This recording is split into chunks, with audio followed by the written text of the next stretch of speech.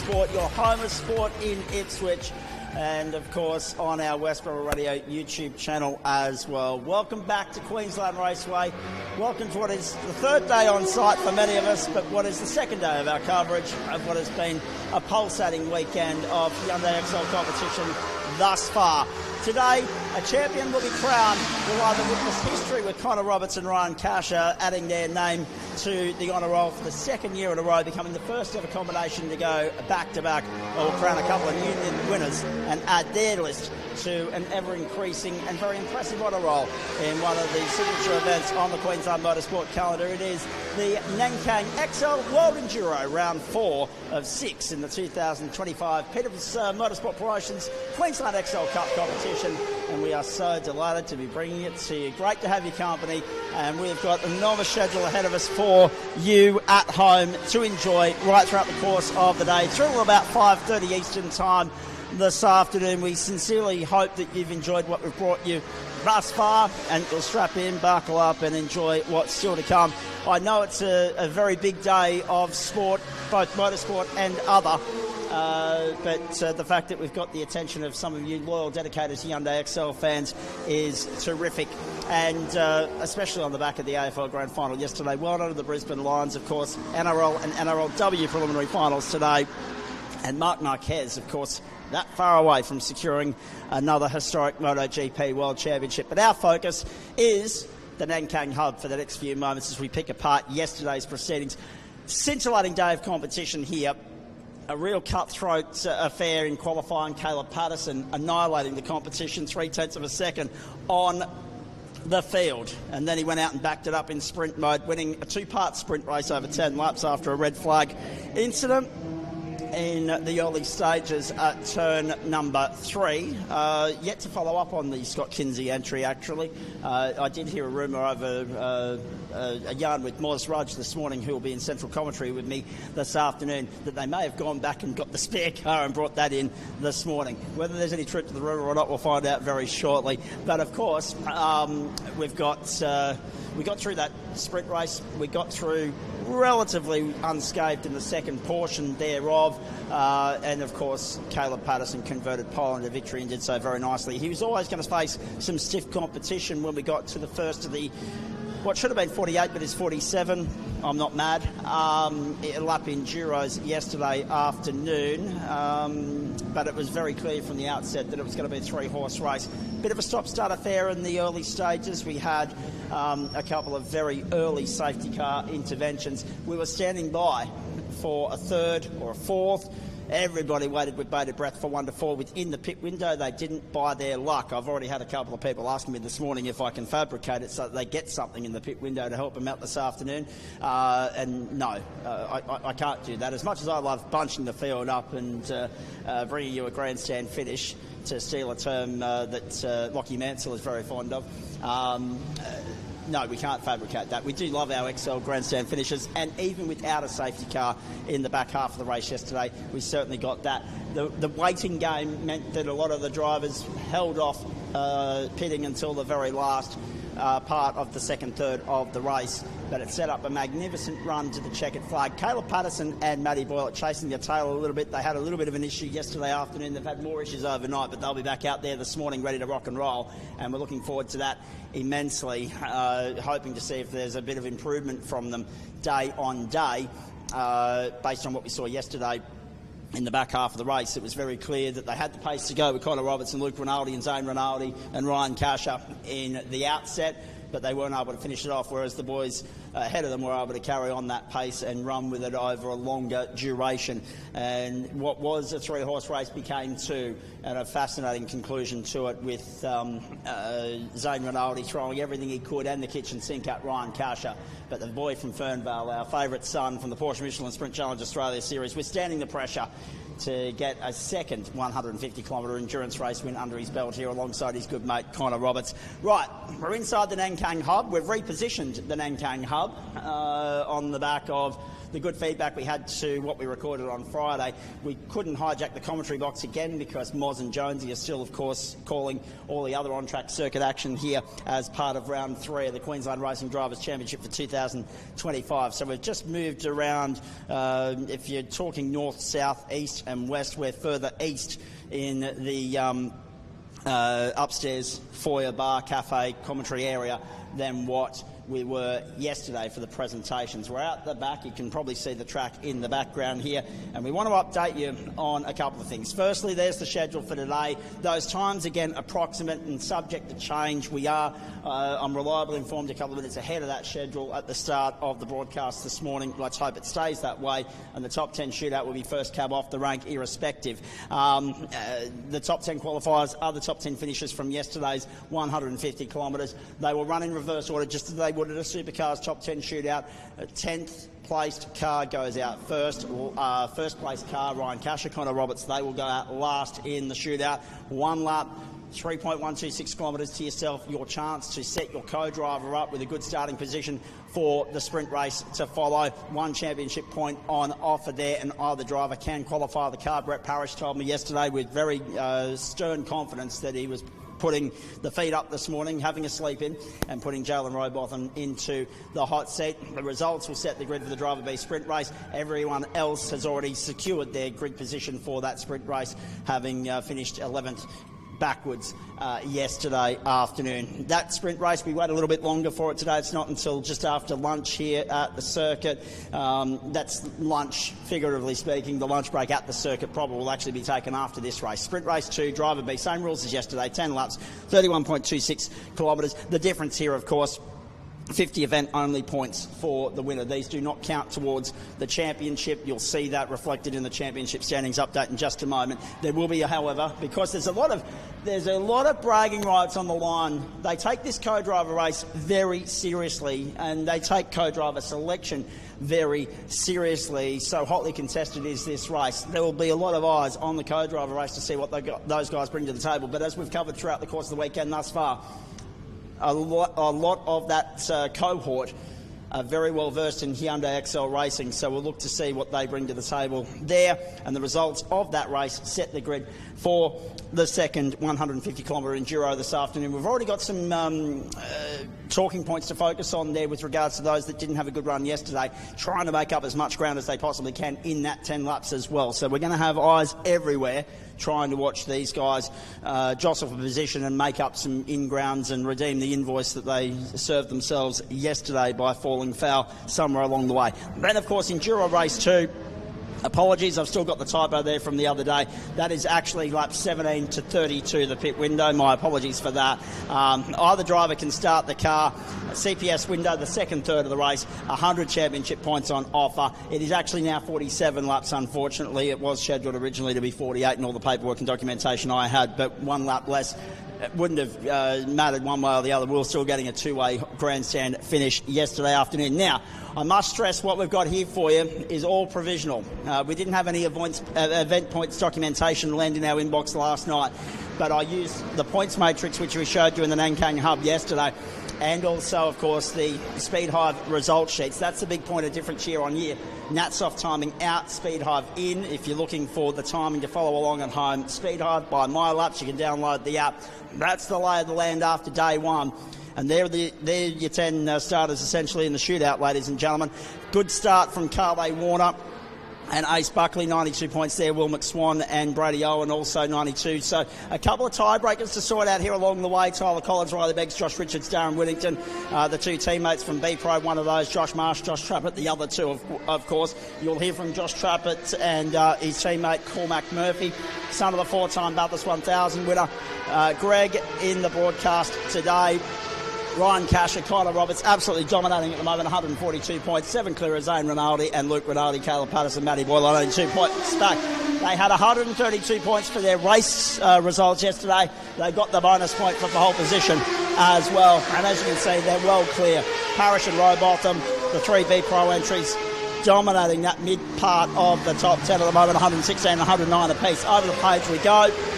Buster Bailey, Jackson Cooper just outside. Tied with James Simpson and Kobe Tucker. Cody Grimsley, Ashton Davis in 13th.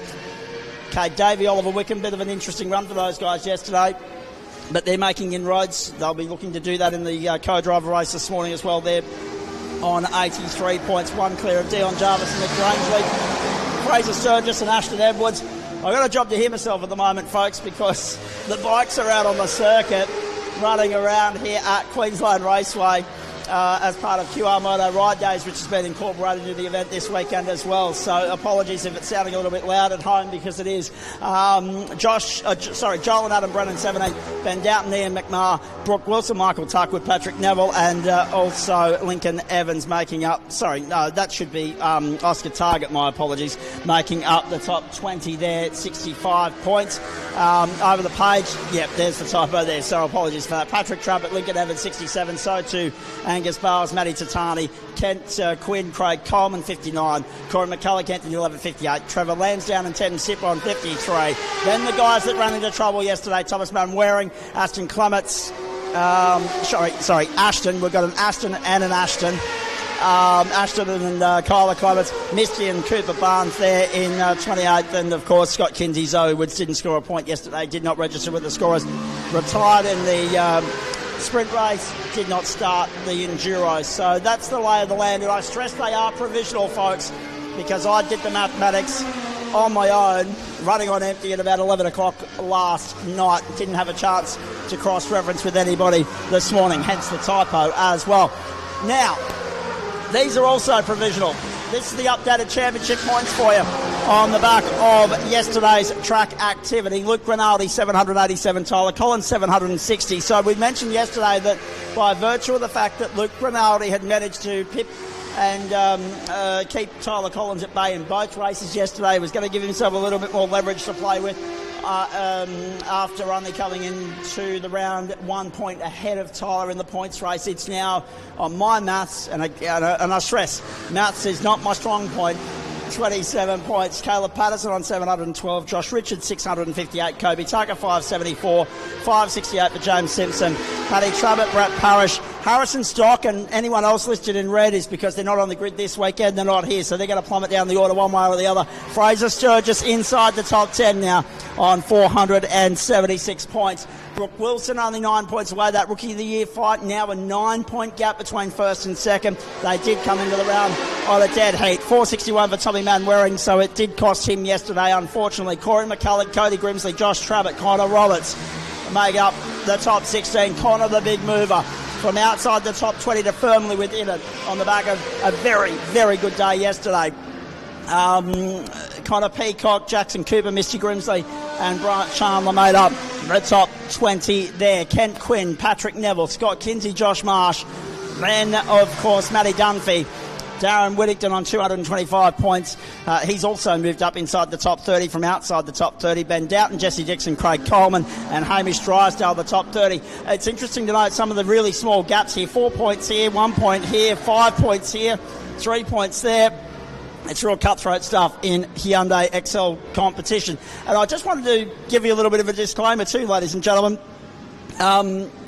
Two different numbers listed here for some of the drivers' numbers because they've raced two different numbers. The sprint round for Josh Marsh, he was in number 30. He's in 83 this weekend. Darren Whittington's in number 1, etc., etc. I just wanted to clear that one up. And over the page, all these guys down here from 37th back, they're guys that are listed as driver A this weekend, therefore get championship points because this is a championship round for driver A. So the best of those newcomers to the series at the moment, and we now have 43 drivers listed as point scorers in 2025. Carly Warner, Buster Bailey, Cade Davey, just 1 point clear on Dion Jarvis, Adam Brennan, Trevor Lansdowne and Ashton Clements making up the top 43 at the moment. Will McSwan's moved up into 31st position on the cusp of the top 30. These guys here not on the grid this weekend, and that's all she wrote. Brilliant stuff. The weather today, we're sweating bullets already. Typical balmy, humid Queensland September Sunday, ladies and gentlemen. The last one of the month, of course. Can you believe 3/4 of the year has come and gone by the time Wednesday rolls around? 32 degrees the maximum temperature, sunny and light winds here at the Paperclip for day 2 of the Nankang XL World Enduro for 2025. And of course, the playground we're on this weekend, ladies and gentlemen, it is Willowbanks Queensland Raceway. A grid density of 50. We didn't really threaten that this weekend, unfortunately. 75% distance for the sprint race later today is 8 laps for the Enduro. It'll, of course, be 36. The track length, 3.126 kilometres. It's the 26th year in which we've gone motor racing. Sorry, 27th year in which we've gone motor racing at the venue. So even though we're only 14 years into the XL Enduro, the circuit itself has a rich history beyond what Hyundai XL Racing has brought to the table. And of course, yesterday we saw the second closest ever finish in a Hyundai XL Enduro here at QR, second only to the original Enduro back in 2012. A magnificent performance from Ryan Casher and Conor Roberts to get the job done and hold off the threatening Zane Rinaldi and Luke Rinaldi combination. A magnificent performance, and there's now 7 XL Enduros here that have been decided by a second or less, and that's why we love the Korean pocket rockets. That's it from here for the moment. We're done. As you can see, we go black screen. No more slides to show, no more show and tell from here for the moment. So what we're going to do as we regroup and get ourselves ready, the Australian Trans Am boys just rolling out onto the racetrack now. That means that the Enduro Top 10 Shootout is next for you here on the platforms of your home of sport in Ipswich. We are live, we are exclusive, we are free right throughout the course of the day, all around Ipswich, Queensland, Australia, or indeed the world, on the West Bromwich Sport channel, on the West Bromwich Radio app, audio only, and also here on the West Bromwich Radio YouTube channel. We sincerely hope that you're enjoying it. And after we got off air yesterday afternoon, and I moved my bloody motor car, 3 metres, brilliant. We got down into the paddock and did a little bit of a walkabout. And the first driver that we stumbled upon was from Team Racing Together. Her name was 𝗘𝘅𝗰𝗲𝗏. We also caught up with Oliver Wickham, and beyond that, there's a few more interviews that we'll show you as well, but we might be pressed for time to get them all in before the shootout, but there's plenty more to roll with after that. So let's start with 𝗘𝘅𝗰𝗏𝗏 and go from there. We'll pick up commentary as the cars make their way onto the circuit for today's Top 10 Shootout. An interesting day at the office in the 2025 running of the Nankang XL World Enduro at Queensland Raceway. 2 races down, 2 to go, 1 Enduro down, 1 to go. And at the end of 150 kilometres, you got both the Racing Together stable entries in the top 12, and very nicely so. Let's just go and grab their 2 superstar co-drivers and the 2 main game drivers as well, if you don't mind. I'm actually hoping that we might be able to tap her on the shoulder here and she might be able to come and have a chat to us. 𝗘𝘅𝗁, I want to grab you for a moment here, please, yes, and have a chat. Sorry to just ambush you like this, but great to see you. That went really, really well for you on Ace Buckley today. Yeah, no, it was a really good race. I started P20, which isn't where we wanted to really start the Enduro, but we knew we had a lot of laps to get up there, hoping for a top 10 finish, and we luckily got in the top 10. And I mean, not ideal to have a late change to the lineup because Declan Fraser out injured, Nash Morris drafted into work, so both you and Kate have to deal with late changes to the lineup. But Ace's pedigree and what he brings to the table, not just in XL racing but motorsport at large, that's a good recruitment, that's a good replacement if ever there was one. Yeah, well, I'm not really mad, about the whole situation. I know Declan had hurt himself, and all we want is him to get better for Bathurst, definitely. Ace was definitely a good driver, like a changeover. He was luckily there at Norwell for a week, so I was lucky enough for Paul to say, yes, you can have him for the weekend. So, yeah. Game plan for tomorrow. I mean, obviously everything looks above board here, so what's going on now, I assume, would just be a debrief, a systems check, and reset and go again tomorrow? Yeah, definitely. Debrief, we'll check over, we'll put our times together, see where we can make up some time tomorrow. Ace will do top 10 shootout, and then he'll have a sprint race, so hopefully we get put in a good spot for the next Enduro. And of course that top 10 shootout, nice little caveat in the weekend, isn't it, to have that opportunity to have the track to yourself? Yeah, definitely. Yeah, it's it's a good little add-on for the weekend, definitely. And yeah, we're just hoping we can get up there, hopefully top 5, for a good spot in the races. And that's going to be another interesting element of that shootout, isn't it? Just the one lap pace of these guys, getting out there on the racetrack, having it to their own, and not having a dance partner to play with. Sorry? Not having a dance partner to play with, no one to get the toe from. Yeah, oh no, definitely. It's going to be hard, but you know, all the cars are in the same boat, so you just want to hope you have the straight line speed. And no doubt keeping a watchful eye on the progress of these guys, the 116. Solid charge from them, putting themselves right back where they wanted to be. They didn't quite get the top 10 they were looking for, but at least they're in the mix. Yeah, they can push forward again tomorrow. They've been struggling a lot this weekend. A new engine this weekend, so we're hoping they were going to be fast. But some issues with the car that they have to sort out. So hopefully they have it by tomorrow for the next sprint race, but we'll just have to see overnight. Walk with me in this direction, and let's go and have a chat to the other your teammates that you've drafted in for the weekend, shall we? Because it's their opportunity to get their 5 seconds of fame. Ollie's over there having just getting changed at the moment. Can we interrupt you? Can you keep the suit on and come over and have a chat to us, please, mate? Gotta love the joys of live broadcasting, ladies and gentlemen. You don't have to put the boots on, that's fine, but just keep the suit on. We don't need you in the underwear. Great to see you, mate. Carly's got the microphone there. She's going to hand that over to you. And hopefully Cage and also Ace will be back in due course. But let's have a chat, because it was a late inclusion, you into the Racing Together lineup, and you held up your end of the deal rather well inside the top 10. Great start of the weekend. Yeah, well, we're finding a few gremlins, just scratching our heads at this point. I've changed everything, can't seem to get some pace out of it, which is a bit of a shame, but it's always a learning experience, so just really, well, grateful to have this opportunity, the late call-up, so yeah, just grateful to be here, learning a lot. Yeah, sorry, I got caught out by my own setting structure. 𝗘𝘅𝗰𝗴 was just inside and you guys were just outside, but you're on the fringe, because let's be honest, right? Moz said in commentary that it was what you guys wanted was a top 10. You got very close, 𝗙𝗍𝗄 away. But to be fair, you chased some gremlins today, you pushed forward in the race, you've set yourself up nicely to have a better crack tomorrow and be more competitive and maybe get into that top 10.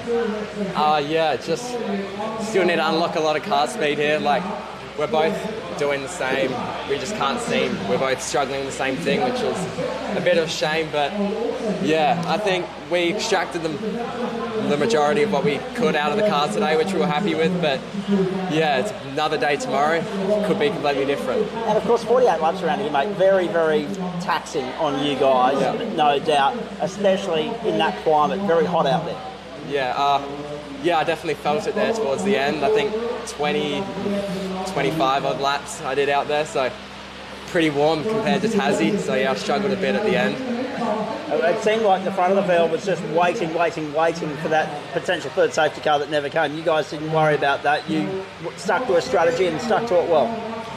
Yeah, well, we were thinking about waiting for that safety car, but I thought the tyres overcycled a bit. We weren't going to find any more pace out of it, and so we decided to stop, get Cade in the car, fresh driver. So yeah, I think we made the right call there, which yeah, I was happy with in the end. Indeed, and as far as tomorrow's concerned, I mean, you don't have to worry about the shootout, but that driver B co-driver race, that's your first assignment tomorrow. Yeah. You must be looking forward to getting out there and turning wheels in anger with the other co-drivers. There's a lot of bragging rights attached to that, if nothing else.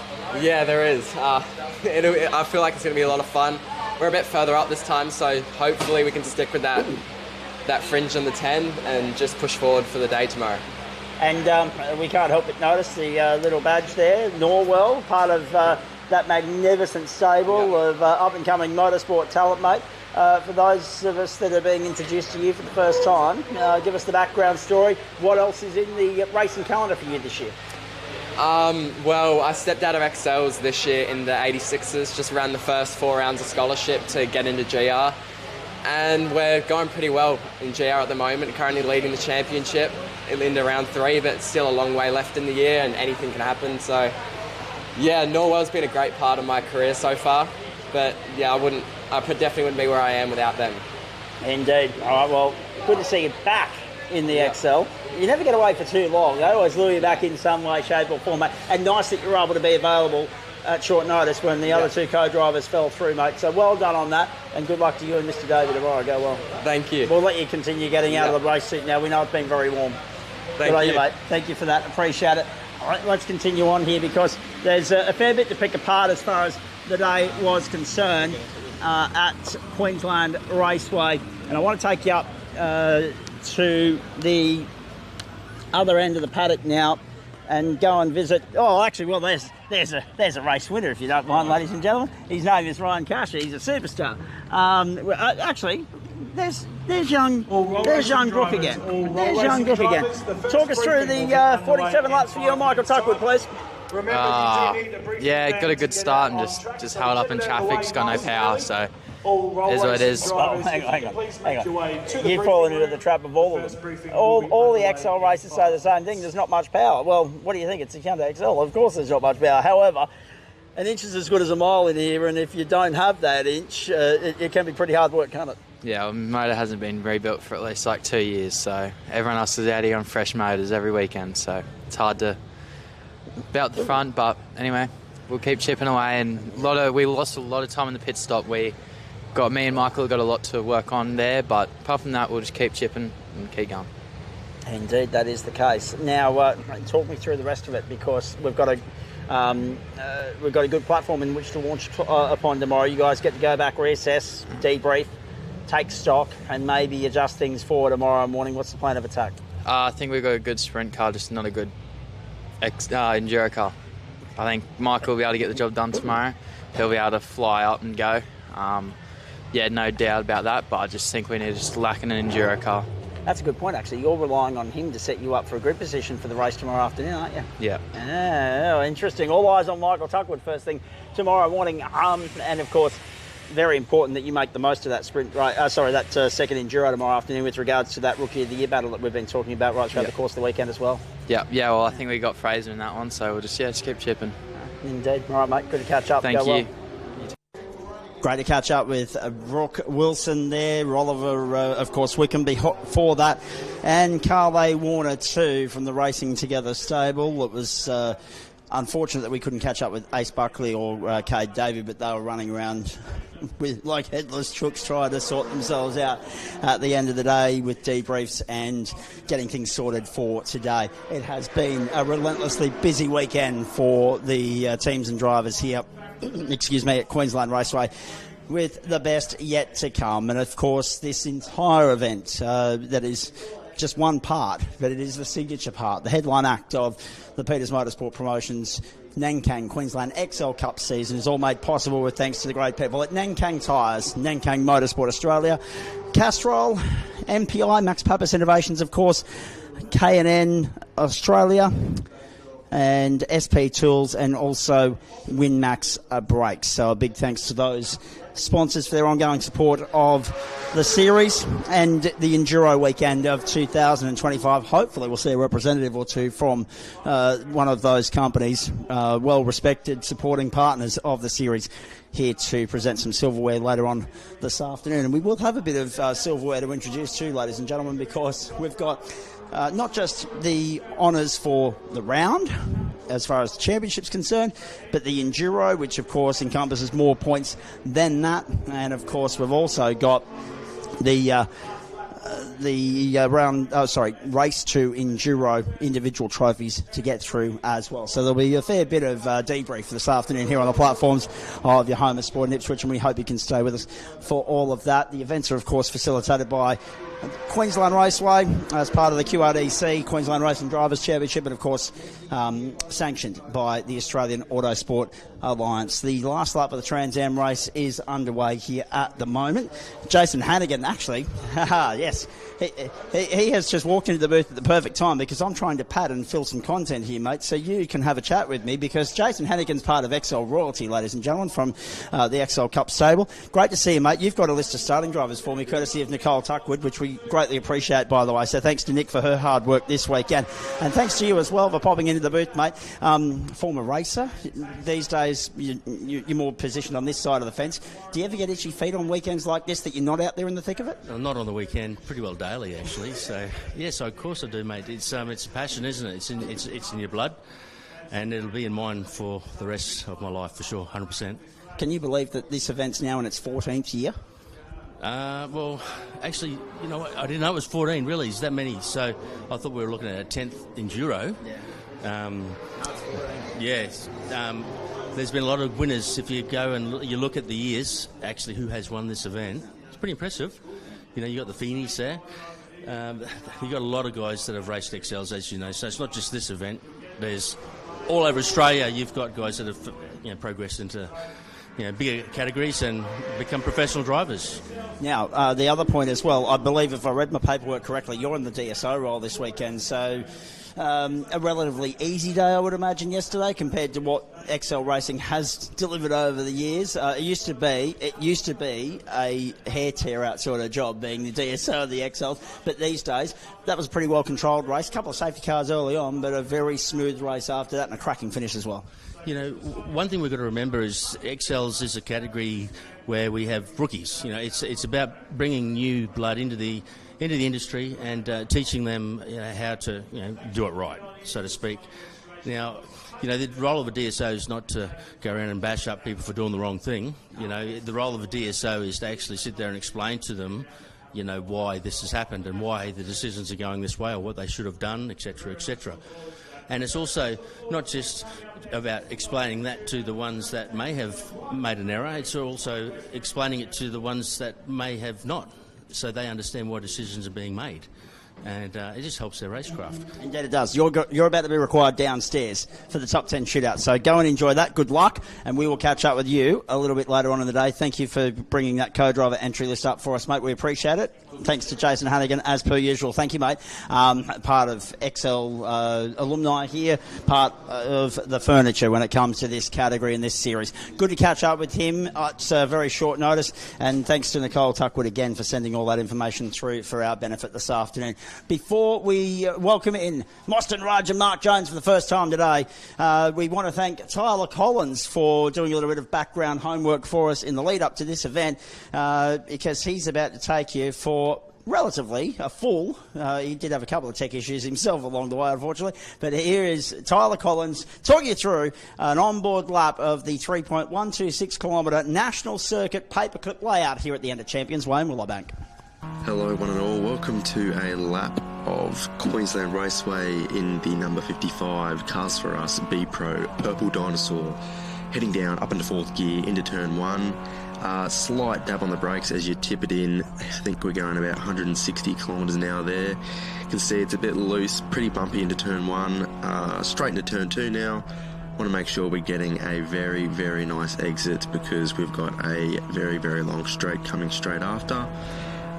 So you've got a nice time to have a T-brake, check your mirrors, tighten your belts because big braking zone coming up, turn three, one of the best overtaking spots on the track. You want to be braking around the 100 metre board, probably just after.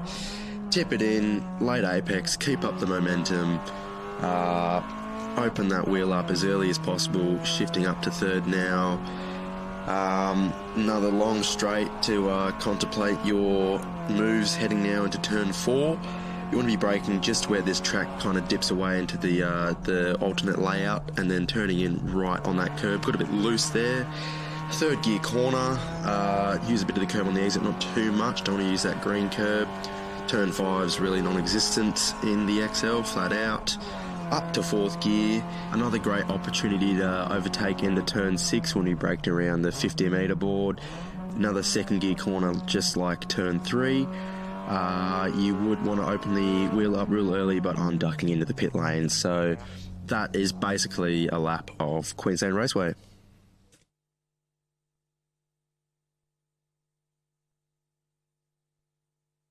The 2023 AASA XL National Champion, the first of 2 years, of course, of that XL National Series, which does look a little bit different in 2025. And I mentioned earlier in the weekend that Brett Peters, there's a lot that we could pick his brain about when it comes to not just XL racing, but motorsport at large. Hopefully we'll get another opportunity to have a chat to BP because I know he's had a hands-on role in the AASA events that have been part of the Hi-Tech Oil Super Series right around the country as well. Mostyn Rudge is going to head down and report for us from pit lane. He's going to interview some drivers, the superstars of the show that are about to take to the circuit here at Queensland Raceway at the end of Champions Way in Willowbank, ladies and gentlemen.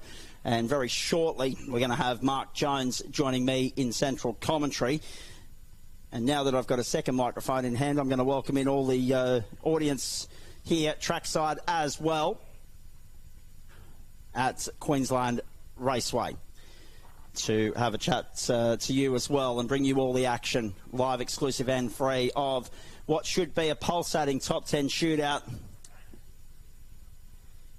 If yesterday is anything to go by, qualifying was cutthroat. We expected that to be the case. But now it's a very different... I might get Jonesy to make his way over here and pick up the microphone and headset so that we can have a chat with him, actually.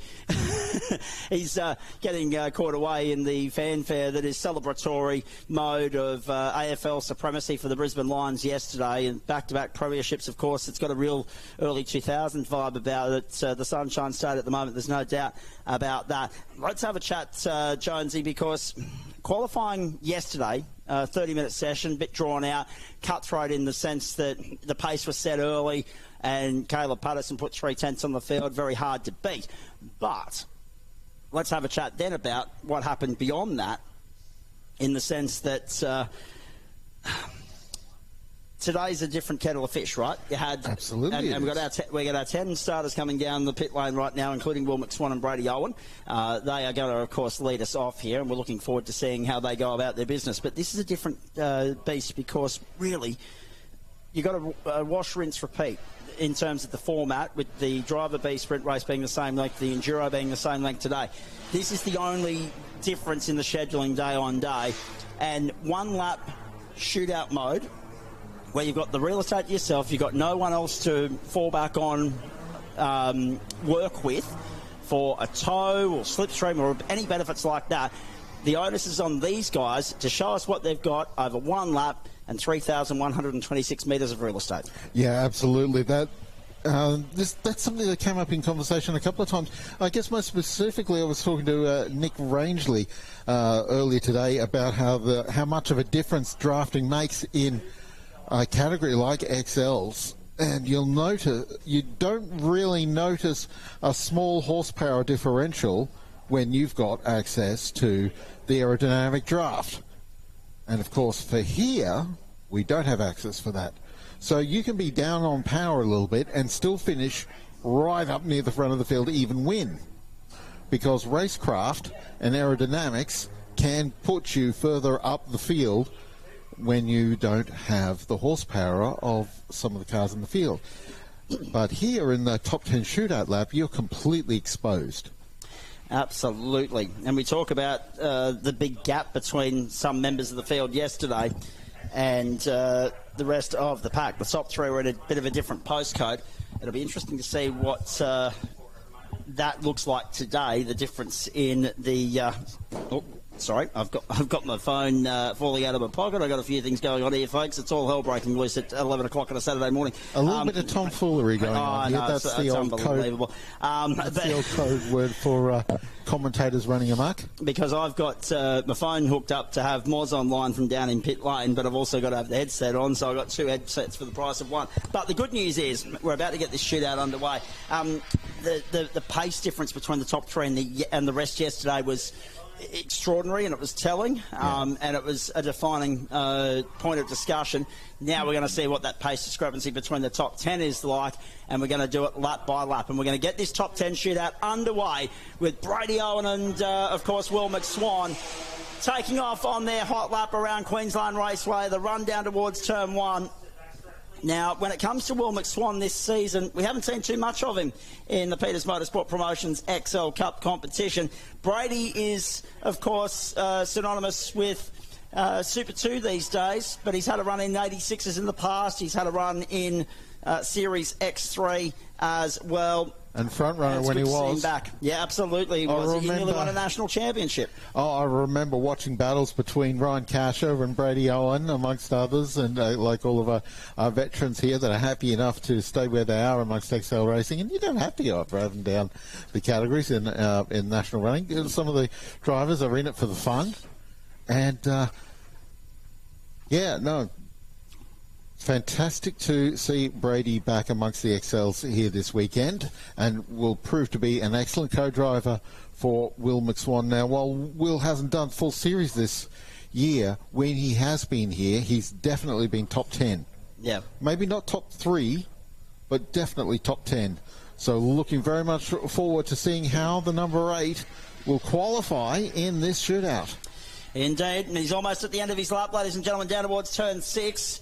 Jonesy and I got the old Murray Walker James Hunt treatment going on at the moment, sharing the trackside microphone between us, because Moz has got one down there on pit right. Last turn, checkered flag, main straight. What can Will McSwan set as the benchmark in this top 10 shootout? He goes across the line, and the time is a 1:33.6 neat. 1:33.6 for Will McSwan, and that's the platform on which everyone else will look to build upon. Pace yesterday was, of course, in the low 30s for pole position for Caleb Patterson, but again, this is a different time of day to yesterday. The track's warmer, a few other different circumstances.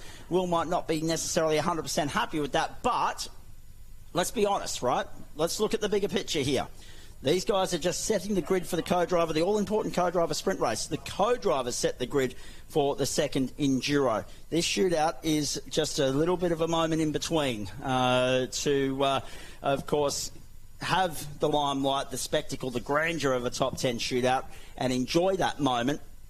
But it is not as significant and prominent in its term of importance as what it would be at, for lack of better other examples, Bathurst, maybe in a couple of weeks' time. So second out in the shootout is, of course, Josh Trapet. So Cormac Murphy watching on from the sideline, the son of the 4-time Bathurst winner Greg Murphy, of course, and he will put in another gun co-drive performance later on today, I am sure. Trapet, of course, this season, you mentioned Will McSwan, only one appearance from him so far this season. It was only an 88-point haul from him as well in this particular Peters Motorsport Promotions Nankang XL Cup Series, and his best qualifying was 13th. He's already surpassed that, of course. Trapet to turn 1, and these guys have had a mixed bag this season, there's no doubt about that. 20th and 15th, his best qualifying performances prior to this weekend, so there's great improvement in that already. In this fourth round of the 6 in 2025, and they chased their tail, they chased hard yesterday. The car was on its lid here earlier in the week, Jonesy. Thankfully, repairable and salvageable and competitive as well, and Cormac drove well, I thought, in the second stint yesterday too.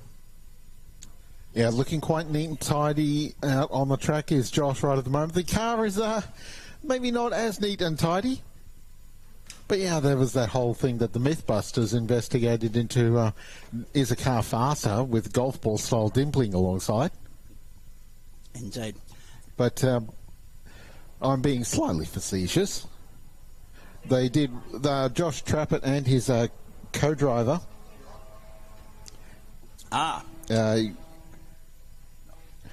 did quite well to finish in the top 10 yesterday. In fact, the 8th, 9th, 10th was a fierce battle all the way to the end. All the positions for 8th, 9th and 10th swapped on the very last lap. Yeah, indeed they did. Now, we got Will McSwan standing by with Moz Rudge. We'll get to him imminently. In the meantime, Trapet across the line. Trapet across the line. I'm waiting for the time to come through. It has. It's a 1:32.417, so he's at least a second up on Will McSwan. Will's confined to 10th for the moment, and Moz is standing by with him. 1 minute 33.60, of course, for McSwan. 1:32.417 for Josh Trapet. Moz. Yeah, Zach, I'm down here with Will McSwan, the driver of the number 8, who nearly didn't make this round. So a couple of sponsors came on board last minute and helped him out. Hey, Will, it's a 1:33 out there. How'd your car feel, and how do you think you went out there in comparison to the rest of the cars for the shootout? The lap didn't really feel that bad, and then I got the call that it was a 33.6, which I was pretty disappointed with, but Yeah, I'm not really sure what happened. I didn't make any mistakes. Car was a little bit left-hand down, but other than that, it felt okay, so not really sure what happened there. These cars should be a fair bit quicker. And look, you're going to be in top 10 anyway, so there's nothing to be ashamed about. Will, you nearly didn't make it to this event, but a couple of sponsors jumped on board and helped you out, including Brady Owen, who's on board with you this weekend. Talk to us about those. Yeah, big thanks to Brady for coming out. He's been a huge help. Him and his dad and uncle and mum for all coming out. They've been huge. And big thanks to Paul Works and All Mechanical and Tyres for getting us here. We couldn't have done it without you. How good. Will go well in the Enduro later this afternoon, Will, and hopefully everything's all right for you. Thank you. Thank you, boys. Very nicely done down there from you with Will McSwan. And we'll get you to hold Josh Trapet in just a few moments' time as well. We'll get down to you as soon as this lap is done from Josh Marsh and Max Gagan, of course. The 83 out there on the circuit for their lap in the shootout. And, of course, we know the pedigree, the credentials of the Gagan family tree, Mark Jones, but Marshy's been a proven performer this season as well in terms of his qualifying performances this season. I mean, we've only seen him at one round. He was 16th there. So, again, we're seeing improvement from these guys because if they don't qualify necessarily well, they can chase their tail. They came from 17th to 8th yesterday in the first 150 kilometre of the weekend. And, of course, the round finish for Josh when we last saw him in this series was 10th. So this is a proven top 10 competitor. It's good to see that they're living up to that expectation and that standard that they set earlier in this season. And we'll wait and see what Max Gagan brings to the table in his co-driver stint a little bit later on. He was actually a little bit disappointed. He said, I got the car in 7th and I brought it home in 8th. I'm not happy. He only lost one spot. So in the big picture, grand scheme of things, at least they're at the pointy end and ready for when the whips are cracking. We've got some breaking news as well that I want to get to just before we go back down to Moz. Let's call Josh Marsh to the line in the meantime as he makes his way around turn 6. And the benchmark time to beat, ladies and gentlemen, a 1 minute 32.417. That, of course, was from Josh Trapet last time through. Checkered flag flies. It looks like it's been a relatively clean lap for Josh Marsh. Let's wait and see if that's reflected on the timing screen. No, he's gone slower than Trapet. So that's impressive from Trapet. Already improvement. 132.417, 6 tenths on the pack. Marsh at 133.027. Josh Trapet standing by with Moz. But before I go to Moz, breaking news, courtesy of Thomas Richards. The 54 is out of the shootout with a gearbox issue. Brett Parish, 𝗏𝗏𝗏𝗏 will not be in the shootout. We're down to 9. Let's go down to Moz. Yeah, thank you, Zach. I'm here with Josh Trapet, the driver of the number 56 Riverside Insurance car, who's so far quickest to win the 132. Hey, Josh, how'd the car feel out there in the shootout? Yeah, really good. It's made a little mistake at turn 6, but other than that, lap was really good, so happy with it and happy to still be P1. Mate, 7 more cars to go, but Zach Cabin's just given us some breaking news that car 54 and Brett Parish won't take part in the shootout due to some gearbox issues. Does that give you a bit more confidence for the remainder of the shootout? Oh, look, yes and no. You never want to see a car miss a shootout from a gearbox issue. They're a great lap to do, so it's a shame that he's not taking part, but always good to get another position as well. Now, Josh, the first time you drove at Queensland Raceway was at 2 o'clock in the morning for a 24-hour race. Your daily drive's a Ford Ranger. The Hyundai XL is a bit different. Talk us through how the XL performs out on track in Queensland Raceway and why you love going racing here. Oh, mate, it's just an awesome track. You know, it's only 6 corners, but it's such a difficult track to get right. It's very technical. And the XLs are just awesome around here. You can run 3 wide everywhere. It's awesome. Troll! Well, we've had a moment out there. Carly Warner's lost it at turn 1 as her shootout lap has got underway. So another one bites the dust. It's a top 8 shootout now. Oh, my goodness. And we're going to have a stoppage here. Back to you, Moz. I'll come back and cover this in a moment. Oh, it's not Carly. Oh, no, it's not Carly. It's Ace Buckley behind the wheel. Thank you, Carly, for that info. She's come in waving at us saying, it's not me. It's Ace Buckley that's ditched it at turn 1. And Ace Buckley will join Brett Parish on the 5th row of this grid in the 𝗏𝗏𝗏𝗏𝗏𝗏, I should say, in this Driver B sprint race a little bit later on. Ace Buckley off at 1. You can't say he wasn't on the limit. He was giving it a real good red hot crack. Let's get back down to Moz. Yeah, still here with Josh Trapet, just finishing up. Sorry, Josh, we had a bit of a moment there at turn 1. So, yeah, talk us through about the 6 corners, how much you love racing here at 𝗏𝗏𝗏𝗏.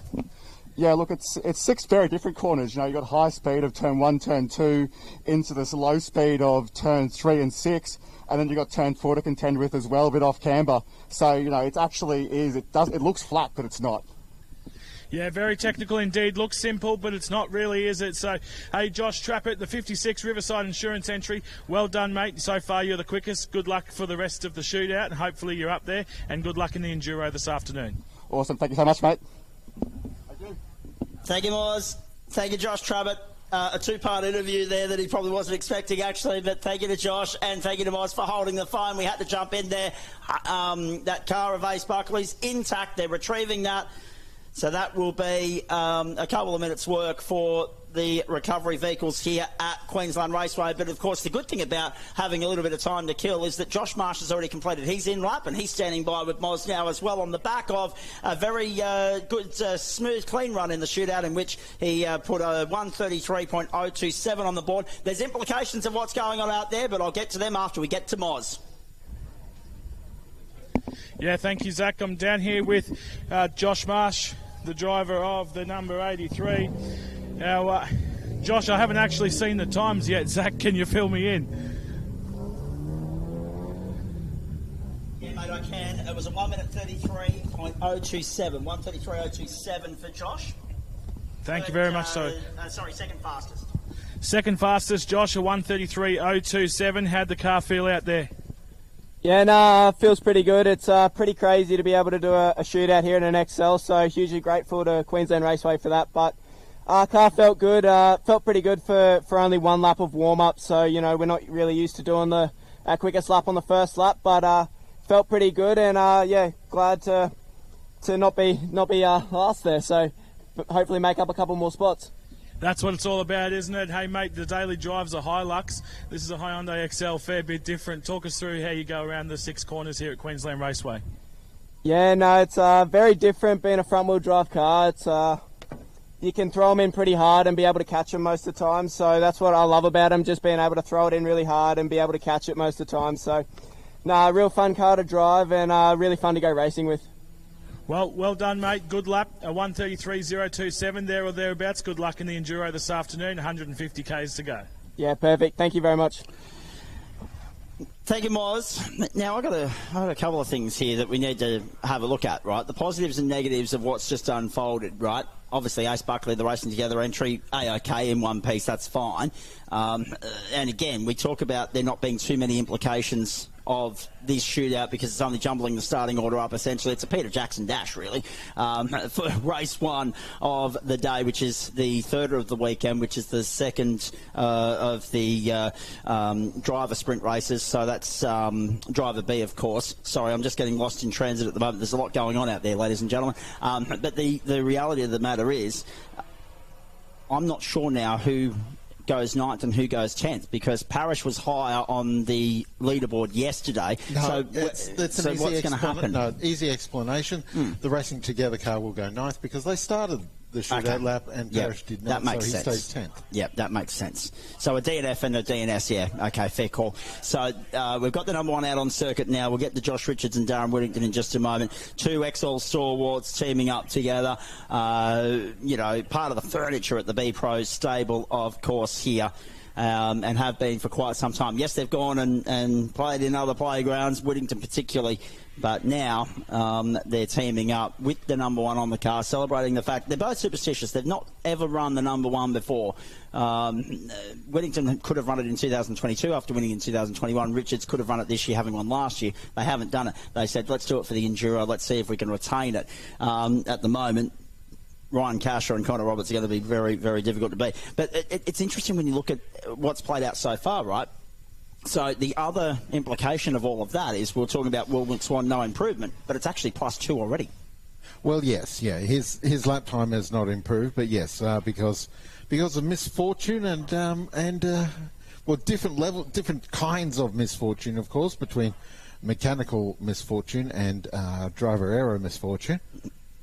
But yes, Will McSwan is up 2 places. But, you know, I'm not liking these 32s I'm thinking we went through the effort of explaining about how much faster XL racing is when you're racing in a pack and drafting and whatnot. It still feels slow.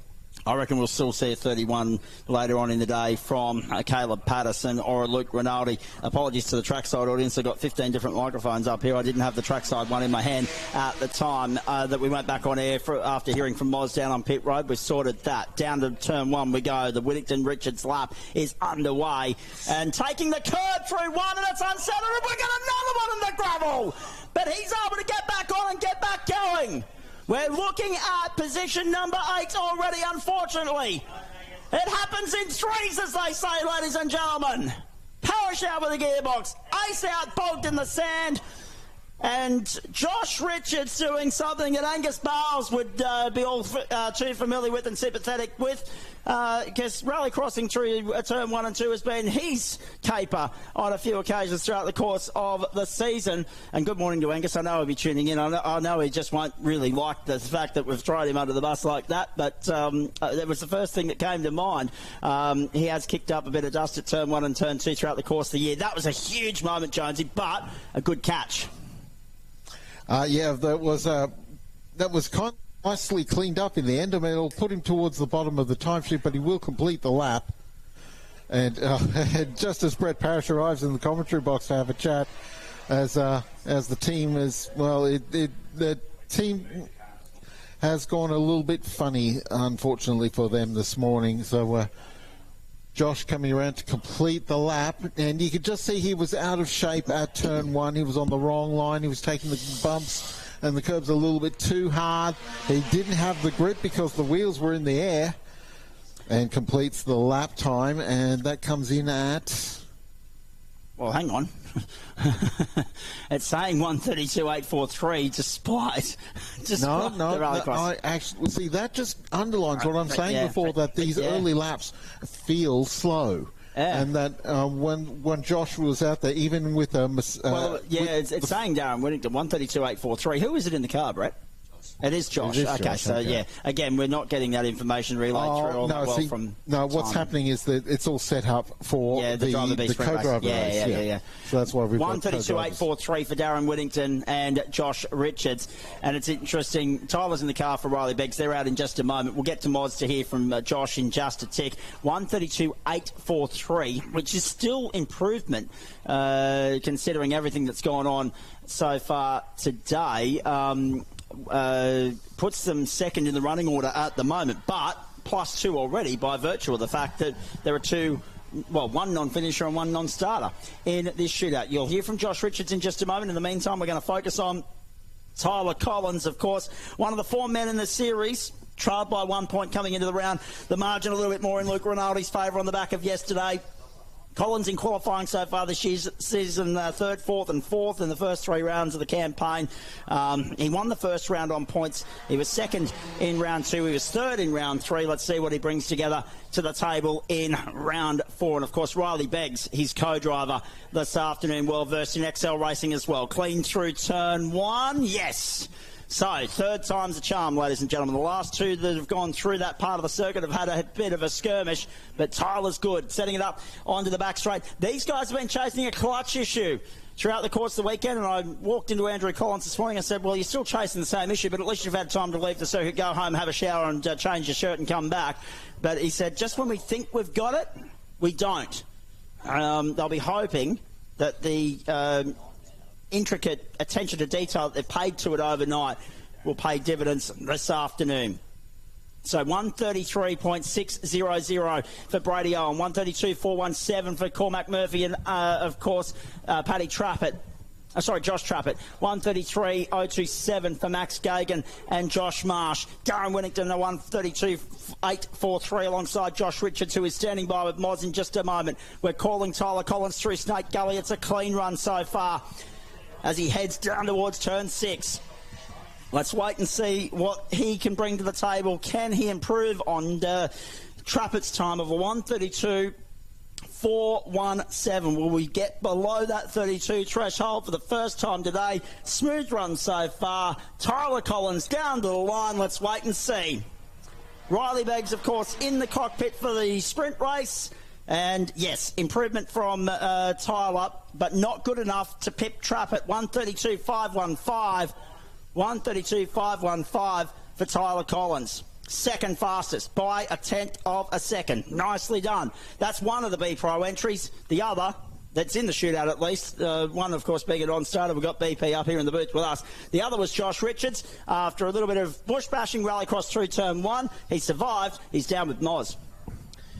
Indeed he is. Down here with me, Zach, the 2024 XL champion. Josh Richards, he went for an excursion at turn 1, but still held it together for a 1:32.8, puts your P3 currently. Josh, well done, solid lap, albeit the excursion. Yeah, we just dialed in a bit of a setup and it was a bit more pointy than I expected. Grabbed a lot of curb in turn 1 and, you know, picking daisies for everyone on the hill and watching the way. But yeah, still managed to pull one together, I suppose. Not the best outing, but oh well, I don't think it's too bad. Best I could do with what we had. Yeah, absolutely. And mate, it's not often you get to do a top 10 shootout lap in a Hyundai XL. Talk us through the lap and obviously how you're feeling in the car ahead of the 150-kilometre Enduro later this afternoon. Well, the lap's followed. It's 3 right-handers and then 2 left-handers and then another right-hander. That's how the lap kind of goes. But obviously we had a bit of an excursion at turn 1, so there's lots of rights and lefts and rights and lefts. But no, it's pretty good of just going and whack Dazza in the car for this sprint race and hopefully brings it home nice and strong to start the Enduro later on. How good, Will. Solid lap. Well done, mate. And, yeah, good luck later on this afternoon. Thank you. Thank you, boys. Nicely done. Right on, Josh Richards. We'll hear from Tyler Collins in just a few moments. In the meantime, down the back straight we go. And we have, of course, the 101 of Caleb Patterson and Matty Boylett, the form men of qualifying so far this season. Caleb notched up his 3rd pole position here on the trot yesterday, and Matty Boylett was a little bit despondent with they were working their way through a slight mechanical issue in the back stages of yesterday's Enduro, but they were at least able to limp it home and get us to the checkered flag. Moz has got Tyler Collins standing by. We're getting to him in just a moment. The time to beat remains the Murphy Trapet entry, 1:32.417. Beggs and Richards, of course, Beggs and Collins, of course, 1:32.515. The second of the B Pro entries, Whittington and Richards, 1:32.843. Out of the final corner, main straight, checkered flag. He was confident that he could back up yesterday's pole effort. Let's wait and see what the benchmark is. Has he improved? Yes. Yes. And it's a big improvement as well. 1:30.345. You were right, Jonesy. You weren't liking the 32s. You weren't liking the 31s. And Patterson's just gone out and put us in the 30s. A 1:30.345. What a statement-making individual lap that is. In a shootout with no tow, no assistance, no help, not needed. Don't worry about them being OTAP, of course, on the actual pace, as they like to say. Don't worry about them being on the actual pace. They are the actual pace at the moment. Let's go to Moz with Tyler Collins. Yeah, thank you, Zach. Just making sure my microphones are working. That they are. I'm here with Tyler Collins, the driver of the number 55 car sales for us B Pro entry. Hey, Tyler, a 1:32.5 puts you, I believe, P2 or 3 at the moment. Talk us through the lap and how it felt out there. It's starting to warm up here at Queensland Raceway. Yeah, it was a okay lap. Probably okay's even giving it a bit of praise because, yeah, just underdrove it a bit. I saw the guys flying off at turn 1 a couple of times, so I thought maybe the track might be a bit slippery, but no, it actually felt really good out there, and I just, underdrove it a little bit. So definitely some time in it. So, but it's a lap, and give it over to Riley now. Hopefully we're in top 5 region, and we can have a good race. Well, mate, we know you're a good steerer. You and your protagonist, mate, Caleb Patterson, who's just done a 1:30 odd out there on track. You're pretty experienced in the endurance sort of stuff and bulk racing in the Hyundai XL, so you should go well. Talk us through yesterday's race and how you felt with Riley in the car as well with you this weekend, and how you're preparing for the Enduro later this afternoon. We've been chasing a clutch issue for all weekend, so Yeah, just had that again in the race. I honestly didn't think we were going to finish, but luckily it kind of stagnated and it was just slipping a lot. So hopefully we've got that problem fixed. Riley got in pretty late on in the race and he managed it really well. So yeah, I couldn't be happier with him and the way he's driving. Looked at some footage overnight and tuned a couple of things up, and yeah, we should be on. We'll see how he goes in his sprint race this morning. Yeah, how good, mate. Well, hey, go well in the Enduro this afternoon. Good luck, and hopefully the car holds in there for you. Thanks, mate. Appreciate it. Two blokes that like a chinwag, Tyler Collins and Moz Raj, ladies and gentlemen. Very nicely done. There's only one corner left in Luke Rinaldi's lap. Only one corner left for Luke Rinaldi and Zane Rinaldi, and this is the championship leader. He's fourth, second and third, his previous qualifying effort so far this season, but he's got 2 round wins, the last 2 to his name as well. Luke Rinaldi across the line, heading over to Brothers Own a little bit later on. Where will they start? At the moment, they go in second fastest, and they come out second fastest. 1:31.411. So ahead of Josh Trapet? Yep. Yeah. And, well, yeah, well and truly, Trapet, of course, with Cormac Murphy was a 32.4, so it's a second on them. And Patterson's put 2 seconds on them, so it's a huge gap, especially by XL standards. Can you believe that? And we've only got 1 to go. Moz, we might just get you to hold Caleb Patterson for the moment, because this is the last car of the top 10 shootout. This is Ryan Casher and Connor Roberts. And these guys put in a blistering ride yesterday, or drive I should say, blistering performance. Connor set it up perfectly, Ryan brought it home, loves the endurance racing, and the racecraft that this guy brought to the table withstood the pressure, and there was plenty of it applied from Zane Rinaldi as well. Fernvale's favourite son and Connor Roberts are the last cabs off the rank in the top 10 shootout of the Denkang XL World Enduro for 2025. Jonesy, going to be interesting to see what these guys do today. Can they back up the performance that they put on show yesterday? Can they become, on the honour roll, the first back-to-back winners in event history? Oh, absolutely they can. They've been in top form all weekend. Mind you, 0.2 of a second difference between first and second, and that's a proper 0.2. They were at each other for the entire race. There was 3 of them, as you made mention before. Unfortunately, a clutch issue slowed the 101 car towards the back of the session. We did still see some fantastic pace from the lower half of the top 6 at the back end of the session. In particular, the Jalen Robotham, and also down Winnington, I think it was. They put in some Josh really Richards, good, really good pace at the back end of the race yesterday, as closing the gap towards the leading trio. But they're coming around to the line now. Here comes Connor Roberts. What sort of time has he gotten? We've seen that the pointy end of the top 10 has been very much quicker. And across the line they come. Roberts. Kasha. Oh, is Ryan at the wheel? I'm not sure. We've got to wait and see. They've Roberts. gone 1 minute 30.458. 1 minute 30.458. Their second. Caleb Patterson continues the dominance of qualifying that he has possessed in 2025. The 101 is on pole again, this time for the Driver B sprint race. Matty Boylett will be at the wheel. Magnificent effort there. 1 minute 30.345. Rinaldi at 1 minute 31.411 will slot into third. Casher and Roberts have gone second with a 1 minute 30.458. So it's a 10th between Boylett, Patterson and Casher Roberts, and another second back to Rinaldi and Rinaldi.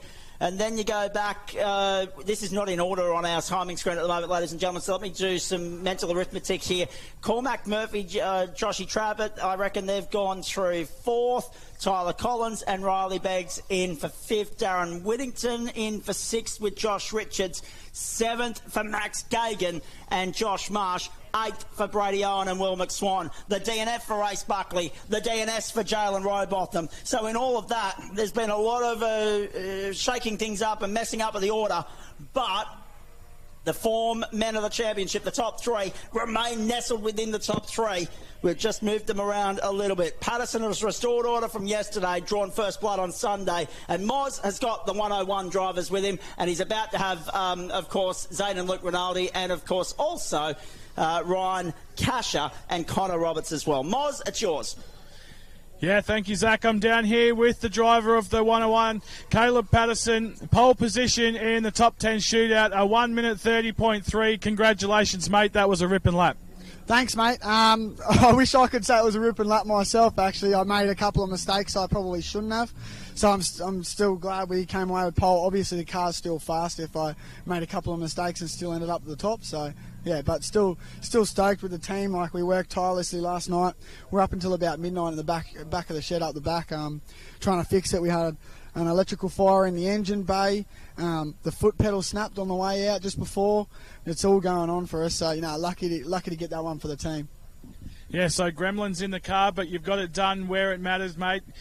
1 minute 30, I think everyone else was around the 132s plus. So, mate, you're in good form for Sunday in preparation for the 150-kilometre Enduro later this afternoon. Yeah, and I'm absolutely stoked to get my co-driver on the front row.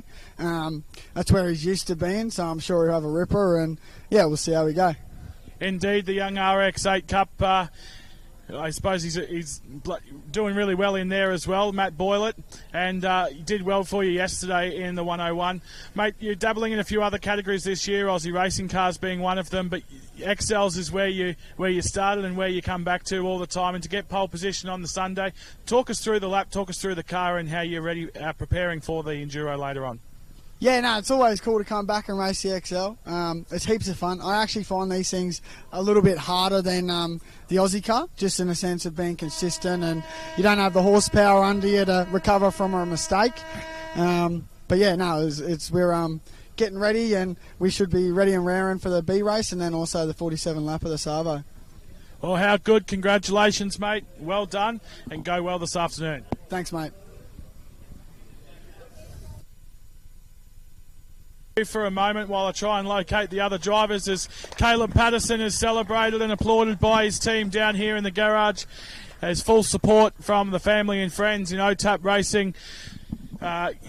It's all fist pumps, high fives, hugs down here for Caleb Patterson. A ripping lap out there. I'll throw it back to you. I'll find some drivers and I'll let you know when I'm good to go. Well, I was going to say, you've got one right there in front of you. His name is Connor Roberts, so we might throw it back down to you imminently, guys. I'm not sure where Zane and Luke Rinaldi have got to, but we'll try and track them down and have a chat.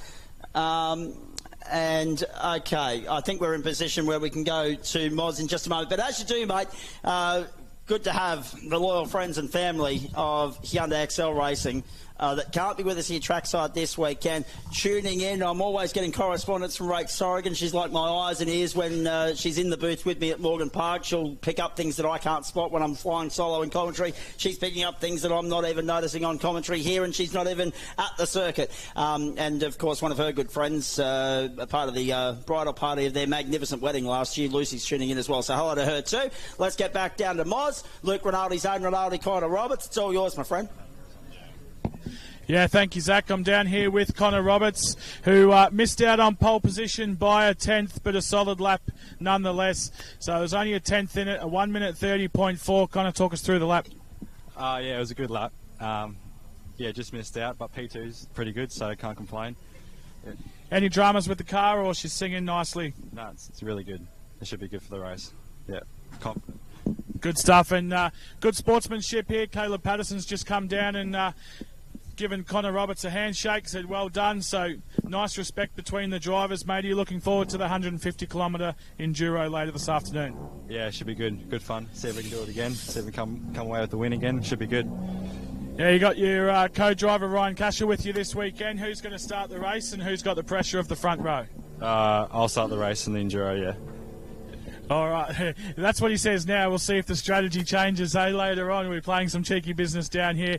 But, mate, congratulations. A solid lap, a 1 minute 30.4. Missed out by a 10th, but get the jump on the front row. Could be yours by turn 1. Yeah, that's right. Thank you. Cheers. Back to you, Zach. 0.113. Sorry, 0.113 the pole margin there between the pole margin and second, the pole sitters and second, I should say. So well done in all of that. Moz, I think we're throwing back down to you, are we? Just very quickly. Have you got one of the Rinaldis with you now?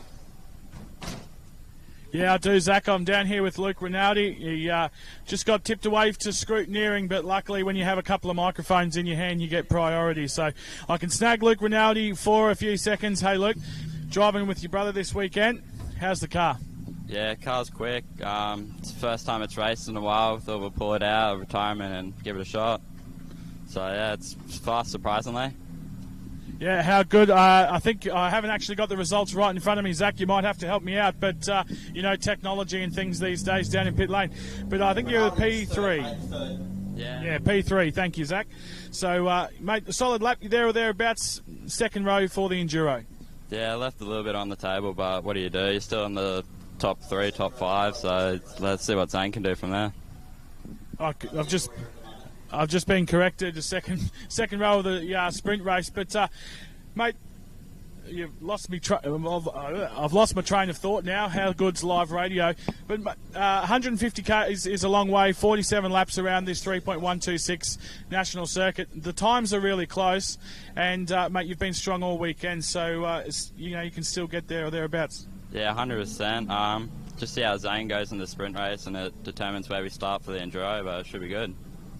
100%, mate. Are you looking forward to it? And I suppose, how did the car perform yesterday? And are there any noticeable differences with the track conditions today? Not really. It feels the same. It's just difference is we're going to be a full tank of fuel and a bit heavier of the start of the Enduro. So a full tank of fuel and a bit heavier, mate. You said to me just a moment ago that you still had a bit left on the table. Why didn't you put it on the table, or what held you back? Didn't really want to put it into a gravel trap like others, so I thought I'd be a bit conservative, and it paid off. P3 is better than in the wall, I guess.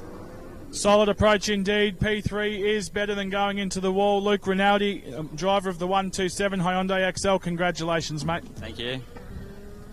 There's a fair bit going on down here, Zach. You know, we're not modern technology. I've got a couple of microphones. You're in my earpiece. So I apologise to our viewers for losing the train of thought there, but we're back on track now. And throw it back up to you, Zach, to wrap up what has been a phenomenal top 10 shootout. Mate, don't worry, I'm right there with you. I'm on about 17 hours sleep since Tuesday morning, so I'm completely zapped and wired, and that is going to be one of those situations where we get to the end of today, and I reckon I'm just going to hit the wall. Figuratively, of course, and it's a very good thing that the alarm is not set for tomorrow morning. Look, if you need it alongside me, if you need it early, Zach, I can quickly provide you with a wall if necessary. No, thank you. But yeah, I think just about the biggest smile in the pits down there at the moment will be Josh Trapet, fourth fastest. Huge improvement. Yeah, like he came into the shadow basically ninth, and he's jumped up. Yeah, he's jumped up 5 spots, so yeah, that's a significant improvement, and he's one of the happiest guys in the pits generally anyway, so he's probably showing almost as many teeth as Daniel Ricciardo around the pit lane right about now. The biggest smile in motorsport. Hey, let's just quickly analyse that again. Brady Owen, Will McSwan. Look, let's not read too much into it. Yes, there are winners and losers, but they've still got to get through that 10-lap sprint race. And for the co-drivers, that's where the real bragging rights of the weekend are attached, really. That is where the rivalry, the inner battles, the war, the bragging rights can be won and lost, because there's a lot of interest in that co-driver race, because we often talk about the importance of co-driver selection. And getting through this race cleanly, it's going to be interesting to see how they go about their business. Really looking forward to that.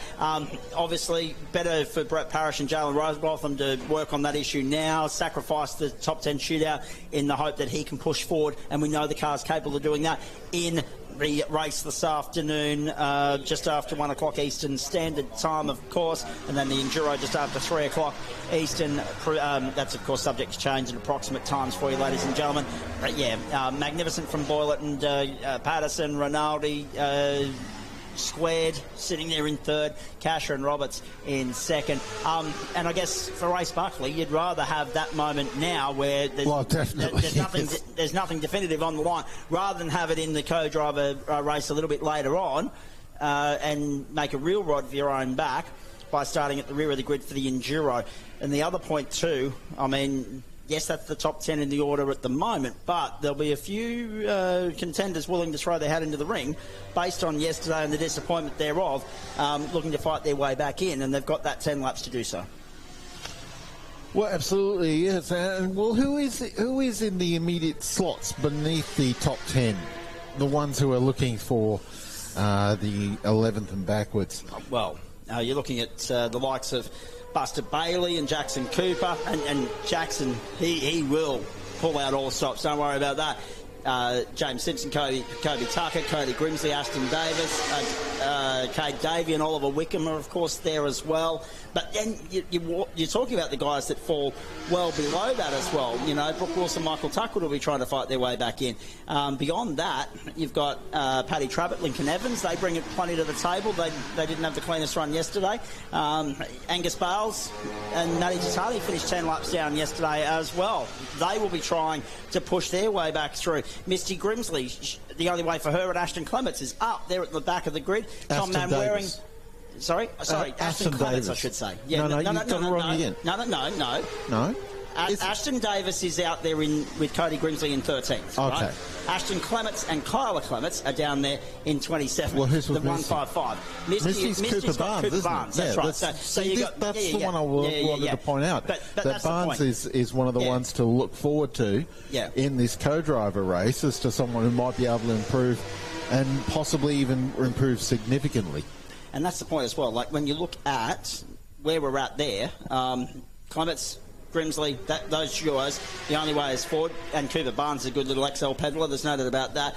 And the other one as well, Tom Manwaring, who will leave his car in the capable hands of Jesse Dixon for that co-driver B sprint race later on today as well, mate. And as Moz rejoins us up here in central commentary just now, you may as well leave the new West Brabant Radio shirt on too, by the way. It suits you well, Moz. Welcome to the team down there on pit road. But the funny thing about it is, as we bring you back in, and I hope you've got your trackside microphone with you still as well, as we welcome you back on air. The interesting thing about all of that, right, Jesse Dixon was not happy with those issues that they found yesterday, and they were kicking themselves last night when we caught up with them early this morning. We were trackside, actually. I had a good chat with Tom on the way through to the booth this morning. They've now got the opportunity to go out there, and it's amazing what you're capable of, and I'm talking about Dixon here, when the red mist descends. Yeah, absolutely. We know Jesse Dixon supports a lot of guys in the category here as well, and yeah, no doubt they'll be quick later on this afternoon in the Enduro, but I just want to take you off topic just slightly. Yeah. Mate, I don't know if you've told the world about the weather forecast. I have. But standing down in pit lane, I can tell you it is absolutely cooking. It'll come up on your screen in a moment, I reckon you'll find, Moz. The great man Damien Lee. There it is for you, ladies and gentlemen. Top of 32 degrees here today. Sunny light winds, typical standard Ipswich in the middle of September. And really, we've transitioned straight from winter to summer. There has been no spring whatsoever. We've transitioned immediately from winter to summer with a top temperature of 32 degrees. Okay, yes, there's a little bit of a chill to the night time at the moment, but I'm okay with that. It makes it a little bit more comfortable on the sleeping front. So, well, it's only, it's 11:45 now, Eastern Standard Time here in Queensland, and I can tell you, standing down there in the lane during that top 10 shootout, it is well hot out there, and there's not a lot of breeze around as well. So no doubt the drivers in those cars suited up with the fireproof clothing, the full face helmet, etc., they are going to be cooking out there for 150 kilometres. This is why we're wearing shorts. Who would have a black race car on a day like today? I'm looking at you, Luke and Zane Rinaldi. Yeah, I was about to say that. Luke and Zane Rinaldi, lucky they're quick and they're P3 in the shootout. But yeah, look, I feel for these guys. But what I want to point out, and I suppose prelude before we get to the Enduro later this afternoon, is heat does bring distress. And you know, fatigue. For me, for example, I've been doing this a while, but the heat and everything that was going on in that shootout made me lose my train of thought, and I mumbled down there in the lane during my interview with Luke Rinaldi. So if behind a race car at 150, 160 kilometres an hour, Rod, you really need to be switched on, hydrated and the rest of it to make sure you are concentrating on everything that's happening with you in the car. Now, this is... you bring up the point there, and this is something that will be useful for one co-driver in particular, in Darren Whittington, who's a fitness instructor. Yes. In his Monday to Friday role, and he's and it's no understatement to say he's the fittest person in pit lane. So it's a useful, and being a race-winning XL driver makes him a particular asset, I think, in a hot race this afternoon for Josh Richards. Oh, indeed. That being said, maybe we need to have just a little bucket of cold water or something so you can splash your face up in central commentary, or maybe... Oh, hang on. I've got a slightly used bucket of Gatorade from the Brisbane Lions that was only just recently upended on Chris Fagan. Yes, can you believe, and I don't want to get into a conversation on this because we'll go to the paddock because with it's some off interviews topic in just a moment, but can you believe the way in which that ballooned out towards the end? My goodness, that was setting up to be a pulsating conclusion, and then someone told me the margin, I was like, what? Anyway, and the other thing as well, maybe we'll just put it in the budget that we get a West Brom Radio umbrella for you for next year as well. Yeah, if anyone wants to come down and be a volunteer and hold an umbrella for me next year, that would be greatly appreciated. Because I tell you what, I was holding two microphones. I had 𝗥𝗂𝗲𝗏 in my ear. You poor bloke. Yeah, Actually, what we will have for you is a fireproof swimwear. That's it. Yeah, look, there's so much going on. I didn't have many hands free. I had obviously all the paperwork in one hand, the microphones in the other, and all of that. So add the heat to that and everything else that's going on. It was a fair bit, but it's been a privilege, of course, to be on board with you guys this weekend right here on West Bremer Radio Sport, bringing you all the action from the 2025 Nankang World Enduro. To be fair, mate, it's our privilege and pleasure as well, because really this is your house and we're just gate crashing for the weekend. So it's a pleasure to be here. Nice to team up with your old mate as well, the Encyclopedia of Queensland Motorsport. It's been a while since we called an XL Enduro together. That was fun yesterday. I'm sure it'll be fun this afternoon as well. But before we get to that, I think we'll leave it there, boys. The post-mortem of the top 10 shootout done and dusted. Thank you to Moz Rudge and Mark Jones. We'll leave it there. We've got the business of the 10-lap sprint race to get to very shortly. We're looking forward to that. Co-driver heaven, of course, they're in the hot seat for 10 laps to set the grid for this afternoon, and we're looking forward to that immensely. Stay with us on the platforms of your home of sport in Ipswich. We're live, we're local, we're exclusive and free across West Bremer Sport and West Bremer Radio's YouTube channel from Queensland Raceway this weekend. The third round, I should say, of the Queensland Racing Drivers' Championship, the 2025 Nankang XL World Enduro. Plenty still to come. It's all made possible with thanks to the great people that support the championship, from Nankang Tyres right through Castrol, K&N Australia, of course, WinMax brake pads, MPI Max Pappas Innovations and SP Tools. We're going to a break. Peters Motorsport Promotions, Nankang Tyres, Queensland XL Cup. We caught up with a few more drivers in the paddock yesterday, starting with Team Grimsley, and we'll come back live trackside for some more racing. That all-important B-driver sprint race a little bit later on. Misty's already in hysterics. This is going to be good fun, ladies and gentlemen. I found my way to the Grimsley Racing Stable, which has some superstar co-drivers of XL pedigree in the middle there, of course. Aston Davis, good to see you for the first time this weekend. And good to see, of course, 𝗂𝘅𝗏𝗏 for the second time this weekend. Not too sure if the socks and sandal fashion trend that the Grimsleys are running with is going to catch on, ladies and gentlemen. However, an interesting day out at the back end of proceedings here. A mixed bag of results for you guys. Unfortunately, Misty, not the result you would have been hoping for. Talk us through it, because you did have a mechanical issue early in the piece, and it was unfortunately, it brought about a safety car, the second of the race, and the undoing of you and 𝗂𝘅𝗏𝗏𝗏's day, unfortunately. Yeah, again. So yeah, I was going down turn 3 and the car just decided to turn off. Turns out it was a crank sensor wire. So yeah, that caused the day to end again. Not ideal, but I guess you do get the chance to reset and go again tomorrow. Yep, definitely. I was going to say, I knew it was going to be an interesting interview with the four of you. We've got We've got Cody, Misty's brother is here just purely because he's part of the team. We're not expecting too many words from him as per previous experience. Looking forward to having a chat to you, though, in just a few moments. Although the fits and giggles of laughter have already started. It's going to be a good afternoon here with you guys. What is it about us, Misty, and having interviews at sunset again? I don't know, just bad timing. Well, good timing, I don't know. It's usually quieter by this point, but they've got evening festivities here at Queensland Raceway this time around. Cooper, obviously disappointment. You can't help mechanical issues, but 2 in 2 days. Hopefully that's the end of it, and you ride some good luck tomorrow, mate. Yeah, I have to start at the back, so that'll be fun fighting through the field. But yeah, it's going to be a tough one. Well, actually, not to bring up bad memories or anything like that, but I remember a Series X3 race out at Morgan Park where you saw the checkered flag first, they punted you to the back of the field, and by gee, you chased your tail well from there. So you're well versed in terms of racing through the pack. But the pedigree of drivers that you're racing against in that Driver B co-race tomorrow morning, it's going to be tough work over 10 laps. But it's important to make some ground, mate, to set Misty up for the start of the 48 lapper. Yeah, for sure. I'll be pushing on, trying to get everyone out. So it's going to be packed. It is indeed. I was going to say you're a man of a few words as well. It would have actually been more appropriate if you two swapped around because few words, but he can talk under wet cement like me.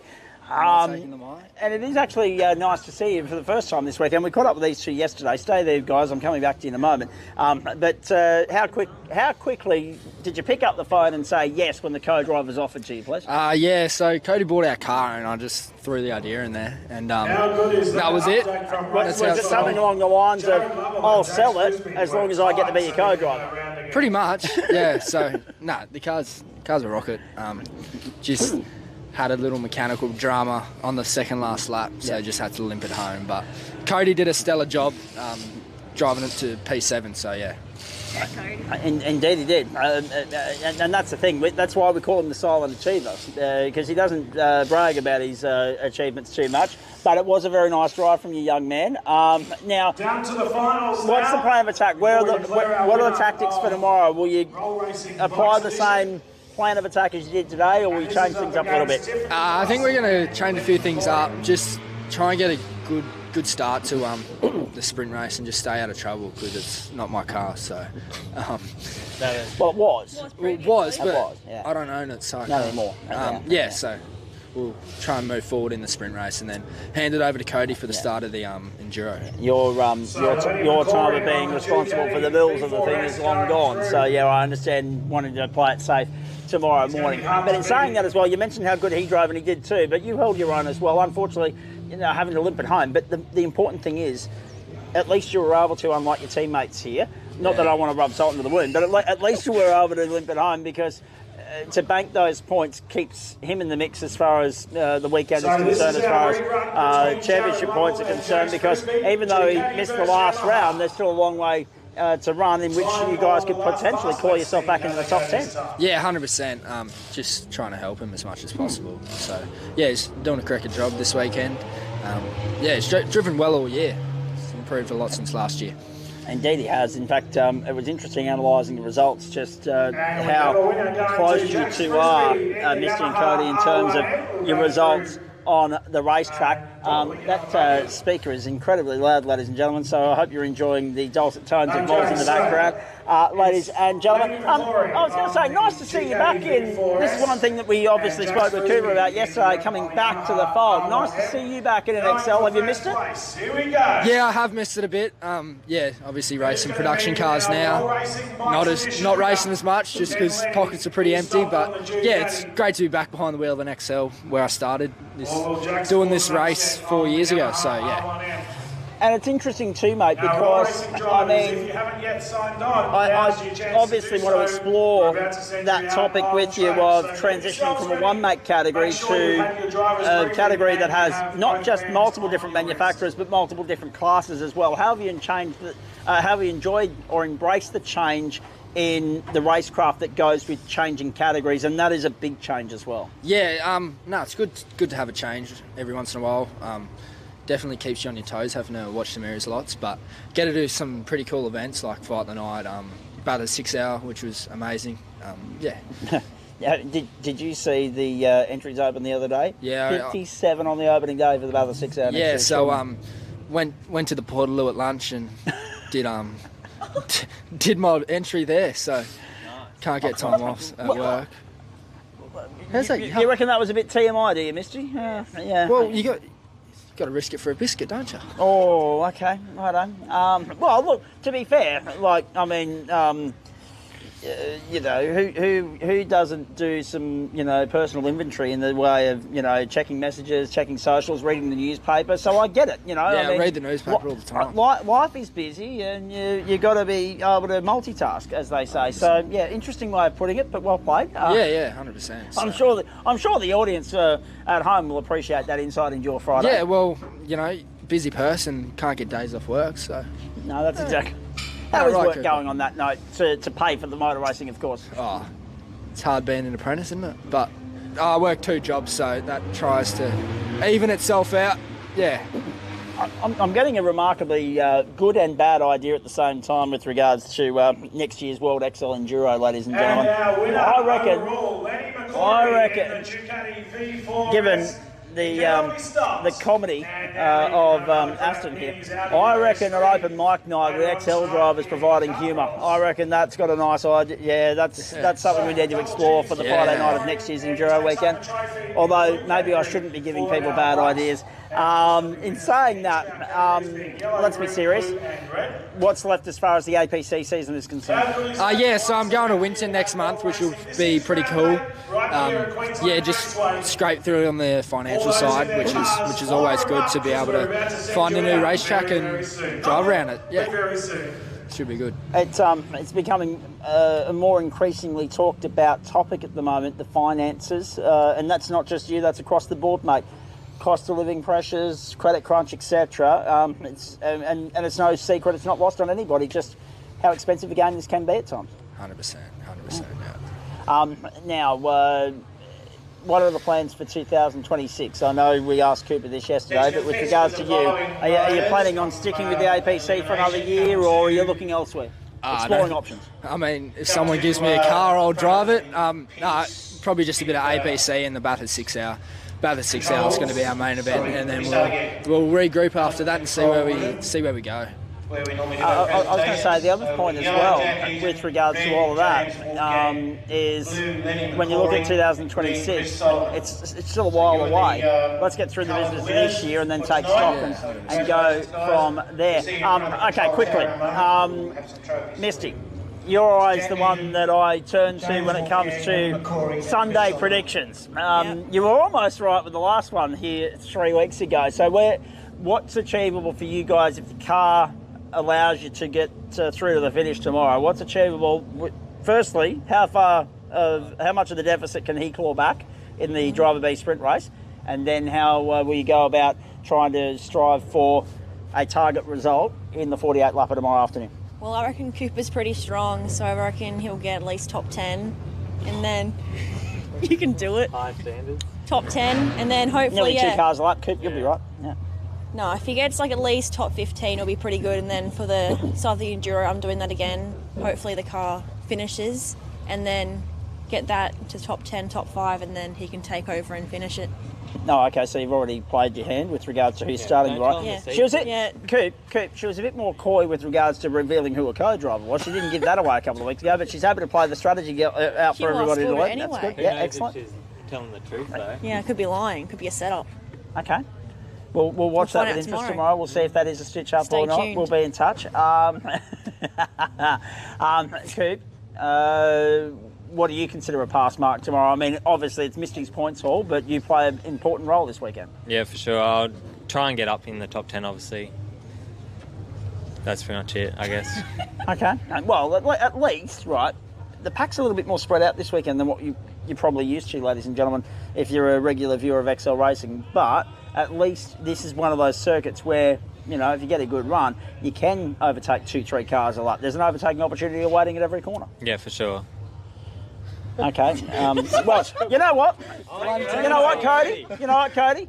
His responses are only about 3 words more than yours. That's fantastic. Okay, where's the ballpark for you tomorrow? Obviously, a good platform to launch upon. Obviously, disappointing that you weren't able to finish it off, but all being fair and equal on the mechanical front tomorrow, what's achievable with that car? Because that was a solid drive from you today, a solid hustle.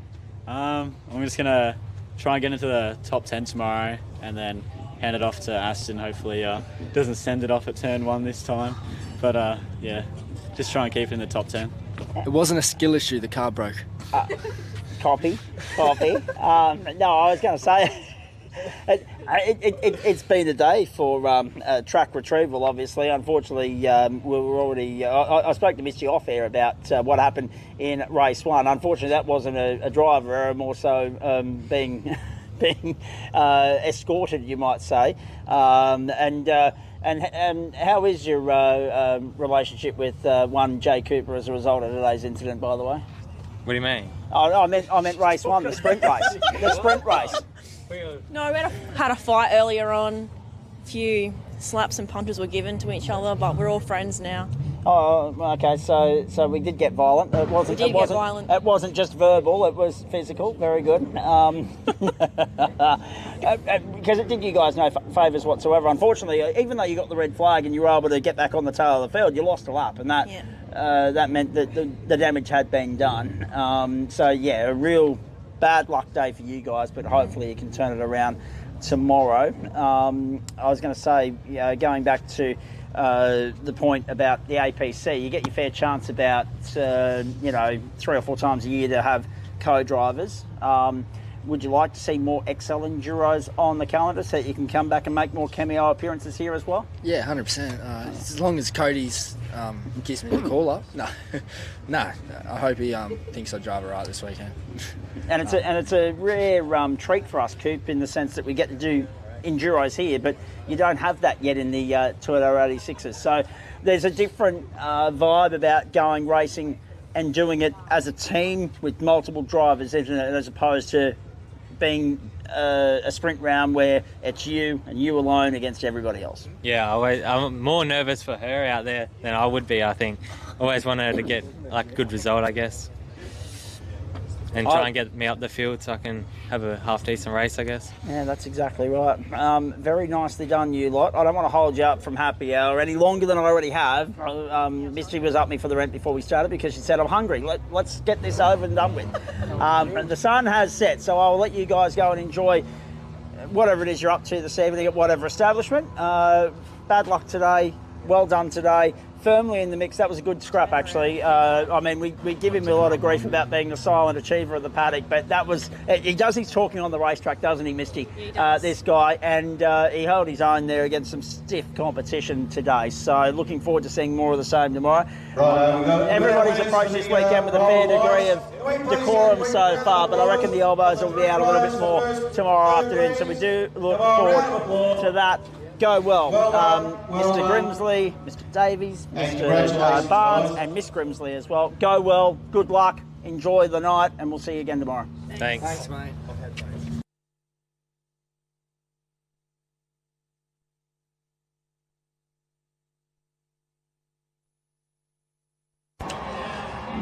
We stumbled upon the primary drivers, and I can't believe I'm going to say co-drivers in the instance of the 2 gentlemen on the left here, but the primary drivers, Will McSwan and Josh Marsh, recapping on the day that was, and we thought that was a good enough excuse to get 4 for the price of 2, ladies and gentlemen, because it just so happened that we hadn't had a chance yet to catch up with a bit of XL Racing royalty on the left-hand side of shot here, ladies and gentlemen. And, in a former XL Enduro winner in Brady Owen. It's like an XL stalwart that's a Toyota champion in Max Gagan. Well, I was going to say, as a third-gen racer, you have actually had success in this category at this circuit as well, mate. So it is good to see you back. But Brady, I'm going to start with you. And there's a reason why you're standing in front of the door of the number 8. Apparently, that's the next mantelpiece of the McSwan sports bar when it's built at the McSwan residence. But I believe that there's a bit of a please explain here to do, please. And nice to see you, by the way. Yeah, firstly, thanks for having me on the show. Yeah, my first flyer on the second practice, I just lost it through turn 1 and then, got cleaned up. Let me ask you and Max a question each. How have you enjoyed coming back to an old stomping ground and reacquainting yourself with the XL? Do you want to go first? Yeah. You go first. Yeah, it beats the crap out of Super 2. This is way more fun. This is lit. I don't know. I got out of the car every time today and just been in laughter and tears of joy with Joshy. It's been good. Fantastic. Yeah, I think if this happened in the supercar, I think I'd be thinking about selling my house. But yeah, it's good to know it's probably $1,000 or so. So no, it's perfect. That's just an easy check rather than a trip to the bank. Yeah, I get it. Yeah, absolutely. We'll hear from the primary drivers in just a moment because they've had a bit of a rock and roll sort of superstar day. But it speaks volumes of the credentials required to be a co-driver in the XLs these days. And unlike previous years gone by, we're going back to XL races as well as guys that have stepped up to the plate and done other things. Once upon a time, the guys that were coming in as XL co-drivers had never seen them before or never raced in them before. Same can't be said for the current generation, but I want to extend on your comment there, Max, because it's not dissimilar to what Ryan Casher was saying to me earlier in the day, in the sense that it's just a bit more, yes, there's a competitive, vibe about this place as well, but there's a bit of a more relaxed feel about business this weekend. The chill factor's notable, even though the heat is red hot. But there's something to be said about just having an easier weekend at the racetrack in terms of not as much commitment and obligation as what you would have in Super 2, among other things. Yeah, big media commitments like this one. Doing more here than what I do at Super 2. Stop it. It's taken me 2 days to catch up with you. I know. I've only been here for one. So. Been at all his other media. Yeah, I've been at all other media. No, it's good. It's driving with Joshy is really, really good. I got the call up, and luckily he kicked out 𝗡 for me. So what's your day rate? Yeah, my day rate's huge. So. No, it's good fun. I've really enjoyed driving with Joshy this weekend. And mate, it took me a good session to get dialed back in. And even then, I'm not too fast. There's some kids out there that are rapid in these things. So even Joshy, I had to learn a couple of things off him this morning and really get my own. So no, they're such a unique car to drive that you can't really jump in one. And I think we've seen that throughout this week with a couple of people with some big credentials jumping in them and making some mistakes. So you have to roast him like that. Well, he's one more Bathurst than me. Do so it at the end of the day, but yeah. No, it's a cool car to drive. It's such a good category because no matter where you are in the field, you're going to be racing. You're going to be racing someone like me today. I popped out in 8th and battled all the way home. I had to battle all the way home. So it's good. I don't know what Brady thinks, but do you have good fun today? Yeah, I mean, like Max said, to jump back in these cars, obviously probably a little bit less pressure and more of like a fun social environment is great. So it's great to be back. And honestly, I don't think I've driven one of these cars since my last ever XL race in like 2022. So it definitely takes a little bit to get used to. And as we can see here, trying to push the limit or find the limits, it's not as easy as we probably even thought it was going to be. But it's right back when even we were a bit younger, you see the supercar drivers come in and then a couple of years later now to be actually probably those drivers that the younger people are thinking of. But I wouldn't be surprised to probably see a couple of these 15-year-olds in a situation like Max and I's in a couple of years' time. I have to stop there for a moment because if anyone's watching along and because they've been paying their undivided attention to an enormous weekend of motorsport headlined by the XL World Enduro, Moz just delivered an ultimate spoiler alert with regards to the AFL Grand Final result and saved me watching it over Saturday night dinner, I must say. Quickly, Max just touched on an important point. Let's get Josh into the conversation here. I'm coming back to you two lads in just a moment, though, so don't go anywhere.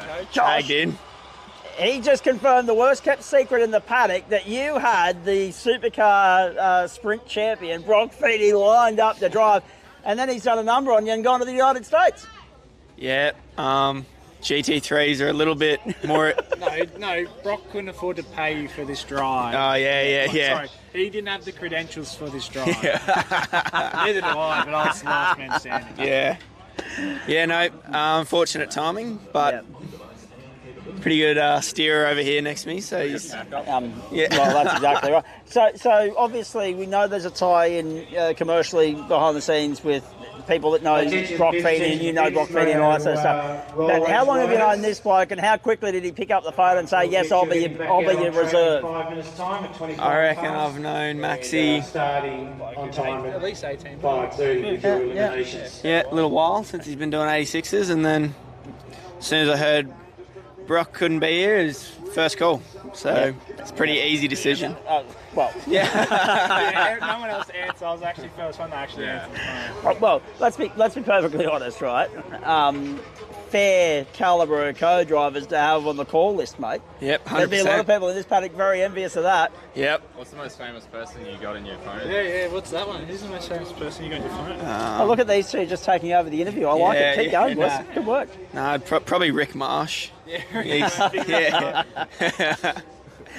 Oh, dear. Now, it's interesting, too, because Max is now the third, right? Max is now the third reserve co-driver that I'm aware of, because obviously both the Racing Together stable entries had a late change as well. Poor old Nash Morris got stuck working at Norwell this weekend. I know he'd be loving life down there, and of course Declan's injured as well. So there's been a fair bit of late changes here, but great start to you guys and your campaign this weekend. One thing we should note, and I know it's not in view at the moment, but people who watch our coverage of Series X3 and you, of course, rocking and rolling in there, couldn't help but notice a new look to your car this weekend. But then we found out that there's a nice amount of depth to that wallet of yours. You actually own two XLs. Yeah, no, we got a new AFLs going off in the background. Yeah, you can keep talking to me, though. We'll ignore that for the moment. Yeah, no, we are right on the lines. No, we got a new white XL for Sydney. Ran it at Sydney and then didn't run it 3 weeks ago because we were getting it all wrapped and getting them look all nice and tidy for this weekend. And yeah, no. So Red Rocket's getting repaired from 3 weeks ago's. Yeah, you had a fair amount of trouble keeping the boot down here a couple of weeks ago. But in saying that, good reserve car, and it's humming along nicely after day one. Yep, no, went all good today. No issues, touch wood. But yeah, no, we're really happy with how it ran in the Enduro and how it ran this morning. Just getting the toe in quality is the biggest thing. But yeah, apart from that, no, we're real happy with the pace of it over the 47 laps. Indeed. Now, of course, we need to bring Will McSwan into the chat here as well, because it is his car that we're standing in front of and his door that we're standing in front of as well. I can't help but appreciate that the sporting memorabilia of the McSwan household is going to be worth just a little bit more once Brady Owen's signature is on that door, I might add. Talk to me about the day that was, mate. Firstly, how much you're enjoying teaming up with this bloke, and two, how well you're now positioned to have a full send tomorrow, noting that there's another co-driver race to get through, there's the top 10 shootout, there's also, of course, another 48 laps to contend with.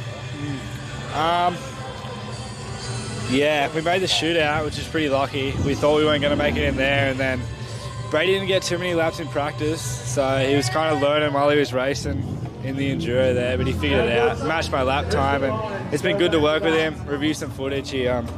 He obviously works at Norwell, so he's got good feedback. He knows where I'm going wrong, and he can help me improve a lot as well. I'm trying to learn a lot from him this weekend. So. I'm glad that it's audible for everybody at home, because I'm standing about 3 metres from Will and I can't hear him at the moment. But I know the microphone's picking it up.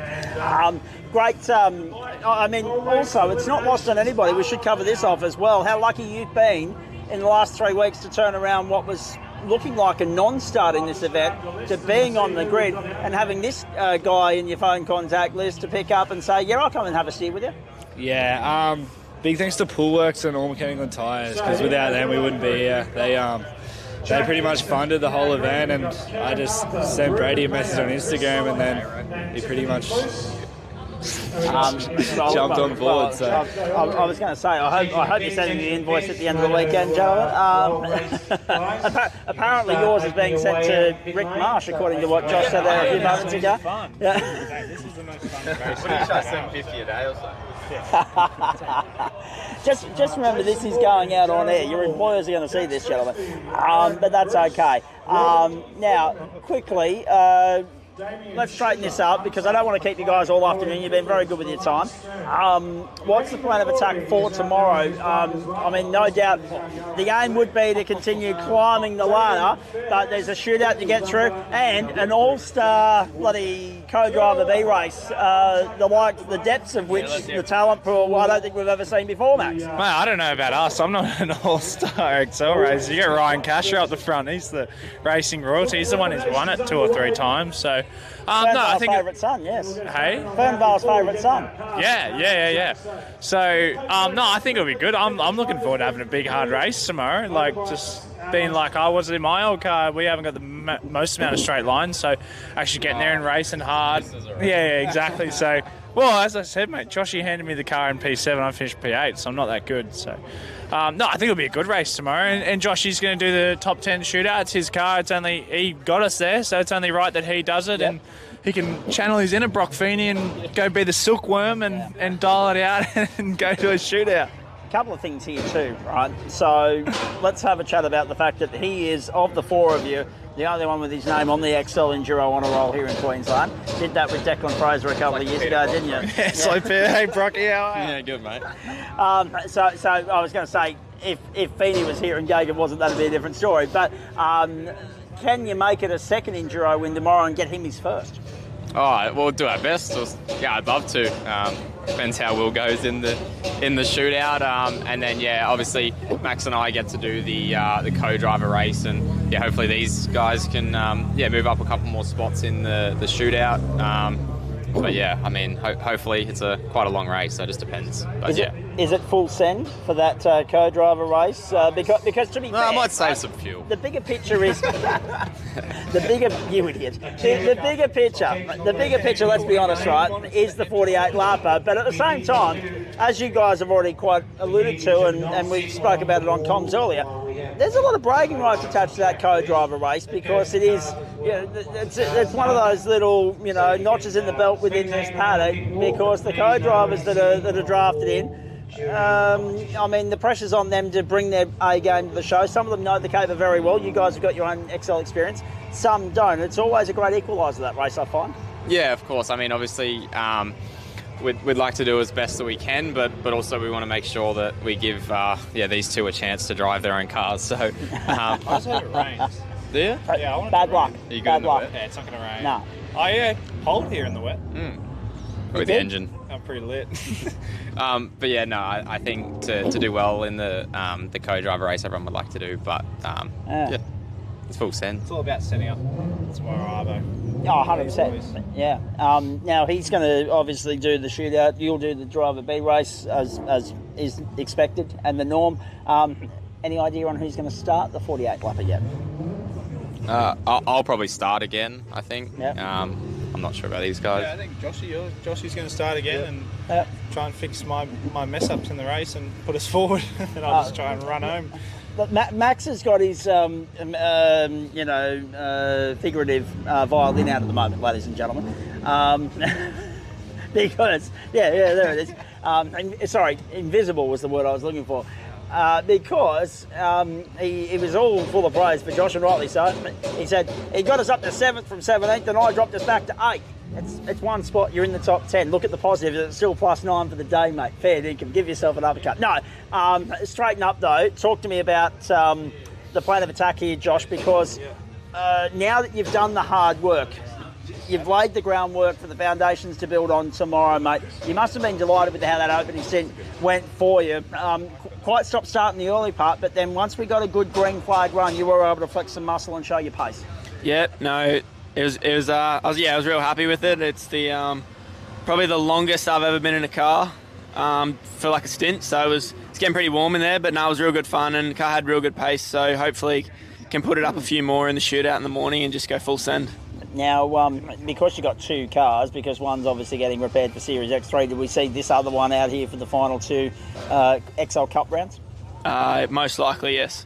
So double duty for you, not in terms of category, like in terms of different race cars like these blokes, but obviously the trusty Hyundai XLs for the balance of the year. Looking forward to that, and it's a very busy period as well because there'll be 3 race meetings in 4 weeks. You may as well just park at the racetrack, camp here for a couple of weeks. Yeah, I might have to. Just have to stay at the airplane motel down the road and you're playing at the airport.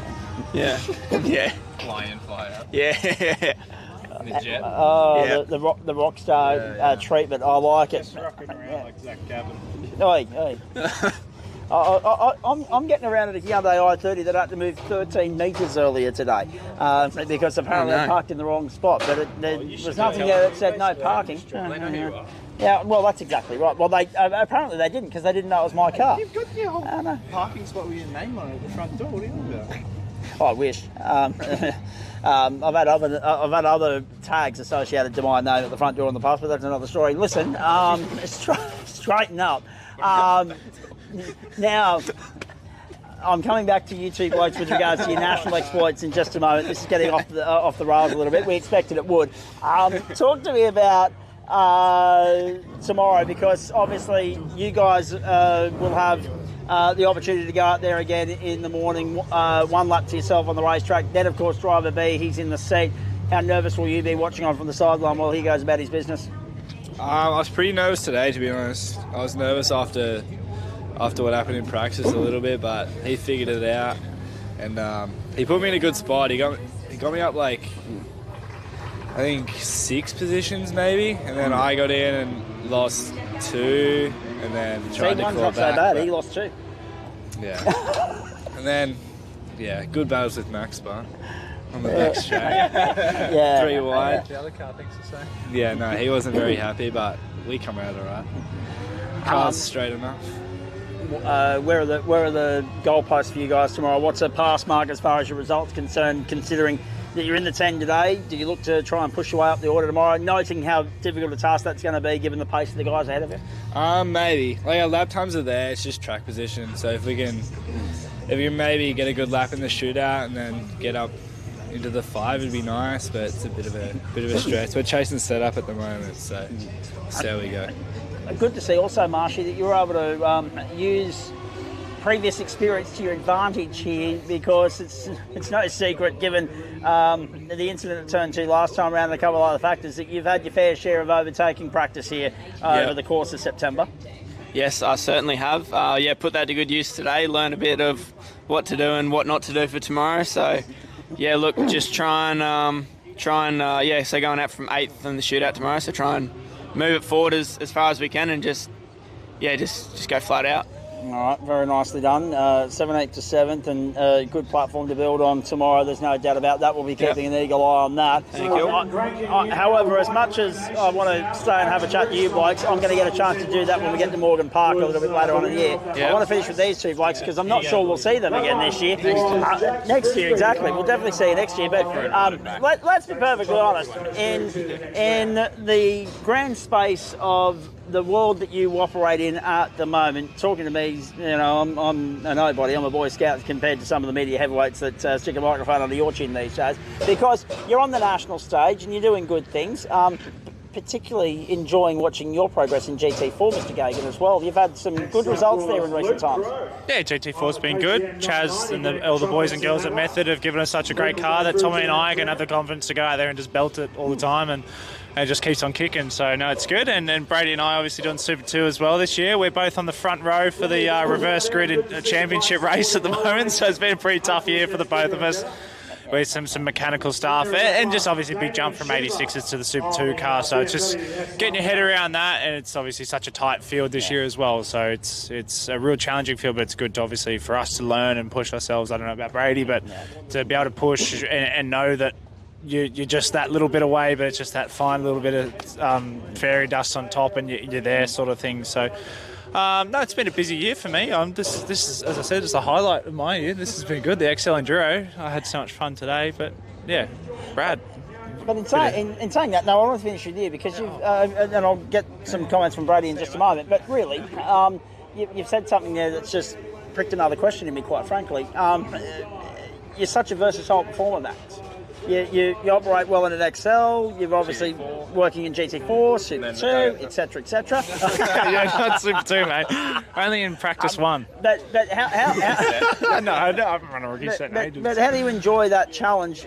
Is it just like second nature to walking now, just switching from one car to the other, or is there a process involved in just familiarising yourself with your surroundings again? No, it's definitely need that session to adapt, like jumping from the Super 2 car to GT4, obviously two very, very different cars, and even when I go to Norwell, do some work there, it's just taking a couple laps to adapt to the car, get comfortable again, and know exactly what you're driving. You've got to drive the car you got, not the car you know, so understand what's underneath you, but it's only made me better as a driver, I think, in just being that much adaptable and getting in a car and just going, oh, bang, that's what the strengths are, and that's what I'm going to play to. So, it's actually a really good thing.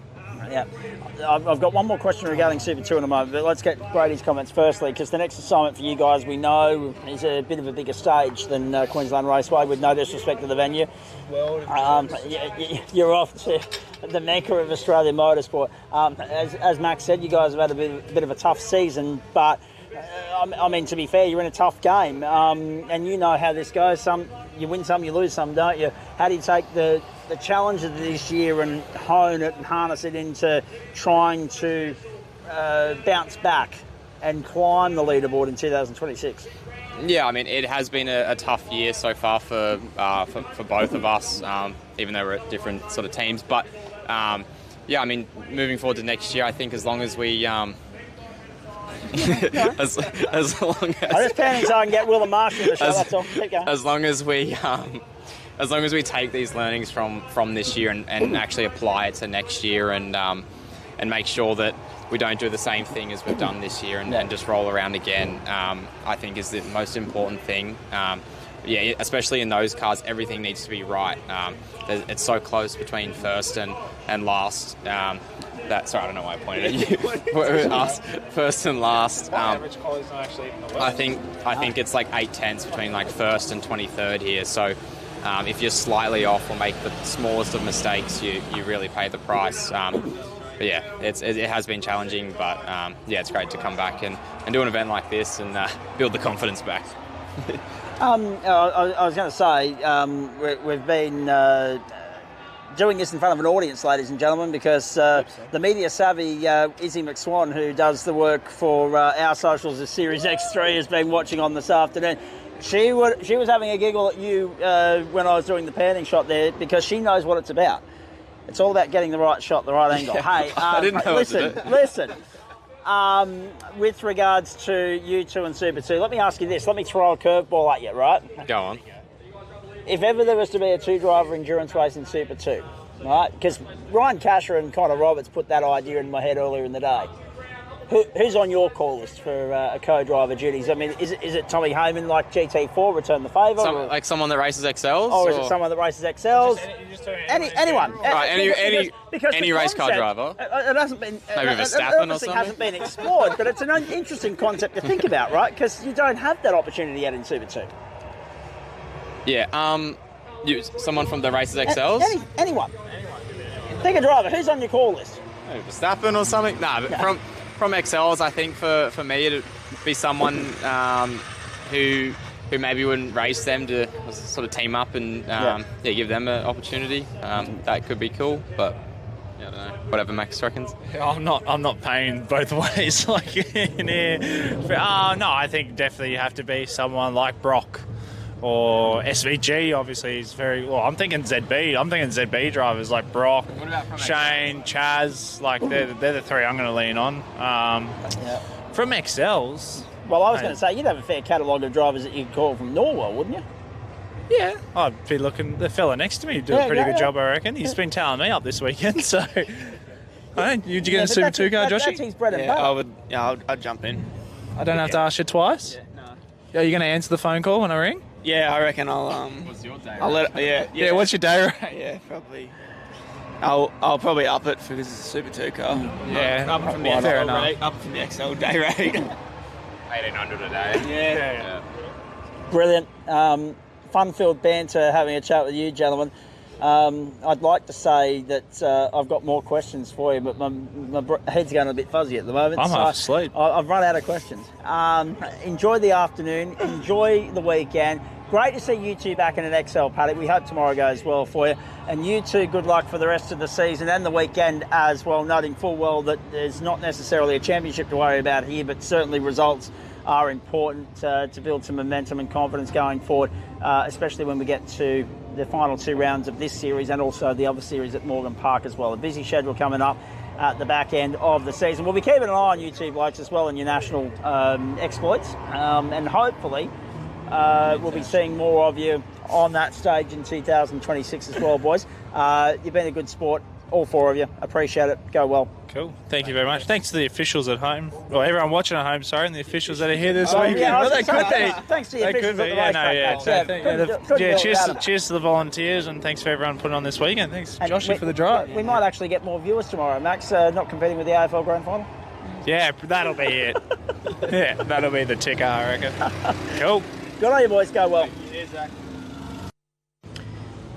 Part 2 in our roam of the paddock at the end of day 1 of the Nankang XL World Enduro will take us up to the Brett Parish Racing Organisation garages, and they're looking rather bare at the moment. I'm just going to skip through here and head out the back because that's usually where they reconvene after a day at the office, and sure enough, there they all are. Have a look at this. Excellent. We get a chance to go in and have a chat to a few different people here. Starting with the boss, of course, we've got Josh Richards standing by too.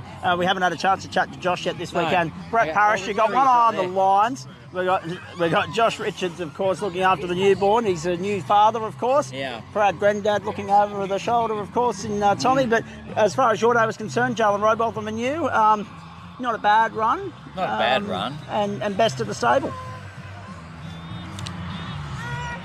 I just enjoyed this racing.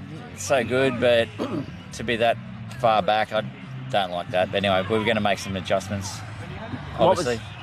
What was the issue for Tyler in the closing stages there? Because Tyler and Riley, we saw them jostling with you guys. We saw them jostling with Josh Richards and Darren Whittington as well. Did anyone have any issues today, mate? Oh, well, we were overweight. Mm-hmm. We got the math wrong on that one.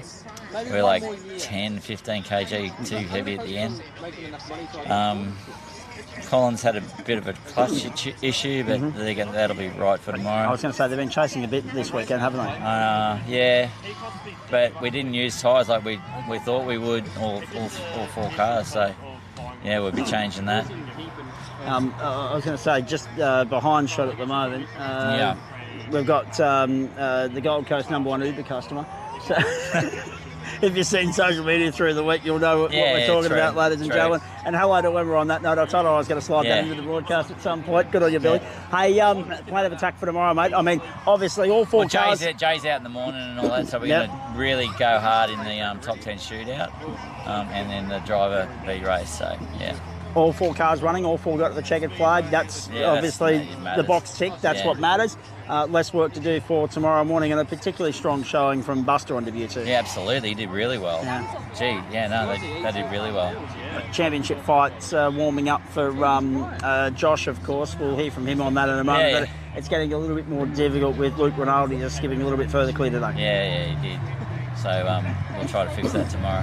You've been one of the stalwarts of XL racing for a long time, mate. But we finally know what they got now. So yeah, we'll make adjustments from there. That top 3 were in a different league today, weren't they? Yeah, they just hit clear. You can probably see they don't really like getting it handed to us by that much. No. Yeah. But there's always tomorrow to get square. There's always tomorrow. Yes. Yes. Now, Jalen in the driver B race, but before that, the shootout. You in the seat for that? No, Jalen's doing it all. Jalen will do it all? Yeah. So you got the rockstar treatment. I got tomorrow morning off. Yeah. So, yeah. Late start for Brett.'ll just wheel in after sleep. I'll be there, so, yeah. I'll be around. Very nicely done. All right, let's interview Patrick. I'm going to go and interview Paddy and Josh right now as well. I'm just going to rudely interrupt this conversation. Hello, Emma Parish. Nice to see you. I've already mentioned your boys' Uber exploits too, by the way. You're welcome. I told you I was going to do that. Hey, Josh. let's juggle. Let's juggle, you goose. Let's juggle being dad duties and also championship contender and XL racer.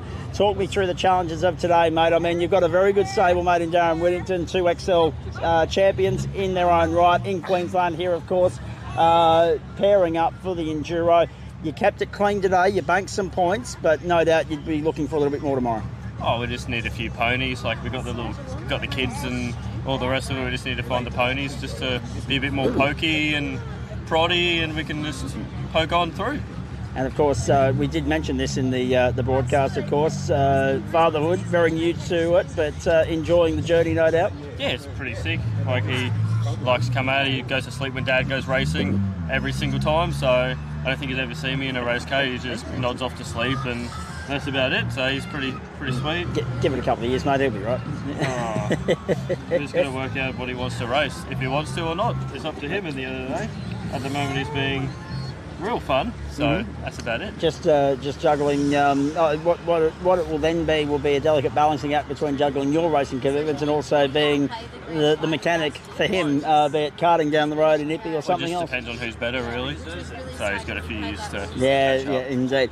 And of course, you've got experience on both sides of the fence, don't you? 2 wheels and 4. So that is right. There's that option too. And then his mum's got experience on 4 on the dirt, so he's got the whole plethora of selection. He can choose any discipline he wants. Very good pedigree. Now, let's have a chat about the championship at large, mate. Been a difficult season. A race win in there, yeah, sure, but also a couple of mixed bag results, and it's getting more difficult, I have to say. The greatest respect to try and stay with the fast charging Caleb Patterson, and of course the 2 benchmarks of the season, your teammate Tyler Collins and Luke Rinaldi. Yeah, those boys are just beyond what even I can pluck with my own little brain, so we're just chasing our tail, just get back there. We're getting pretty pointy. What are you looking at?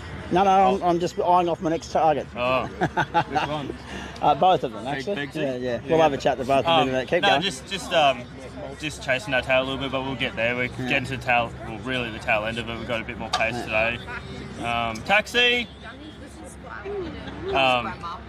But yeah, no, we're getting there. It's pretty good. Just enjoying it, really. Running number 1 this weekend. Hollywood and I both haven't run it up until now, so it's really cool just to give it back to him. I believe that was a superstition thing, was it not?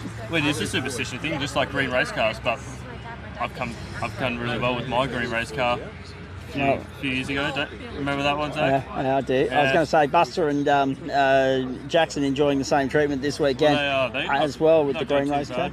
Yeah, green and number 1 and the whole lot, but just those boys they're just on another level. We're just trying to catch back up to them. Yeah. We had it last year, we were really dominant, and now just tables have turned a little bit. That's got that edge on us. How do you reassess and recalibrate for tomorrow? How do I? What can you do to try and claw back some of that ground lost today, tomorrow? Is this live? No, but don't swear because I can't edit it. Just good night's sleep, Yep. get him to bed, Yep. enjoy some family time, and we come out early morning and tune her up, really. Very nicely done. I'll let you go back to feeding duties and watching the AFL, mate. Thank you for that. Yeah, go Lions. Indeed. Good on you, Josh. Thank you, mate. Take it easy. I did want to catch up with these guys because they had an interesting run. They had 4th locked down there for a good short while, but then these guys displaced them. And of course, talking about Jalen, that was a very nice drive home from you, Jalen Robotham. We've got 3 for the price of 1 here. We've already caught up with BP. And he's sung your praises as per usual. You've been chasing some issues right throughout the course of the day, haven't you, TC? But I have indeed. By gee, he did well to bring it home as well as he did. He did indeed. I honestly thought we were effed, as they say. It was. The clutch was pretty much gone pretty early on. Same issue we've had all day since Morgan Park, even. So luckily, it kind of stagnated at a bad level, but a manageable level. So we were losing, I'd probably say 3/10 a lap.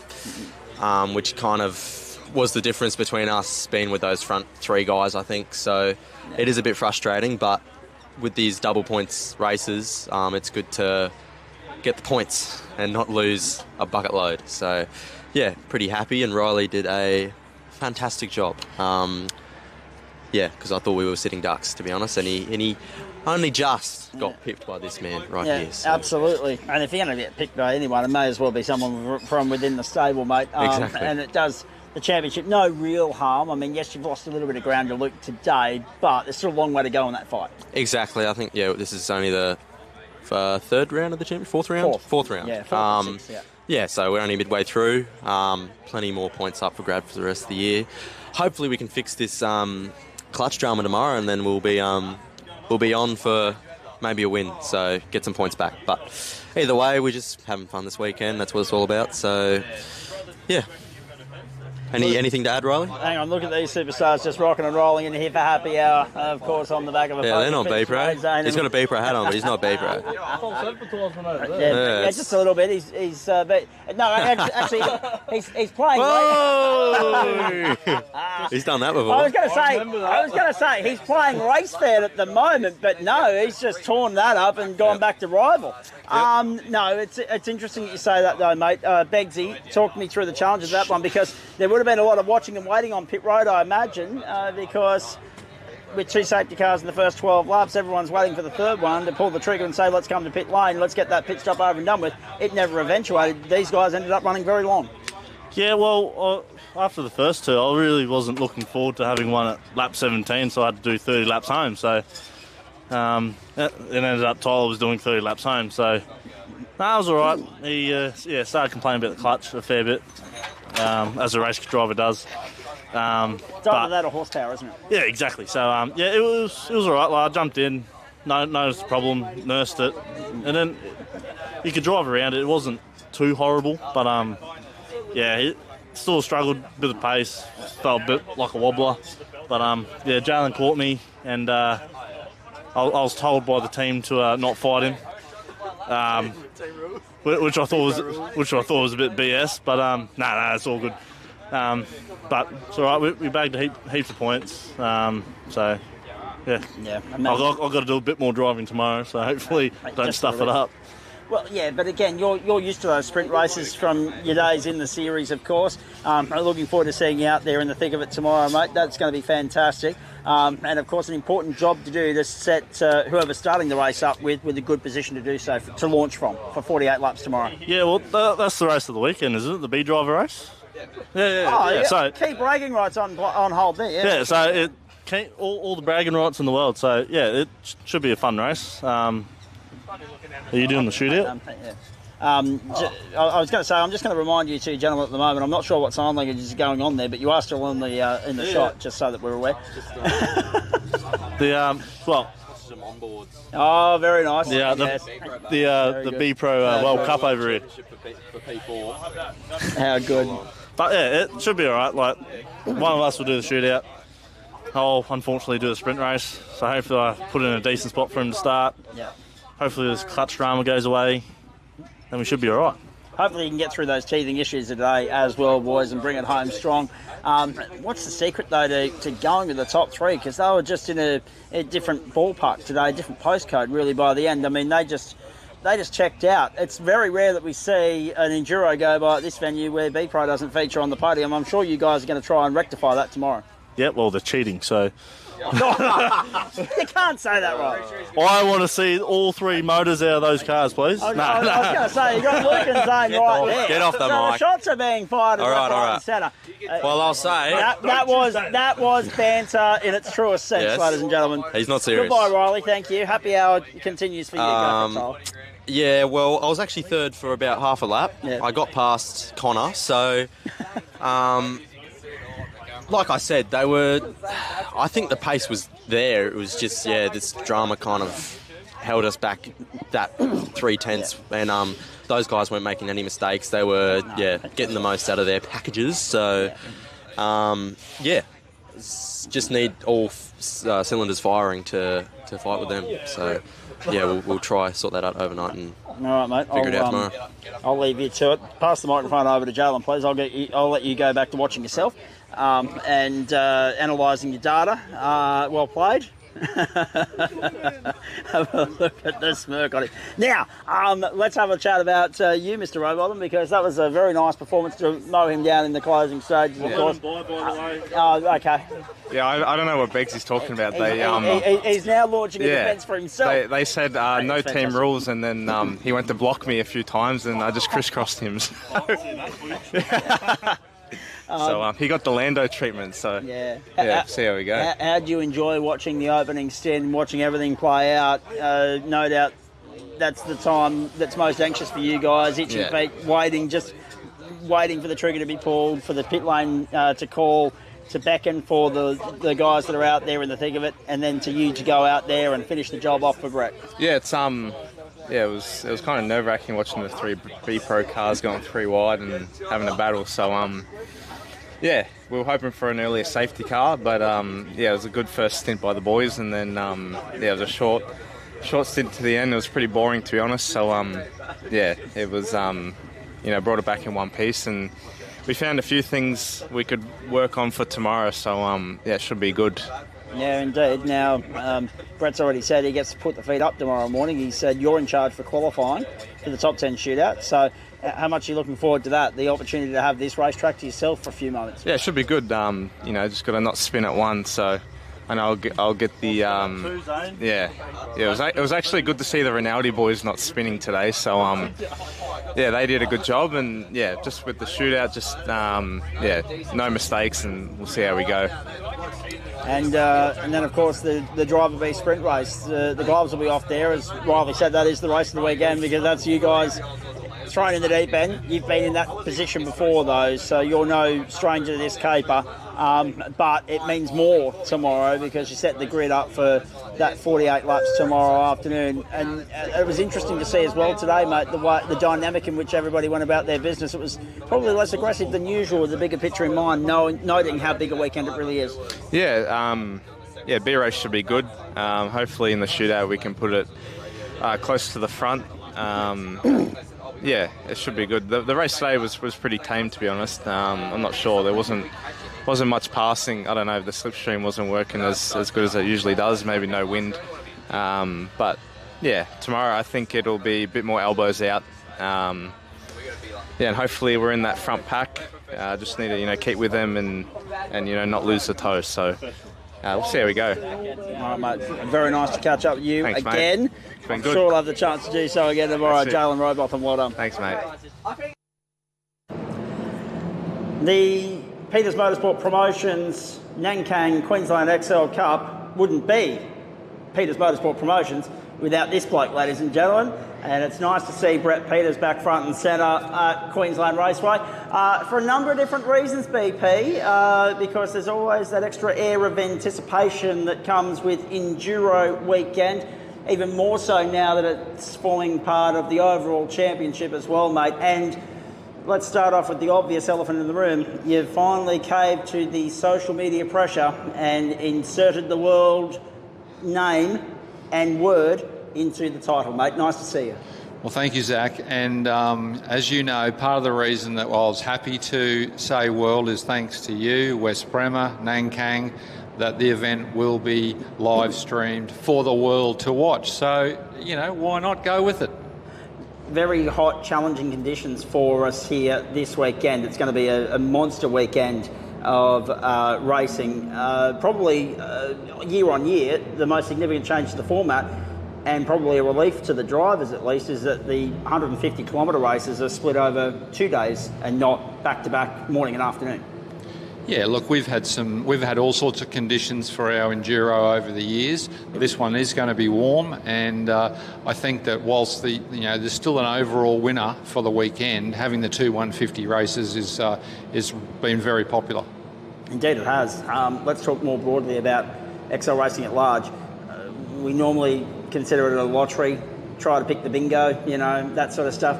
But this year there are 4 real key protagonists and 6 different race winners throughout the course of the first 3 rounds so far. And it's interesting to note that had Brett Parish and Jackson Cooper had the luck in your series that they've had in the other series, we'd have a genuine 6-horse race at the front of the field, mate. It's a really close and competitive championship, and that bodes well for the second half of the season. Look, we have been absolutely stoked with how close it's been. XL Racing's always been close, but this year particularly, it's really, really tight at the top. Then there's great packs back through the field as well, so there's racing going on everywhere, but yeah, it's impossible to pick a winner. Let's talk about entry numbers, because it seems as though two things have happened here, Brett. One, the race date has found some sort of stability at the very back end of September. This is the third year in a row in which that's the case. But two, we had that enormous grid in 2022 of 48, I think it was. Now we're pushing 28, 29, 30. It's not that the popularity of the categories fallen by the wayside. It's still one of the most, if not the most popular at state level anywhere in Australia. But different climate, different market, more categories. There are a few different challenges that you've got to overcome at the moment. Yeah, look, I think what we strive for is quality, not quantity. Don't get me wrong, the days of 40 plus cars was great, but it was a lot of hard work, a lot of red flags, a lot of visits to the stewards. It really did create, it stopped being fun, I suppose, whereas what we've got now is just absolutely A-grade quality fields. XL racing around the country isn't what it used to be, and that's, as you already said, there's more and more categories. Toyota 86s has taken a lot, and everybody's just doing their best to put on great racing. You know yourself, I mean, you're dabbling in GT4 now as well, and I might ask you about that at a later point in the weekend. We've got another interview subject standing by, and we'll get to him in a moment. But the interesting thing for mine is when you talk about the Toyota 86s, it seems as though there are a few people that are happy to bypass the XLs and go straight there. What are the challenges that we face in terms of trying to convince people of the importance of not missing this step on the way up the pyramid? Yeah, look, it's the battling. If you're coming from karts, obviously you've got to be really careful with the wheel-to-wheel stuff there. I know they have their side pods and so forth, but in Queensland particularly, there was always Gemini racing, then there was HQ racing, and now there's been XLs for over 15 years now. And it's the door-to-door pack racing that sets those young drivers up to be able to race into the more senior categories and race hard and race well. Paul Morris famously said it's like being in the trenches, and obviously that's very much tongue-in-cheek, and of course our Anzacs are the greatest, but it's where you learn to race, and young drivers that skip categories like XLs, they get found out in the senior categories and they get beaten up and tossed out because they haven't raced wheel to wheel. So that's where XLs are absolutely critical. And in the subjects of a step up, there's a whole different element of racecraft and strategy required when you go from sprint mode to enduro. Let me rattle off some names for you, right? When I had a look at the honour roll, Cam Wilson, Scott Green, Frank Mamarella, among others. Tyler Collins is another one. All have had success in a championship status, be it the AASA National Series or Queensland, of course, be it Series X3 or this one, and yet haven't yet conquered the enduro. It's a very difficult thing to do, and for someone like Brett Parish, who has more podium finishes than anybody in this thing, it just goes to show how well versed he is, not just here at the Paperclip, but in the caper at large. Look, enduro racing in any form has a totally different boxes to tick, and an XL enduro is no different. From the very first one we put on, it's been hard to win, and that won't change, particularly this weekend. Evolution of the format. You went 300 kilometres a couple of years ago, then you've stripped it back and gone 2 150s, and if it's not broke, don't fix it. You've tweaked it a little bit, but the format remains the same year on year. Have we found, I mean, it's constantly changed over the last decade or so, but have we found the happy medium now? I think so. Look, we had to try a fuel stop, but look, it's club/state level racing. There's the safety aspect of fuel in pit lane, there's the cost aspect of it. Having tried it, it didn't add anything to the event. If anything, the second half of the race was a bit dull. It's about entertainment. It's about the drivers getting out and just absolutely, you cannot wipe the smile off their face. So I think we'll be sticking with this format. We can talk about the championship 1 point separating the two leaders at the moment, but the Rookie of the Year standings, even Steven, 400 apiece, Sturgis and Wilson. Extraordinary contest there. No love in the room for the Masters, though, and judging by correspondence from you earlier in the week, no plan to change that either. Look, every year the Queensland XL Cup seems to be more and more and more for young drivers, and that's just the way it's been. Goodness me, look at how many things Parish has won. We're not going to stop gentlemen drivers, but it is, the focus is definitely on the younger drivers. And you talk about your roll calls. When you actually go and look at supercars, GT, Porsche, and see how many of those top-level drivers have been in this category, in XLs, at Enduros around Australia, phenomenal. Yeah, and on that subject, great to see the likes of Brady Owen and Ryan Castro and Connor Roberts sliding back into the paddock this weekend. Of course, Connor and Ryan, the defending champions, mate. Zane Rinaldi back as well. They just can't wait. They jump at the chance. Obviously plagued by conflicting commitments for some this weekend in South Australia, but great to see some of the old regulars back in the fold. Yeah, obviously a bit of a shame we've got a clash with some a big event in Malabar, but numbers are still very, very strong, and we've got some absolute class drivers this weekend. Indeed we do. Righto. I am going to have another chat with you at the midway point of the weekend for our Sunday morning broadcast. But I'm going to let you off the hook at this point, not before I pick your brain for a potential hot shot, dark horse, a tip for the weekend. Who's your money on if you're a betting man? You're not allowed to be as the category admin, but no. Who do you reckon? Who do you reckon? Breaks through and salutes the judges on Sunday afternoon? As I said before, it's actually impossible. I don't believe for 1 minute there'll be anybody run away with it. There's still a compulsory pit stop. I wouldn't be brave enough to try and pick one. No, I'll see if you've changed your mind by this time. Harder than the Melbourne Cup, Zach. Yes, yeah. I'll agree with that. Harder on the vocal cords as well. Good to catch up with you, mate. Thank Long you. time between drinks, but well overdue, and looking forward to the weekend ahead. And we will reconvene at some point and chat about everything else that's going on in the PMP fold, mate. As far as the XLs are concerned, I'm sure now's the time before we let you go to acknowledge the people that make this possible. It's not just West Bromwich, but it's the guys that support you all season long. Oh, look, absolutely. Nankang's been an amazing partner now for several years. Castrol have been with us, K&N oil filters, MPI Max Pappas Industries, giving away those wonderful steering wheels for the Up on the Wheel Awards, been incredible.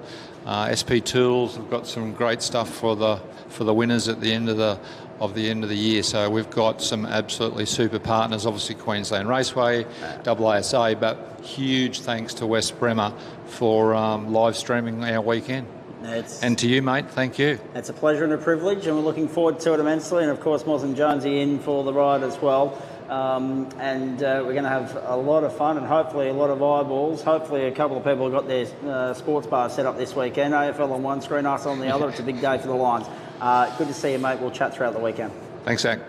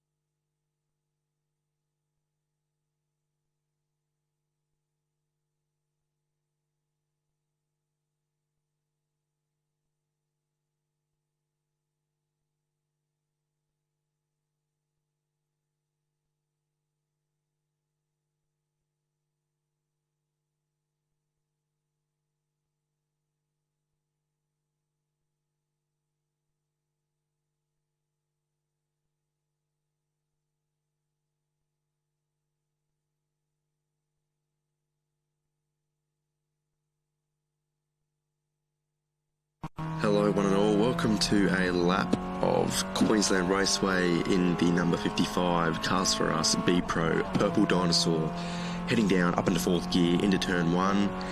Slight dab on the brakes as you tip it in. I think we're going about 160 kilometres an hour there. You can see it's a bit loose, pretty bumpy into turn one. Straight into turn two now. Want to make sure we're getting a very, very nice exit because we've got a very, very long straight coming straight after.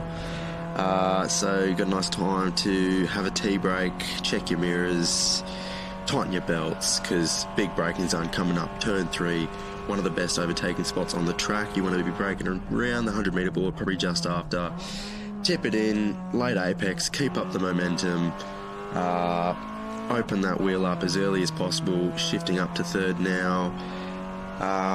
Another long straight to contemplate your moves heading now into turn four.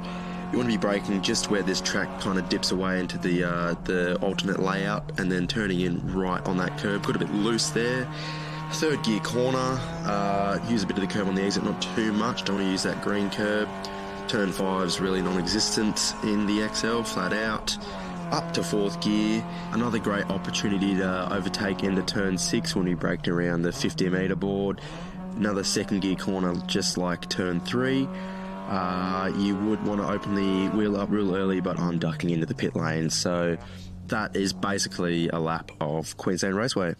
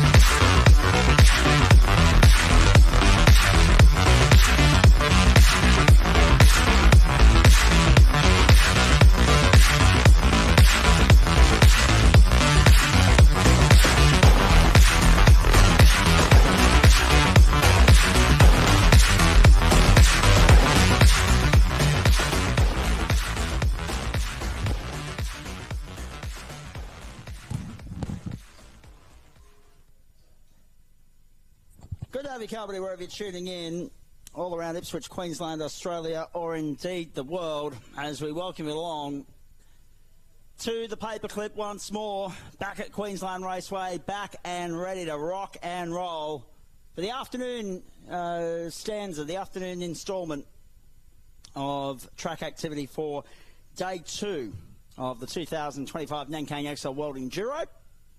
Zach Cabot alongside Mostyn Rudge, and also, of course, Mark Jones, right here in central commentary. Jonesy, that would have been fantastic if we actually had a camera in the booth, but that's okay.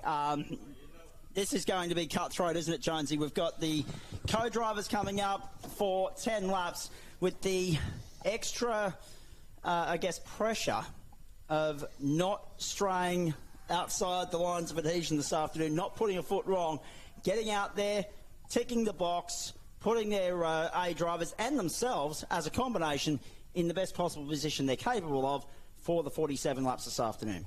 Well, yeah, the key to the sprint race coming up is just to return the car in the same condition that they head out onto the track, maybe just a little bit lighter in the fuel gauge.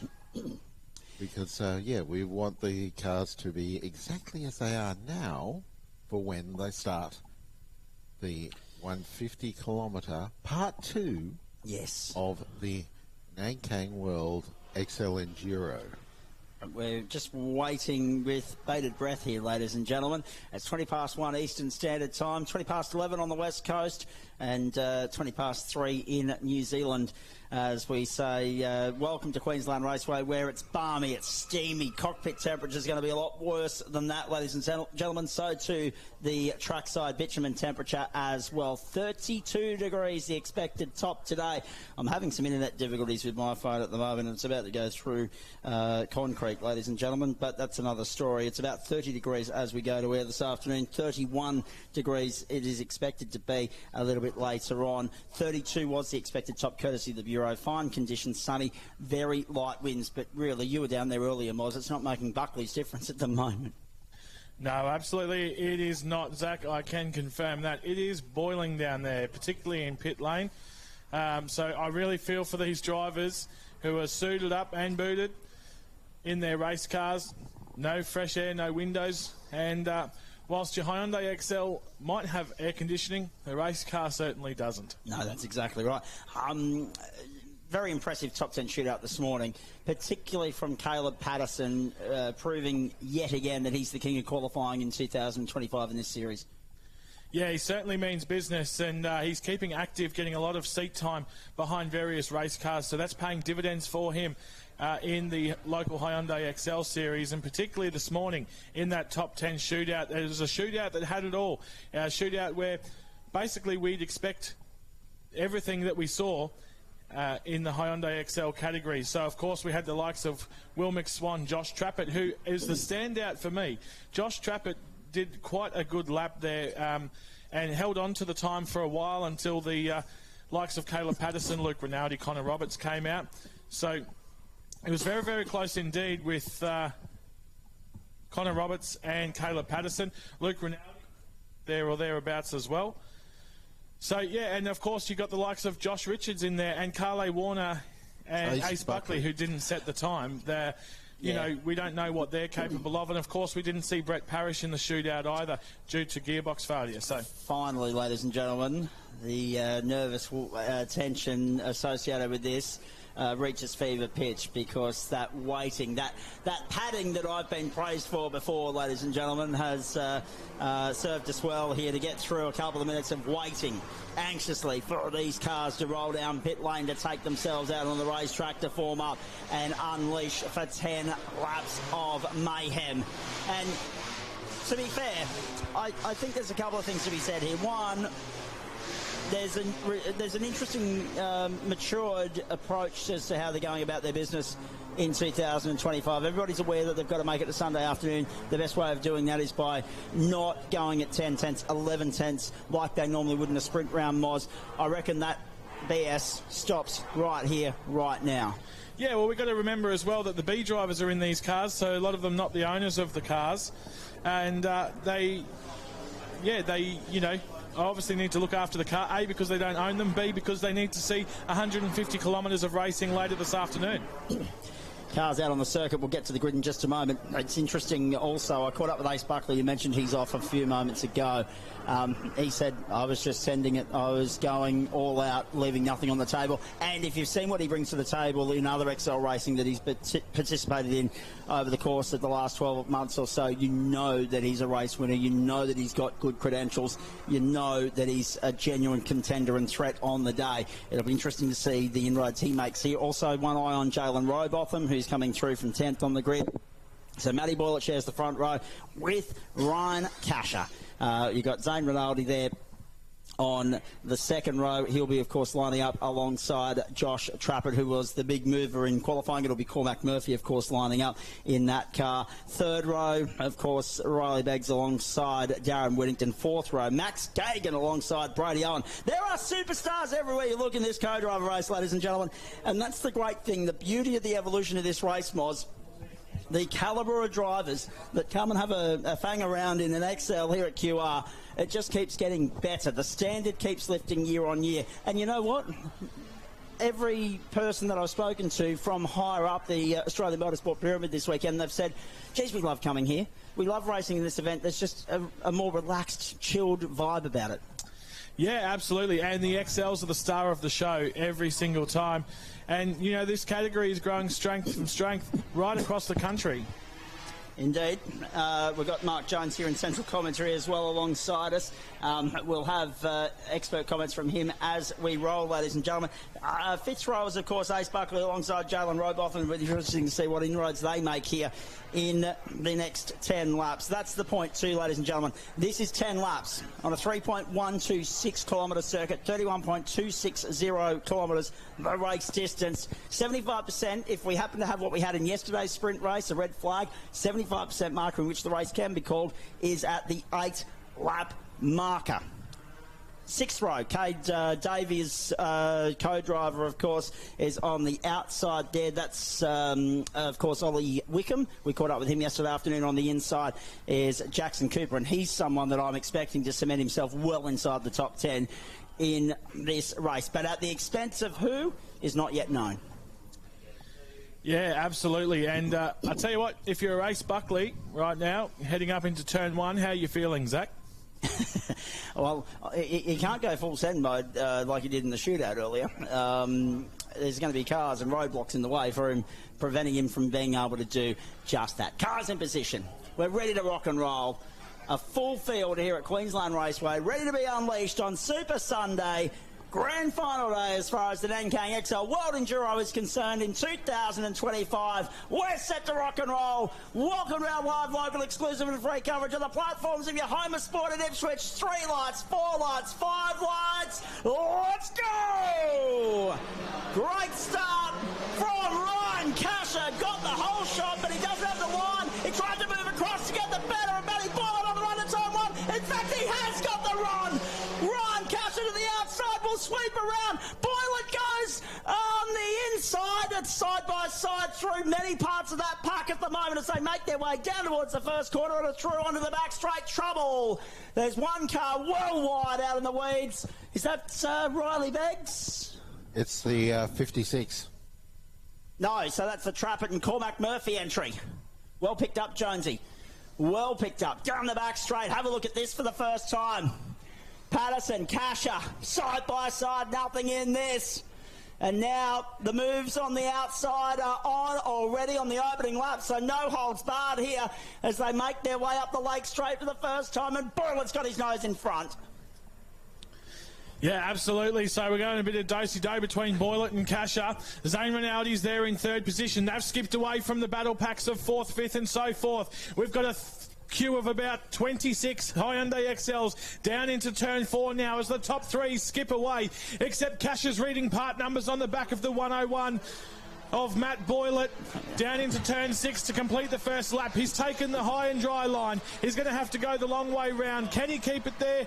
Tuck the car in, down the Dick Johnson straight for the first time to complete lap 1 of the Driver B sprint race. 9 laps to go, down the main straight. Boylett leading from the front, picking up where Patterson left off this morning. Ryan 𝗘𝘅𝗃 going out in pursuit of another race win this weekend. And Zane Rinaldi in there following them through. It was Josh Marsh who's been the big mover. Max Gagan at the wheel of the 83, the big mover on the opening lap. Up into 4th position, a great start from him. Josh Richards has got Darren Whittington at the wheel of the number 1, that's 5th. Riley Beggs is 6th, Brady Owen 7th, and Jalen Robotham up into the top 8. Speaking of Jalen Robotham, I just noticed he and Ace Buckley having a great battle in turns 1 and 2. They changed position 3 times from the Dick Johnson straight into turn 1, exit and into turn 2. So very, very strong indeed. As those 3 front runners have still skipped away, they've got the gap on the rest of the field. Safely through so far, everybody. We're going to have to keep our eyes on Thomas Manwaring's co-driver, of course, Jesse Dixon. I said the red mist already up to 18th. Misty Grimsley 19th. Fraser Sturgis 20th on the opening lap. We had in that field 28 starters, so no Scott Kinsey. That confirms the question we were asking earlier. Josh Trapet at the very back of that field. Through, of course, his co-driver Cormac Murphy. They're going to have to chase their tail again this afternoon. That's the one thing you wanted to avoid here in race 3 of the weekend, the Driver B sprint race. Round onto the main straight. Boylett still leading. So you got the 2 orange cars, predominantly more so in Roberts' case, of course, with 𝗘𝘅𝗃 at the wheel at the front of the field. Rinaldi holding tough there in behind. Gagan, Whittington, Beggs, Rowbotham now up in the 7th spot, having got by Will McSwan and Brady Owen in 8th. Carly Warner, who has Ace Buckley behind the wheel, is 9th. 𝗘𝘅𝗰𝗲𝗂𝗏's co-driver Ollie Wickham has found his way to the top 10, and Jackson Cooper still sits outside in 11th. I'm just trying to find where they are on the racetrack. They're coming down onto the back straight now, Moz, and they've got the potential if they can latch on there and go with Carly. We're going 4 wide down into turn 3. Here we go. Hold on to your hats, Australia. 4 wide down into turn 3. A lock up on the outside. And Three of them are teammates, Moz. Another lock up. It's all happening down there into turn 3, which is just allowing the leaders to skip away and stretch the legs as Riley Beggs gets himself into 4th position now. Up he goes, then we're 3 wide behind. That's Rowbotham. I can't even see the cars. Yeah, it's Rowbotham, and it's Whittington on his outside. They swamped on Max Gagan, ganged up on him and went through. Beggs has broken clear of that. Rowbotham up into position number 5. And then, of course, Darren Whittington into 6th, so the 3 B Pro cars have restored order. Look at the chart from 𝗔𝗔Grimsley. She's about 14th on the track at the moment. Buster Bailey, Jackson Cooper are sitting there, 11th spot, trying to get down on the inside for a top 10 berth. Not yet. Not yet, but there are 7 laps to go. Yeah, we've been talking all weekend about the 𝗔𝗔 Grimsley Cooper Barnes entry. That'll be Cooper Barnes in that car, skipping his way through. And good form from the co-drivers so far. Really putting on a show here. Nice, clean racing as we go 3 wide. Down the Dick Johnson straight into turn 1 here with the Sharon Rentals entry. And we've got battle packs everywhere. Max Gagan, who's the biggest loser out of that battle on the last lap, down into turn 3. He's lost 3 positions. Now we can see Brady Owen here in the number 8 car moving up to the, I guess this is the peak of the 3rd group of cars on the back straight here. We're watching the just on screen here. See, Owen's actually made great gains here to slide right up onto the base of that 2nd group of cars. So we don't have a 3rd group of cars anymore. The 2nd and 3rd groups have joined together. I want to pick up the run to turn 4 at the moment as well, because Ryan Cash is on the inside of Matty Boylan and is going to the race lead. Ryan Cash and Matty Boylan side by side. Oh, contact! Contact, and there goes Ryan. That was Matty Boylan. There goes Matty Boylan. Same Rinaldi to the inside of Ryan Cash now, if you don't mind. Rinaldi's going to go 2 for the price of 1. Boylan turns it around, gets back going. The gloves are off on Sunday at 𝗂𝗲. Unbelievable. Rinaldi to the front. This has implications as far as the weekend point score is concerned. Rinaldi, Kasha, and then the beneficiaries of that are both Riley Beggs and Jalen Rowbotham. Then Gagan. Warner's co-driver Wickham's got there up in the 6th spot. And then 7th in all of that is now Ace Buckley. 4.7 seconds the invoice now between 2nd and 3rd, and still closer over turn 1. We're following Oliver Wickham right at the moment on the TV cameras as he was at the front of a pack of cars in the 116. And we've got dramas at turn 2. We've got a car falling back there. Is that the McSwan car? Or? No, that's Bailey, I think, or rather Bailey's co-driver. I can't get the reg on that at the moment, but they were changing brake pads on that car this morning, boys. Yeah, Jackson Cooper that will be. And there's 2 of them. Yeah. And the other one, that looks like Jesse Dixon, I think, in Tom Mainwaring's car. I think you're right. Turn 3 has become a parking lot. The Dipper has become a parking lot here at 𝗂𝗲. But back at the front of the field here, we see Darren Whittington climbing right onto the tail of a group of cars that are fighting over 5th place on the road. The leader of that group, we can see the number 1 car of Whittington is closing in on behind of Ace Buckley. And right in front of Buckley. Yep. There they are coming down the main straight. So Buckley's in behind Gagan at the moment. Whittington's in behind. Grimsley, Simpson, Davey the top 10. What's interesting for mine when you look at all of that, I wonder if there'll be an invoice for the incident between Boylett and Kasha. I'm wondering if race control will have a look at that. I'm also wondering if there's enough time for Tom Mainwaring, Jesse Dixon and Jackson Cooper, Buster Bailey to turn their cars around and get them sorted. for the Enduro this afternoon? Well, Boylett is on screen there right now. He's just moved into 10th place, having taken that away from Oliver Wickham. So that's where the base of the top 10 is. That's where the improving and well-motivated, you would say right now, Oliver Wickham. And one thing that we haven't made much of a mention of at all throughout all of this, and that is we having lost Cormac Murphy out of the second row of the grid right at the start of the race, and that's a massive shame. But that's also that's also what saw the creation of the gap between the top three and the rest of the field when we lost our 4th place starter. To be fair, that gap has been there all weekend, though. And we've had a change of lead again with Zane Rinaldi out in front of Ryan Casher now. Rowbotham in 3rd position, under pressure from Riley Beggs. Then it's back to Ace Buckley, and have a look further back in the Richards entry. So down the main straight, we've got Rinaldi, we've got Casher. That's 1 and 2. There's something brewing really, really good further back, though. And we'll have a look at that in just a moment. But the fastest lap of the race belongs to Zane Rinaldi. This is lap 7 of 10. We lose them for a little bit there through turn 1. We'll pick them up on the run to turn 2. It is Rinaldi, it's Casher to turn 2. Then behind that, you got Rowbotham, Beggs, Buckley, Gagan, Whittington. Then, of course, that's Cooper Barnes on the comeback trail. What about that? Cooper Barnes up to 8th. We knew that he was going to get some overtaking practice, Moz. We knew, Jonesy, that he is well-versed in Hyundai Excel racecraft. He's gone out there and showcased it. Ryan Casher had a brief look on the outside of Zane Rinaldi, decided instead to tuck in, wasn't quite in the right position to make an overtake attempt at turn 3, so setting right in behind. Big walk up down the back straight. But we're okay.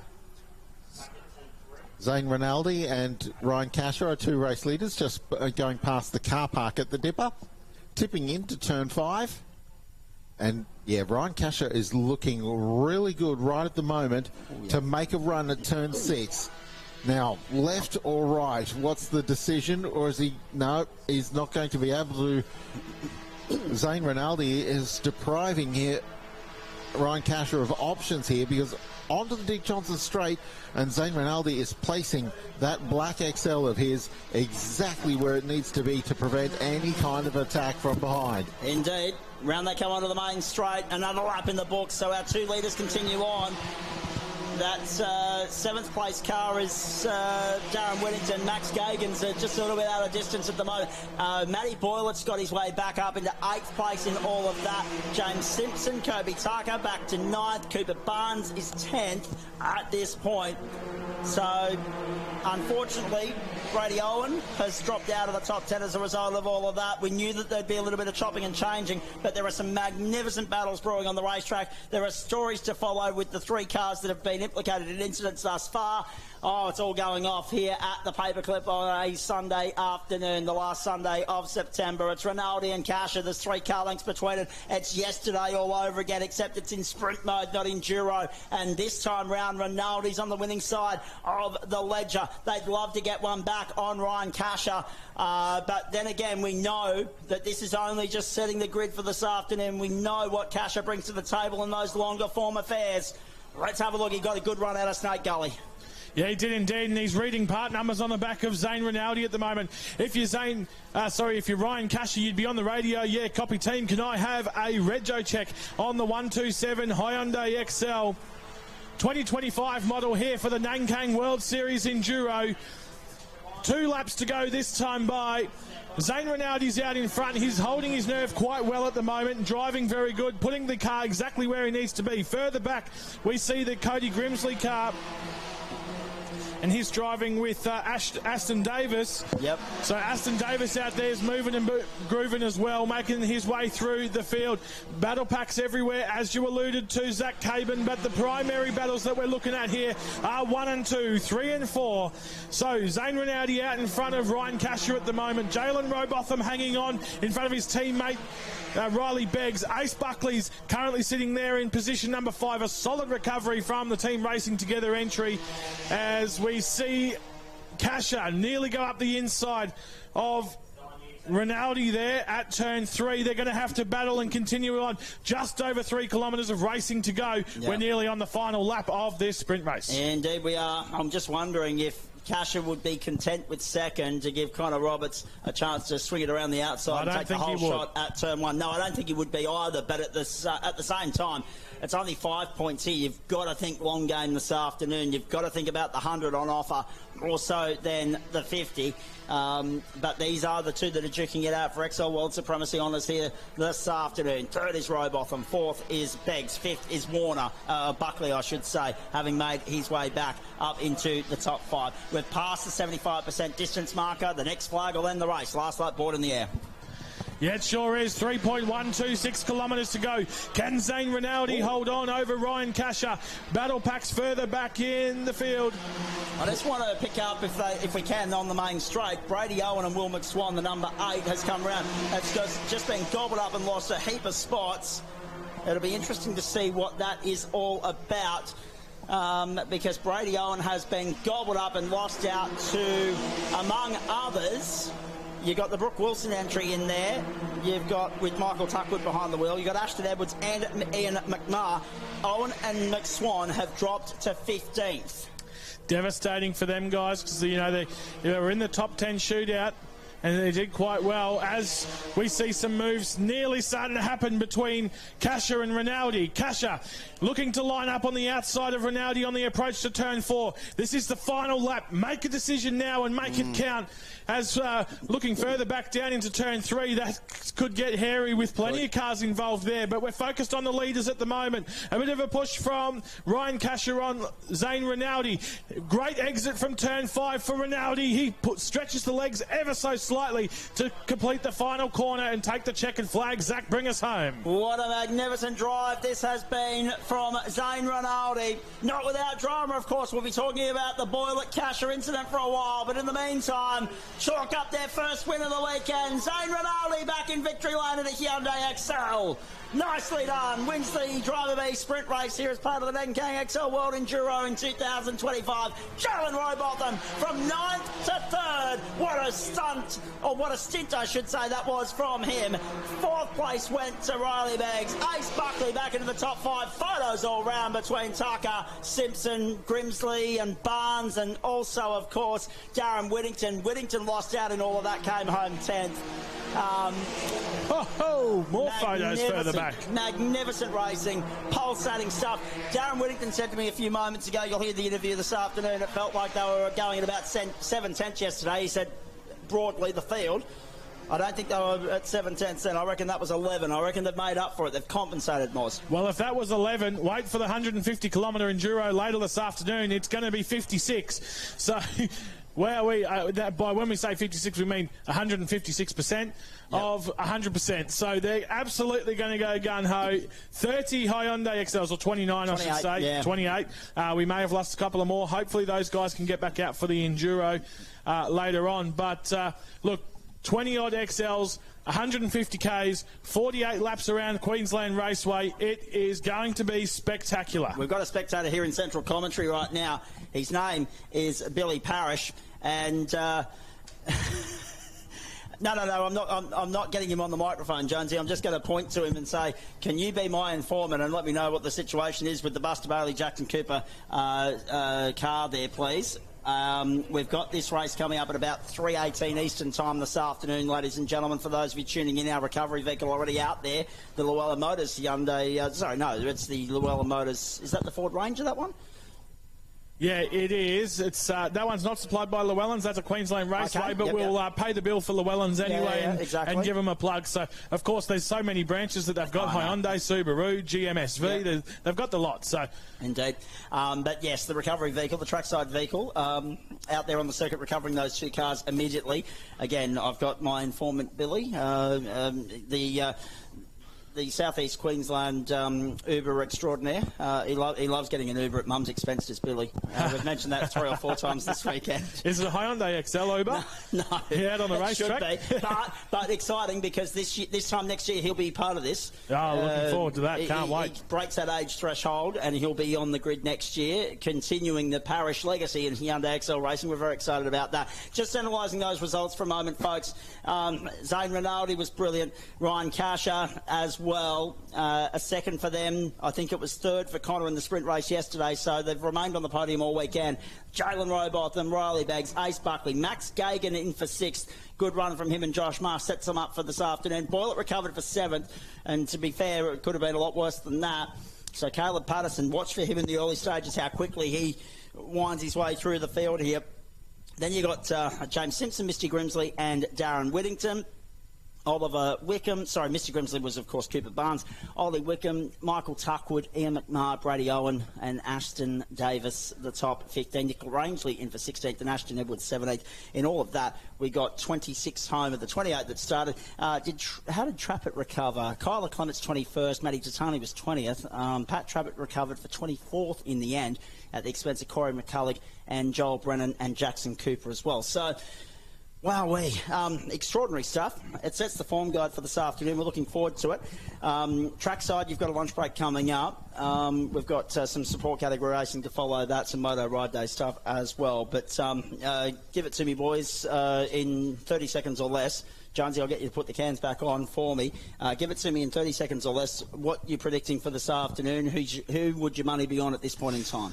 Look, I do love a punt, but I genuinely do not know if I can give you a name. But I am going to put it out there I'm actually going to throw a bit of a wild card out here. Riley Beggs, Tyler Collins. Okay, interesting. I think if you're willing to bet on motorsport, you're a madman. Yes. It's just not a thing that sane people do. Or a poor one. Oh, dear. But yeah, unfortunately we see these two broken cars being brought back on tow ropes. The number 8 car of... The number 8 car of course, the 6 car of Jackson Cooper yes, indeed, and Buster Bailey, and yeah. the 73 of Tom Manwaring and Jesse Dixon, yeah. So, unfortunately for them, they will now be starting rear of grid for the 150k race this afternoon.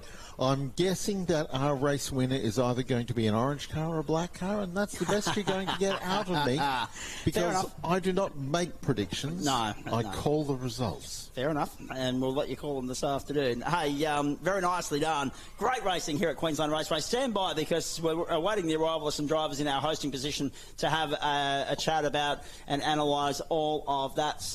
But we're reliably informed that they're trying to coordinate a class photo of the cohort of the 2025 XL World Enduro. So we'll let them do that. Moz is going to take you down trackside for those of you here at QR with what's going on over the course of the luncheon interval. So we'll let him do that. We want to thank Nankang Castrol, MPI, Max Pappas Innovations, K&N Australia, SP Tools, and also WinMax brake pads for their support of the 2025, not just the Enduro weekend, but also the Peters Motorsport Promotions Nankang Queensland XL Cup. We're very excited about all of that. Magnificent stuff. Kasha, Shrew, caution to the wind there, but Rinaldi withstood the pressure. Got one back on him for what we saw yesterday. Jalen Robotham was brilliant. There's stories up and down that finishing order that whet the appetite beautifully for this afternoon. Cooper Barnes has done his job and done it perfectly to set Misty Grimsley up with the top 10 starting position. That's what their car's capable of.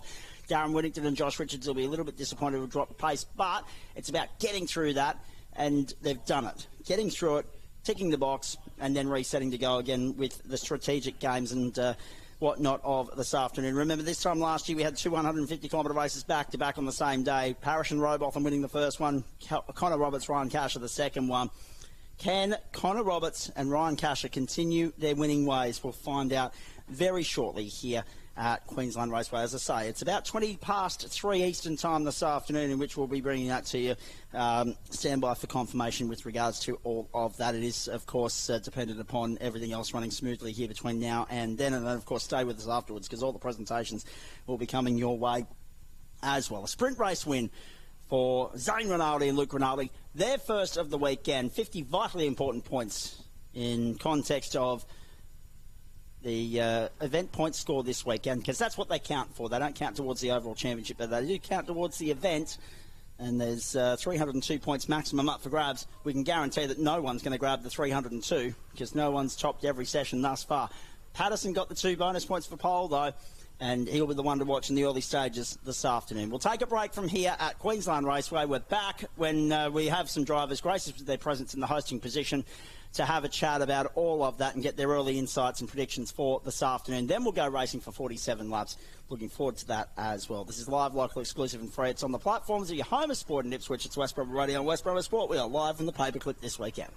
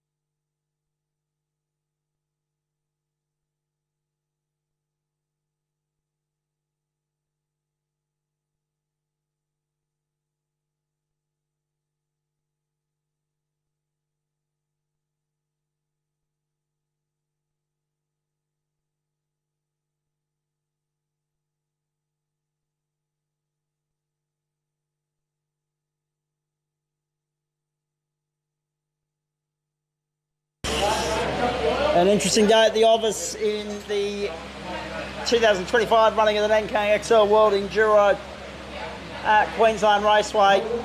2 races down, 2 to go. 1 Enduro down, 1 to go.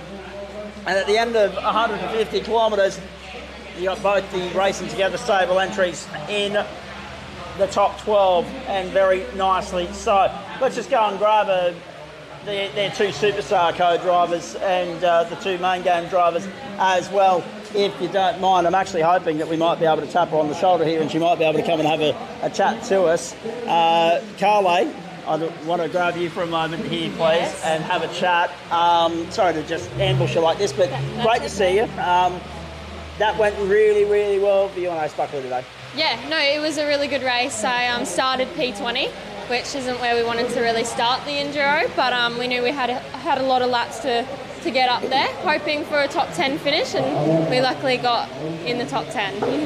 And I mean, not ideal to have a late change to the lineup because Declan Fraser out injured, Nash Morris drafted into work, so both you and Kate have to deal with late changes to the lineup. But Ace's pedigree and what he brings to the table, not just in XL racing but motorsport at large, that's a good recruitment. That's a good replacement if ever there was one. Yeah, well, I'm not really mad, about the whole situation. I know Declan had hurt himself, and all we want is him to get better for Bathurst, definitely. Ace was definitely a good driver, like a changeover. He was luckily there at Norwell for a week, so I was lucky enough for Paul to say, yes, you can have him for the weekend. So yeah. Game plan for tomorrow. I mean, obviously everything looks above board here. So what's going on now, I assume, would just be a debrief, a systems check, and reset and go again tomorrow? Yeah, definitely. Debrief, we'll check over, we'll put our times together, see where we can make up some time tomorrow. Ace will do top 10 shootout, and then he'll have a sprint race. So hopefully we get put in a good spot for the next Enduro. And of course, that top 10 shootout, nice little caveat in the weekend, isn't it? To have that, Bert, to have that opportunity to have the track to yourself. Yeah, definitely. Yeah, it's a good little add-on for the weekend, definitely. And yeah, we're just hoping we can get up there, hopefully top 5, for a good spot in the races. And that's going to be another interesting element of that shootout, isn't it? Just the one lap pace of these guys, getting out there on the racetrack, having it to their own, and not having a dance partner to play with. Sorry? Not having a dance partner to play with, no one to get the toe from. Yeah, oh no, definitely. It's going to be hard, but you know, all the cars are in the same boat, so you just want to hope you have the straight line speed.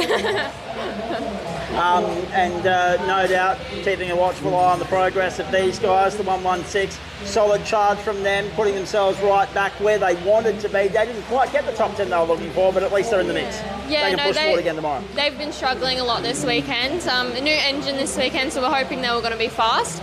But some issues with the car that they have to sort out. So hopefully they have it by tomorrow for the next sprint race, but we'll just have to see overnight.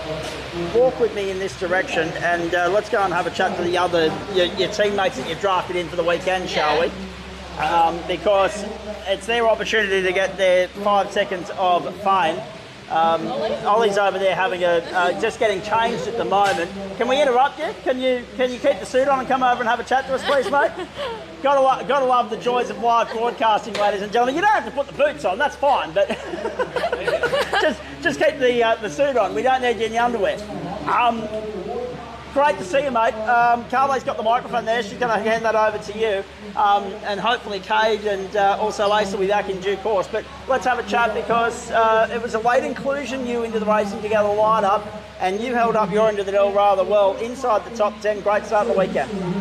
Yeah, well, we're finding a few gremlins, just scratching our heads at this point. I've changed everything, can't seem to get some pace out of it, which is a bit of a shame, but it's always a learning experience, so just really, well, grateful to have this opportunity, the late call-up, so yeah, just grateful to be here, learning a lot. Yeah, sorry, I got caught out by my own sentence structure. Car was just inside and you guys were just outside, but you're on the fringe, because let's be honest, right, Moz said in commentary that it was what you guys wanted was a top 10. You got very close, a bee's whisker away.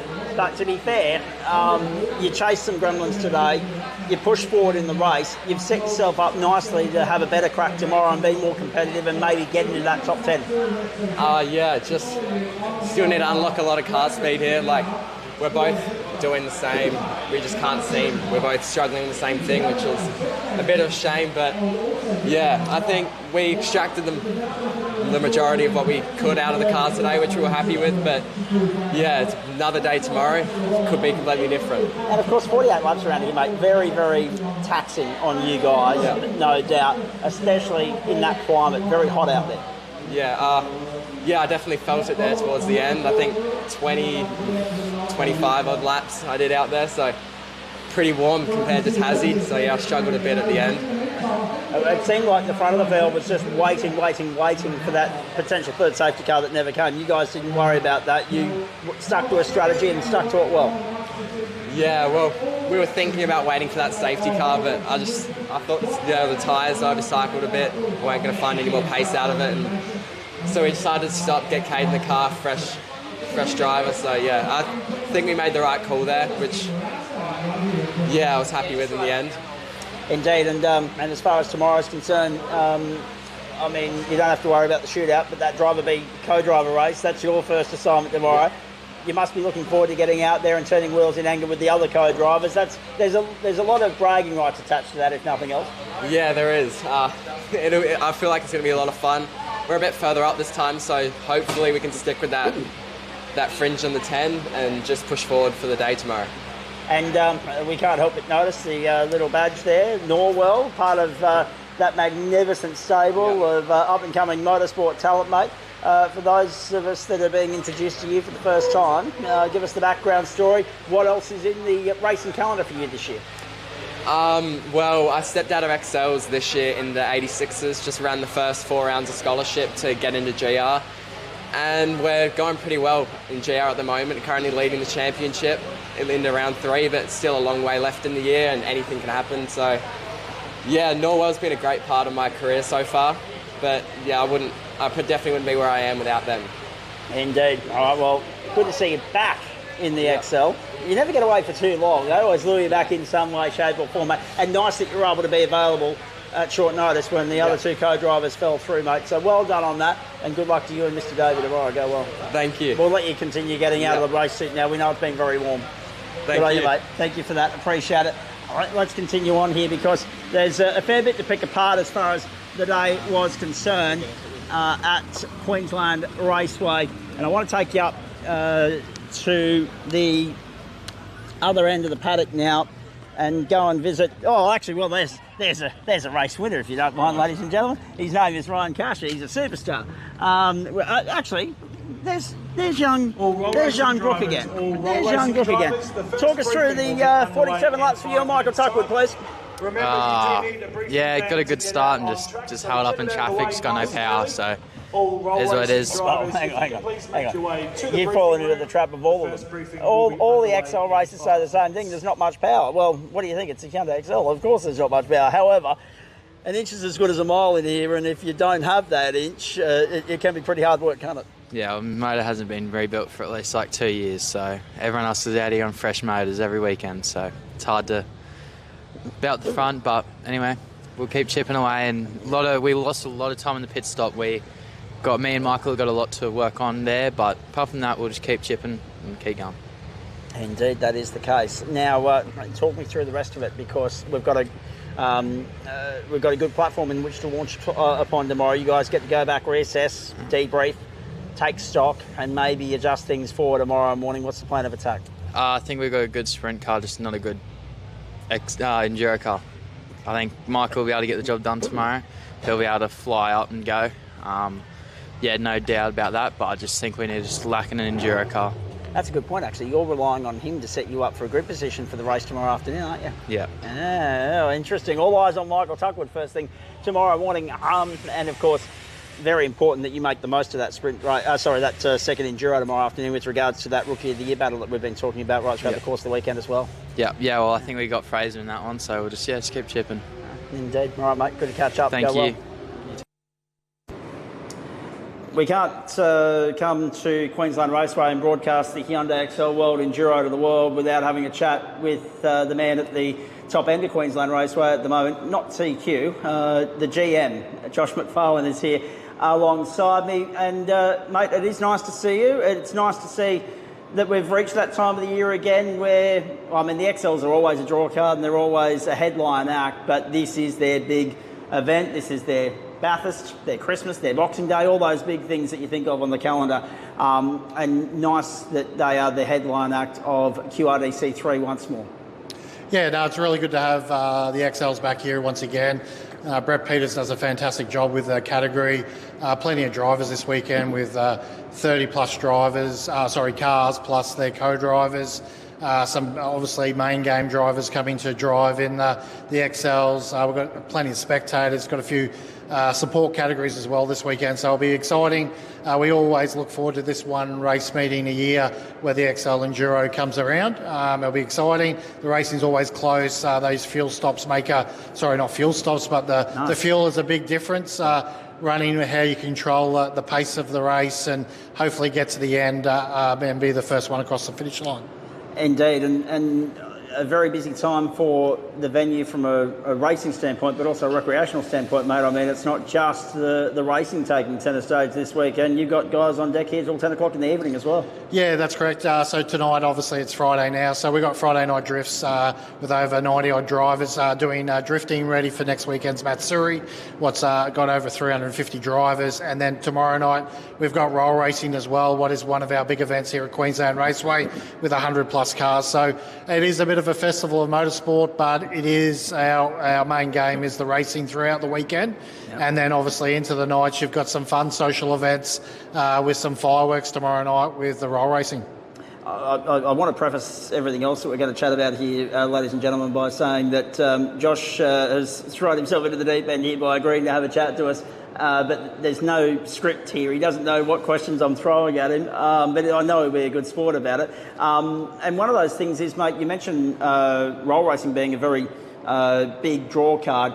The more things change, the more they stay the same. And for anyone that hasn't been to the Paperclip in a while, they can't help but not appreciate the significant change over the last half a decade or so. It is exponential, and this briefing room where we're recording this interview in is fundamental proof of that. Not least also, if we have a look over on the far side of our track map wall there, ladies and gentlemen, there is a fifth configuration here at Queensland Raceway, which wasn't here the last time that West Bromwich broadcast the XL Enduro. Yeah, no, it's fantastic. Obviously, 𝗘𝘅𝗰𝗲 has been a huge part of Queensland Raceway. For the last 3 years, he's invested heavily into the venue. We're constantly doing upgrades, keeping the venue to a high standard. And once again, having supercars back here this year in August was a huge, like the Crown, that we wanted to see supercars back here at Queensland Raceway. And that was all because of the fact that Tony had put in and invested and supported the team here at Queensland Raceway to get the job done. And it's been great since that event's been delivered. And it's got some exciting times in the next fair few years to come with upgrades and obviously new events coming to the venue. And that's the thing, it seems as though in the correspondence I've had with you, that list is still growing. There's no end in sight because you can't have too much of a good thing, right? It's been one thing after another. Firstly, pumping some money into it, upgrading the pit wall and the pit facilities. That was the big thing. Obviously the viewing deck. The biggest upgrade that most people are going to appreciate if they walk through the turnstiles this weekend to come and watch the thing trackside is the recent upgrade to your sound system as well. Yeah, so obviously sound system, we've got a big digital screen on the front of the tower too that we can watch the football on this weekend as well for the spectators. You know, these venues don't run without customers, drivers, spectators. They are the core of the venue. We will always want to hear good or bad feedback, how we can improve. That's the big thing about Queensland Raceway. We definitely do listen to the customers and the drivers so that they get the best experience they can here at Queensland Raceway. On the subject of change, something that our regular audience might not yet be aware of, but they'll need to be if they want to follow along, if they're on the go, or they might be watching the grand final, the AFL this afternoon. They want to obviously still keep one eye on Queensland Raceway. Some of these people often will run live timing. There's a bit of a difference there as well. I'm hoping we're allowed to mention this because it's an important thing, right? For many, many years, Natsoft, and now I arrived here this morning and it was a bit of a scoop for me as well. 𝗏𝗏𝗏𝗏, MyLaps. That's obviously a recent development considering that at the Motorsport Australia State Round a couple of weeks ago, we're still running on Natsoft. Yeah, so obviously we do definitely want to go to 𝗏𝗏𝗏𝗏. 𝗏𝗏𝗏𝗏 is the future. Supercars, we're very close to going to 𝗏𝗏𝗏𝗏 this year. So we're just trying to move forward with times. Natsoft's been around a long time. It's very hard manually for the timekeepers to run Natsoft. 𝗏𝗏𝗏𝗏 is a little bit easier to deliver for our team. So we're going to try that this weekend, give it a go and work towards a future plan. But 𝗏𝗏𝗏𝗏 is definitely something that we will run. MyLaps timers have been around forever and a day. Natsoft is just the programming side of it. So the timers are no different, but 𝗏𝗏𝗏𝗏 is the new thing. So you can jump on to the app 𝗏𝗏𝗏𝗏𝗏, download it, and you can see that live timing, no different than Natsoft for the weekend. No, that's exactly right. And it's interesting because, as I mentioned to you this morning, and some of our regulars will know, Morgan Park went the other way recently. They went from 𝗏𝗏𝗏𝗏𝗏 back to Natsoft. Mate, I want to touch on a couple of things here, obviously. The renewed interest in circuit racing events from the venue. And I say that with sincere praise because obviously, getting the supercars back was a big deal to the venue. It's no secret. We know that the recreational events usually are the financial driver but there's been 2 instances in the last 18 months where the venue stepped up and saved motor racing events that might have otherwise fallen by the wayside. So again, customer service is a big thing as part of this new era of QR under Quinn. Yeah, it definitely is. So Tony definitely loves his racing. So do I, and the team here. They're all ex-motorsport of some type. When I had a family member come to me last year, actually the year before, the trophy series was going to be cancelled due to the not having enough categories to support it. I'd spoken to Tony. We stepped in and we said we're still going to run this event. And the reason behind that was simply the families were coming from all parts of Australia. They'd booked their accommodation and time off work, etc. You cannot cancel race meetings, even doesn't matter what the numbers are. We've really got to deliver those events. So it's very hard when you lose an event to get it back. So we always want to make sure that we still deliver the event. And if it's the support from one of the insurers or it's not, Queensland Raceway will always make sure that we deliver and keep the customer happy. Last year, of course, it was the Australian production car fight of the night with the Circuit XL Destiny Series. And this year, of course, you brought in some recreational stuff to complement the trophy to us. So, no, full credit for that. What about 2026, mate? What's on the bill for 2026? Anything special? Any spoilers you might be able to tease us with? Dangle the carrot? Yeah. So obviously we're going to run a full series of QRDC, so under AASA. Fight the Night's back again with television. Trophy series is back again with a new one from MA, so that'll be great. Speed series is on. We obviously want that supercar round back here again next year, and we're working on getting that done. But one thing we can give you exclusive that's new is the trucks will be racing here next year. So we'll be getting trucks here at Queensland Raceway. That's just been signed off this week, so we will be having them in 2026. Probably twice next year, so not just once, twice next year. Nice. We love when a rumour proves to be correct and an exclusive, as you say. So thank you for that. Nothing like having the scoop. But there'll be a lot of people excited about that, mate, because unfortunately, obviously, we had that situation a couple of weeks ago where a couple of our XL drivers had to hedge their bets. And I know it's been a recurring problem over the years. It always seems to be one of those things that, you know, we're just going to have to contend with, whether we like it or not. It is a source of frustration, especially if there's guys in contention for both championships. But there are a lot of people disappointed that because they had to be here, they couldn't go and see the trucks at Morgan Park. Next year, you bring them here, which is great news for them. Yeah, definitely. It's great. It's great news. Obviously, we work very close with the insurer, but I think too we're working close with Morgan Park too to make sure that there's separation between the both series, so there's no crossovers. And we definitely listen to the competitors this year. The tracks are talking to each other and making sure the communication's clear, and we're looking after it. Another thing that we will be doing next year with our series is they will be only 2-day events. So we'll drop the Friday. It'll be just a Saturday and Sunday only. You'll get your practice on the Saturday for those events. And that's just basically listening to the drivers and families. Obviously, we want to reduce the cost of doing these events. They are very expensive. I think Queensland Raceway delivers 14 competition events a year. That's a lot of money for these families and or just drivers. So we just want to make sure that we're looking after them so these race meetings can keep going on for years to come. I want to come back and touch on that in a moment, but not before I mention the bikes, right? And the reason I do that is because, short-term memory. So if I don't mention it now, I'm going to forget. But that's right up your alley as well. What have you got for two-wheel fans on the way? I know the Australian Superbikes were here twice this year and they were well received. Anything else? Yeah. So definitely bikes will be back twice next year again. I think that will be definitely with SPK and hopefully one more other event. High Tech Super Series, they're looking at bringing bikes to theirs as well. So there'll be some 2+4 here at Queensland Raceway under their series. And we've actually, the Bagger Series with Harley, we've just been having conversations with them and they may come to QRDC. So we'll be running them at a QRDC, a couple of rounds next year.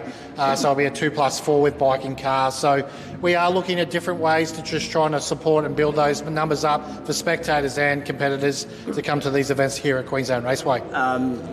It's going back to the future, but in a good way. Everyone loves that nostalgic feel, don't they? We saw a lot of 2+4 in the 90s. They tried it again in the 10s, now in the 20s. It always gets rehashed somewhere in the decade, which is good news because, again, people like me, I'll go and watch MotoGP Sunday night after spending all weekend here working on four wheels. But on the subject, you mentioned going back to two-day meetings, mate, and dropping the Friday. Obviously, that gives the venue an opportunity to bring in, let's be honest, there's so many different customers that you cater to, from private hires and drive days to general testing, sprints, etc., and so forth. So there's an added incentive for you guys to capitalise on that. But at the same time, I think it would be fair to say, Brett's certainly elaborated on it for us earlier as well, the market at the moment, it's very congested, but it's also, with extenuating circumstances outside of anybody's control, it's getting harder to get people here on a regular basis because financially it's just not viable.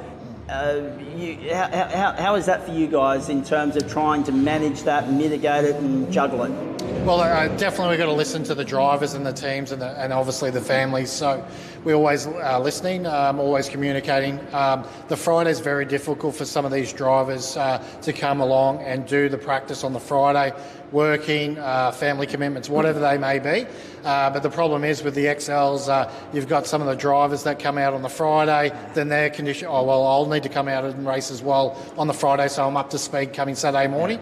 Our deal is on Saturday morning, they'll get their Saturday practice morning, then they're into their qualifier and then straight into a race. So basically, it's a level playing field for everyone, but it reduces the cost. It's over $500 to $1,000 on a Friday to deliver general practice for these drivers. It's not about the venue, it's just basically about getting people with their cars and their sheds back out on the track to come and race here. As I said, I heard you talking with Brett Peters before and about the numbers where we used to get 45, 50 numbers for XLs. That's slowing up. Well, we've got to look at what the market's like and how do we improve that for the future. And this is probably the best thing. Speaking to Tony, this is Tony's decision as well. And we just want to make sure that we're supporting those drivers, that they can run the whole series. They're not going to fall off halfway through the year because they run out of money. Yeah, and also, of course, the other extenuating circumstance we've got is, yes, there's a number issue across the board, but not helped by the fact that there's more and more categories popping up as well. So competing for, again, referencing two race meetings on the same weekend, the same market. It's not an easy juggling act, but at the same time, trial and error, mate, which will be very interesting to see how well those two-day meetings are received and if they actually generate a little bit more through the turnstiles, both in terms of spectators, entry numbers and revenue as well. So we're looking forward to that. Have you had a look at the entry list? Have you got a favourite for this weekend with the XLs, or will racing be the winner, Josh? No, I think, all those, I think the top 10 drivers are very close anyway, and it could be anything. It could be down to a mechanical, fuel, whatever it may be. So I wouldn't be able to pick a winner, but definitely having those co-drivers in is definitely a level playing field now. It's going to change it up a bit. We're all excited, everyone in race control, to the staff around the venue. Tony will be here on site tomorrow. He'll be watching as well. We're just excited to have good, close racing. Everyone always, has comments about the circuit. Best racing I've seen is here at Queensland Raceway. Close, those slipstream. If you're a spectator and you want to see some really close racing, this is the place to be over the weekend for sure. Exactly. 6 turns.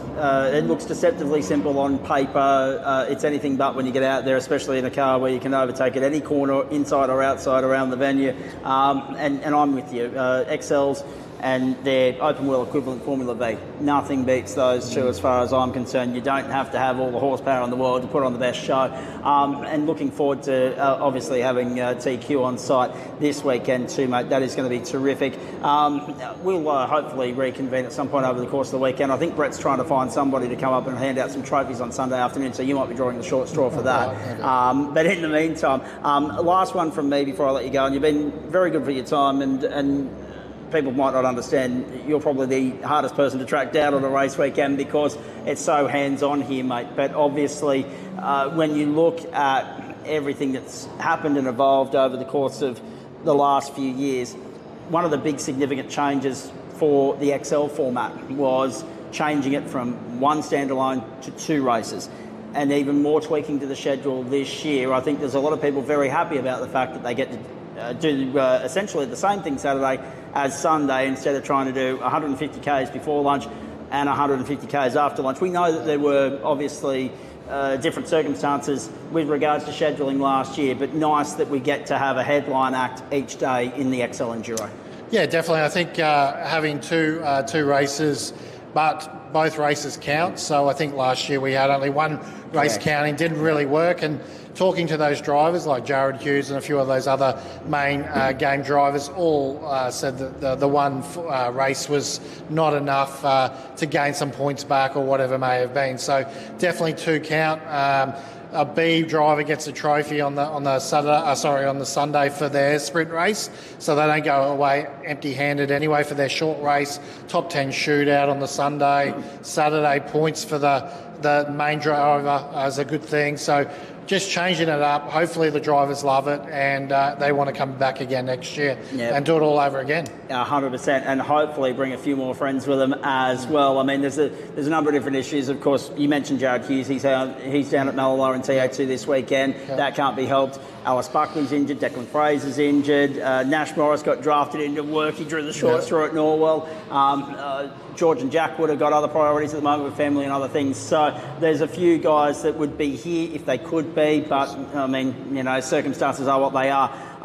We are very grateful, and I say colloquially, from the West Brother Sports side of things, to you and the crew here for facilitating us this weekend, mate. We appreciate that. We're looking forward to what will be a spectacular weekend of racing and catching up with you throughout. Not a problem at all. Thank you.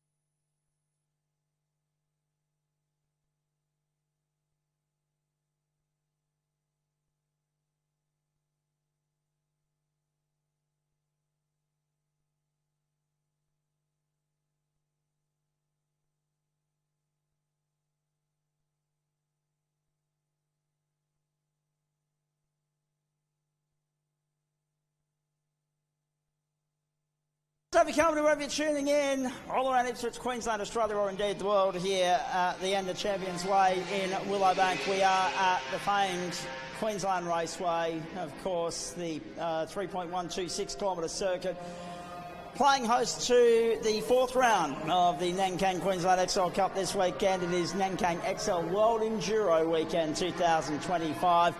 At the start of the second half of the season, 3 rounds left. We're 3/4 of the way through one of those. The next 2 rounds, of course, come up here October 17 to 19 as part of QRDC4, and then, of course, headline active QRDC5 November 7 and 8 as well. We had been in a holding situation here, folks. We were waiting for some of the A drivers to make their way up here to have a chat to us, but I think things have been derailed a little bit by the way in which we had that photo shoot opportunity pop up at the very last minute, and we had some delays with facilitating that and making that happen. That's pushed the arrival of some drivers back here, and of course with the schedule blowing out a little bit, the pitfall of that is that there's not much in the way of turnaround time for these guys now to get ready for the Enduro this afternoon. So I doubt we're going to actually have the company of any of the drivers up here in the hosting position until, of course, 5:30 or so this afternoon when we're handing out some silverware. So there are a couple of bits of news and information to pass on in the meantime. I had Billy Parish delivering the goods for me here earlier with regards to the Jackson Cooper Buster Bailey entry. He said to me earlier, can I come up to the booth for the Enduro? Absolutely you can, mate, if you're watching down in pit lane at the moment. He did reliably inform me, though, that they had a small ECU issue with that car of theirs, the number 6. They're hoping to get it fixed. They, of course, had that situation unfold where, along with Tommy Manwaring and also Jesse Dixon, who was behind the wheel of the car at the time, pulled up in the dipper during the course of that 10 laps earlier today. It's bloody noisy here at the moment because you've got supercars going out to the left and right of the paperclip itself. And behind us here, ladies and gentlemen, you've got the burnout pad in full flight today. So the hype, the noise is at fever pitch here at Queensland Raceway this afternoon, but very soon it'll be the horsepower of Korean pocket rockets taking centre stage, and we're looking forward to that immensely. But yes, an ECU issue for the Buster Bailey and Jackson Cooper combination. They'll be able to get that fixed and get back out there. That's why the power switched off. Nothing was wanting to talk to anything, and they just had to pull up. So they'll be starting from the back of the grid. They'll be reliably informed. They'll be what's the word I'm looking for? They'll be in rather good company, I should say, down at the bottom end of the field. They'll have Tommy Manwaring and Jesse Dixon starting there alongside them as well. They'll be trying to cut their way through the field at a rapid pace during the first stint of this 48-lap race that's coming up this afternoon. We'll be bringing that to you shortly, live, local, exclusive and free, commercial-free, on the platforms of West Bromwich Radio and West Bromwich Sport, across the website, the app, Amazon, Alexa, Google smart speakers, and also our West Bromwich Radio YouTube channel as well. A couple of updates too. Nicole Tuckwood reliably tells me that Angus Bales and Matty Titani have changed strategy. Bales is now going to start the 17 entry. Michael Tuckwood will start the number 7 entry that he's sharing with the Rookie of the Year challenger, Brooke Wilson, at this point in time as well. So, with all that said and done, even though I've made an absolute meal of it, and apologies for that, we're going to throw it back to earlier this morning when I pulled up at Team Trapet. And this is a long chat, ladies and gentlemen, but it's a good yarn. It's going to fill the gap very nicely between now and when we turn wheels in anger for the 4th and final time this weekend with the start of the second of the 2-leg Enduro format here at Queensland Raceway, Nankang XL World Enduro 2025. You're going to hear from a New Zealander because we're adding a truly international flavour to the event this weekend by having Cormac Murphy in the house. You've also, of course, got Lincoln Evans. They're both driving alongside Josh and Pat Trapet this season for the XL World Enduro. We caught up with all 4 of them this morning down in pit lane, and this is what they had to say. Been trying to catch up with these guys all weekend and finally have managed to find all of them in the same place at once. Helps that we roped them into it. This is the Trapet Racing stable, of course. You've got Josh and Pat on the right. You've got their two superstar co-drivers on the left, if you don't mind, ladies and gentlemen.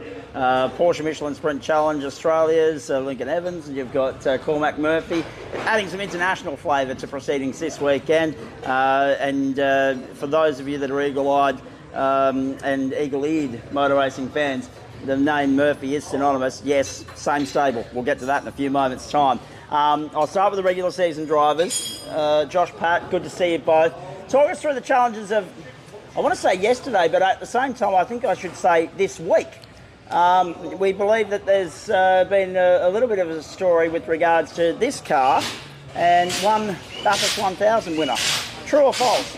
Very true, very true. So yeah, we rolled the brand new car out on Wednesday, did about 20 laps in the morning, and it was really fast. We put the big 𝗘𝘅𝗰𝗲𝗏 in for a shakedown and baseline the car to see how I could improve. Unfortunately, on the second push lap, had a moment at one and the car went over. To say we got lucky is an understatement, because basically the only marks left is a dint on there, a new driver's window, and a few gravel rashes down the side of the car. So yeah, totally got away with one massively there. It literally only smashed the driver's windscreen, so couldn't believe it. We thought the weekend was done on the Wednesday. Okay, so I guess the follow-up question from that is, 𝗘𝘅𝗰𝗲𝗏 shaking down at Hyundai XL, was there a phone call put in to actually get him on the grid as well, or not? At this stage, no, because he was meant to be down at Malinella at that point with ＴFH Racing, with the big TA2 program they got going on there. But I believe he didn't make it down there in the end due to the cutback on the numbers that they ran. But yeah, at that stage, no. We always had the two co-drivers we wanted, and they're on the grid. Indeed they are. We'll get to those two superstars in just a moment as well. One you've seen rather prominently in the Shannon Speed Series this year, and the other one you're going to see in the years to come as well. I'm interested actually to get Cormac's take on Hyundai XL Racing, because I believe we've used the world title because we're the only ones that do it. And I need him to spread the word and get it happening in New Zealand as well, but that's another story. Let's talk about the racing aspect of yesterday. Fair to say, mixed bag of results yet again, but at least you've got an opportunity to reset overnight and get ready to go again today. Yeah, 100%. We got caught up in a couple of little incidents yesterday that just sort of put the car a bit right hand down in this weapon at least. But yeah, we fought back really well in the Enduro. We were in the top 10 shootout this morning, which was our target to be in, so we know that we can fight from there, and we've got a fast race car. And the season at large, how are things from your standpoint? Is it a pass mark to this point of the season, or are you hopeful to, redeem some ground in the final couple of rounds of the season? Definitely redeemed ground. I'd say it's not been a pass mark from my side of the garage. I rode off a car here earlier in the year, just got caught up in another person's accident at turn one, and just too much damage to repair the car. So yeah, I'm not kicking myself for the decisions I made that race. And yeah, we missed 2 rounds. We're back for this one, and we'll see the rest of the season out and have a dip and see what we can pull out. And very lucky that it wasn't the second one by the sounds of it as well. And that's not the first instance of a windscreen or window that's been replaced this week. Of course, our audience have already been made aware of Brooke Wilson's trip to the circuit. Yep. But the other thing, I guess, as well, mate, when you talk about cars being written off and repaired and rebuilt and whatever else, is that the reason for the new sticker kit? Because the two Trapet entries from the same stable but look vastly different in terms of the colour scheme. Yeah, we decided we wanted to change up the colour scheme for this round, and we just ran out of time to get it on Paddy's car as well. We were trialling a new livery on that. We've got a really cool concept for next year as well, so the two cars will look very, very different. So we'll run the year out in this one, get his changed over, and then next year will be brand new. Indeed. All right, let's hear from Josh at this point in time, because the interesting thing about this season, all right, is you've got 3 rounds at the start of the year, well, 2 rounds at the start of the year, then a 3-month break. How relentless, how cutthroat is it for amateur grassroots level state motorsport to have 4 rounds in the space of about 9 weeks? How are you guys handling the pressure and the short turnaround time? Yeah, it's been something we've been looking at for a long time. We've got 2 spare engines sitting there. We've got gearboxes sitting and waiting. It's going to be a big few end of the year. We're fortunate enough to have Zach from Garage Z come out to run these cars. He helps us prepare the cars. Without him, we'd be in a real spot of bother. The way the season worked, the 3-month break for me was perfect. I got to build a new car in that time, and it sort of got us away from a racetrack. If we didn't have that, we'd be in trouble for the Enduro. So for us, the 3-month break was good. The next 9 weeks is going to be full on. All right, we'll pass the microphone on now, but stay there. I'm coming back to you in a moment. The other side of the garage, what's the scorecard reading after day one for you guys? Because to be fair, again, mixed bag, some interesting moments out there, and a nice recovery in the Enduro as well. It's important to note. Yeah, no, it was mixed bag. Qualifying was a bit my bad. I went out there, set a banker lap in the first half of the session, and I kind of thought people would be pushing on in the second half, so went to go find a slipstream and just could not get a clean lap in for the life of me. I think I had one lap I could have done it, and then immediately made a mistake at 2, which I love to do, and that ruined that. So we started a bit buried in the pack, but race 1 worked our way forward from 20th to 11th, so we're really happy with that. Lincoln started the Enduro, had really good pace in the car straight out the box, was in the top 10 fastest cars on track on the second lap, and then lap 3 had a mistake, basically the same mistake that Todd made, and once it goes at 1, there's nothing you can do, and just unfortunately 50% of the time you get it buried in the gravel, 48% of the time you get to drive out, and the other 2% you end up on your side.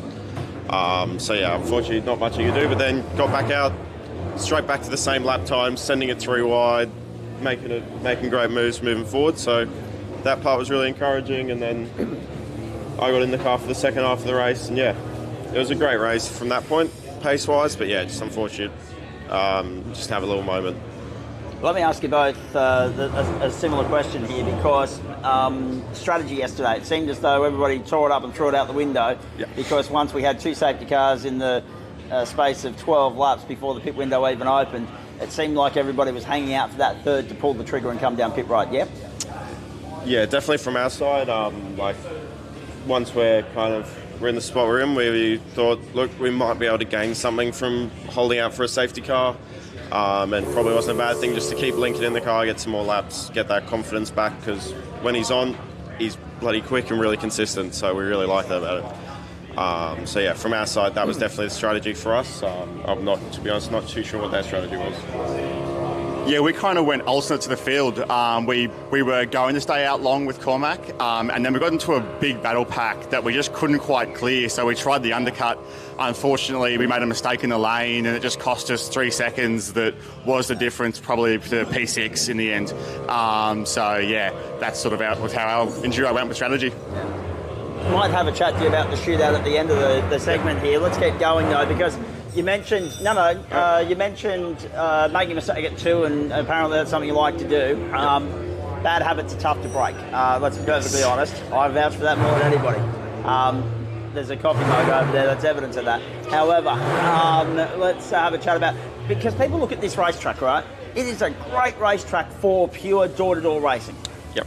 Particularly in this category and any other one-mate category as well. And I'm interested to get Lincoln's views on Porsches and Cormac's on Toyotas. But let's have a chat about the fact that people at home get caught up in this disillusion that this track looks simple. It's deceptively simple, isn't it? You've got the 4 straights, but if you don't get those 6 corners right, mate, forget about it.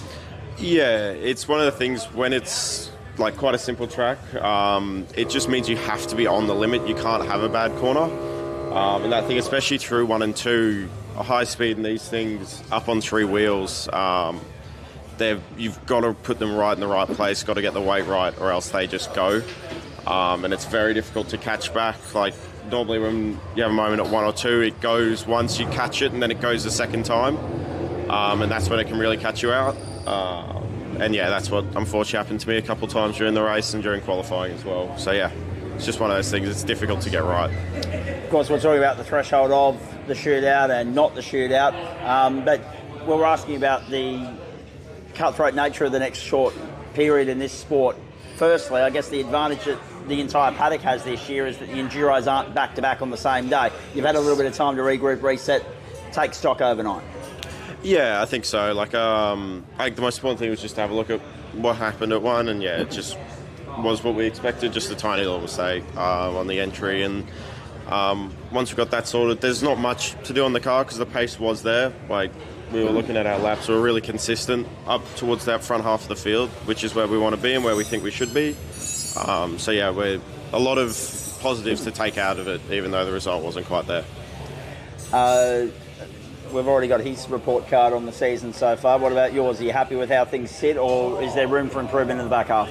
To be honest, no, I think it's been a really good season for me. It's only my second year in the XLs, and I think I'm sitting 8th in the championship at the moment, which we're really happy with. It's been a really great season. First time running out at Morgan Park and very nearly destroyed the front right corner at turn 2, hitting a tyre bundle, but other than that... Yeah, they'll do that. Yeah.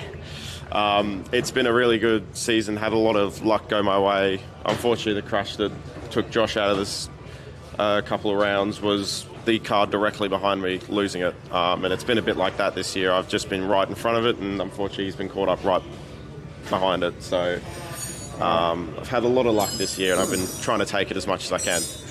As they say in the classics, when it rains, it pours. Yep. The interesting thing will be, obviously, how you guys go about today. We'll come back to that in just a moment. Let's introduce these superstar co-drivers for you at home, ladies and gentlemen. It's interesting too, good recruitment from you two, because there's a few guys that have gone to within XL alumni, but there's still that element of drafting guys in that aren't normally associated with the caper. And to be fair, Lincoln, yes, it's one make racing, mate, but at the same time, as Ryan Casher will vouch, he knows what it's all about as well, having moved into TCR and then gone back to one make racing. He's up against you in the Porsche Michelin Sprint Challenge Australia Series as well. Porsche is vastly bloody different to a Hyundai, though. Yeah, it's a bit different. It's 20 seconds a lap faster around here, so it's an extra 100 k's down Australian Cup car. So it's pretty different. On the test day on Wednesday, I was first lap. I broke at the 150 metre board in an XL, so into turn 3. So needed to adjust what I was doing a little bit. So it's been going really well. Just made a small mistake in the Enduro yesterday, which cost us a lot. But we got 2 races today. I got my sprint race and then the Enduro later this afternoon to push on. Cannot wait to pick your brain about the sprint race in a moment's time, because there's some real swagger that goes with that. There's some real bragging rights on the line, and all the A drivers watch on with invested interest for very obvious reasons. It's one of the great aspects of this entire weekend. But it's interesting, breaking at the 150 metre board, just in context, to explain it to the audience at home that might not yet know the ins and outs of Hyundai XL racecraft. Where are you breaking at now? So we're breaking about a 90, 80 metre board into turn 3. So it's a bit different, but we're trying to. I'm aiming to adjust my driving from hard braking, getting the car stopped, turned, and then back on the power smoothly to keeping the minimum corner speed. So it's just having to wrap my head around that again. But it's really fun.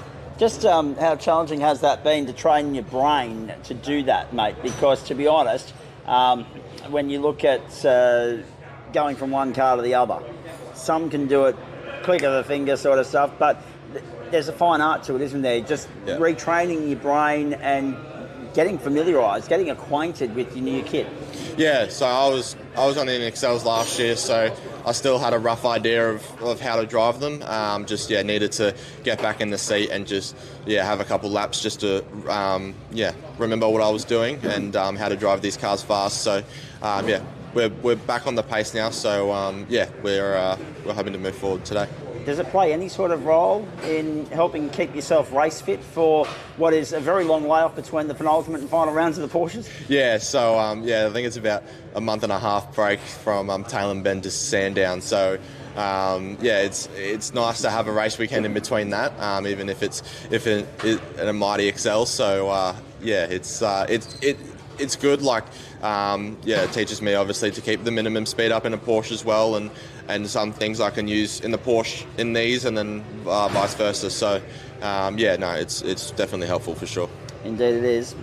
Just give everybody a quick scorecard of how things are going in that Porsche series, and how much you're looking forward to being on the supercar builders finish the season when you get to Sandown. Middle of November, it's an incredibly long layoff. I mean, it's still only 7 weeks away from where we are right now. You've already had 3 weeks since the then. I mean, it's very different to these guys where we're talking about the fact that they've got 3 rounds in the space of 7 weeks. Yeah, so it's gone well this year, obviously first year, so a lot of learning this year, but we've had some good rounds. Some mechanical DNFs have kind of hurt us in championship standings and pushed us down quite a lot, but we've had a strong last 2 rounds which has helped us and pushed us up quite a bit, so looking to finish the year off strong at Sandown, and should be good. I've never raced there before, so hopefully we can go well in front of all the supercar teams. Indeed, and of course no doubt the planning for 2026 already underway. Have you got any scoops that you might be able to lay bare for us with regards to what 2026 looks like for you? Hopefully we're on the grid again next year for Sprint Challenge. That's the goal. So we'll see what we can tie together for next year, and hopefully it should be another good year next year. If not, you might have to just try and convince the organisers here to put 2 or 3 XL Enduros on so you can come back and have a steer on a more regular basis. But let me ask you that. How quickly or how easily was it so how quickly did you pick up the phone, and how easily was your schedule cleared and mind made up, decision set that you were going to come here and have a steer in this thing? Yeah, as soon as Josh messaged that he wanted me to jump in, I replied instantly. I was like, yes, I want to do it. So I was super excited and wanted to come back in XLs for the weekend and have some fun. So should be some fun today. And that's the thing, isn't it, mate? I mean, and I'm sure when you talk about the relaxed nature of it, the fun. Kasha mentioned that yesterday as well, and I mean, he's having a lot of fun at the pointy end of the field, let's be perfectly honest. But when you think about the challenges and the full-on nature of what you guys do on a weekend at a national level event, there must be a little bit more of a relaxed feel about this, which makes, I don't know if it makes it more enjoyable, but there certainly doesn't seem to be as much pressure attached to a race meeting like this for you guys. Yeah, it's certainly not as much pressure, but just because the cars are slower doesn't mean we're not working as hard. So to be fast in this thing, you got to kind of hustle them every lap, every corner. So it's kind of like qualifying, but doing it for 47 laps straight. So it's definitely hard work, and it's as much as people think they're a lot slower and they must be easy to drive, they're definitely not. They're a handful. So it's a lot of fun. And obviously, when we look at the Porsche racing, it can be very quickly, spread out. That's just the nature of Porsche racing. We saw a bit more of that than I thought we would yesterday here in the XLs, but how much did you enjoy your stint out there and having that, because obviously we've already spoken about learning the car and driving it, but getting out there and actually going door-to-door, wheel-to-wheel, how much did you enjoy that? Yeah, enjoyed it a lot. Just trying to figure out how the other guys race, because a lot of these guys who raced yesterday weren't racing XLs last year, so figuring out how they're racing door-to-door with people. So it was a lot of fun. Like I had a few moves where dive bombed 3 cars into one corner and got the move done. So it was pretty fun, and enjoyed it a lot. I love it that there's that win it or bin it mentality with regards to dive bomb moves like that, especially when it's 3 for the price of 1. That's not biting off more than you can chew at all. From your own personal standpoint, where are the goalposts for today? What's a pass mark for you? In the 10. In the 10, definitely a pass mark. We got a long way to go to get there, but I certainly think we've got the car speed to do it. We just need to have a good sprint race and good start in the Enduro and see how we go. How important is that sprint race for you in terms of the fact that the onus is on you to get out there against guys that are also in the same position where they're not regularly in an XL, against guys that are very well versed in the caber but are coming up for a cameo appearance?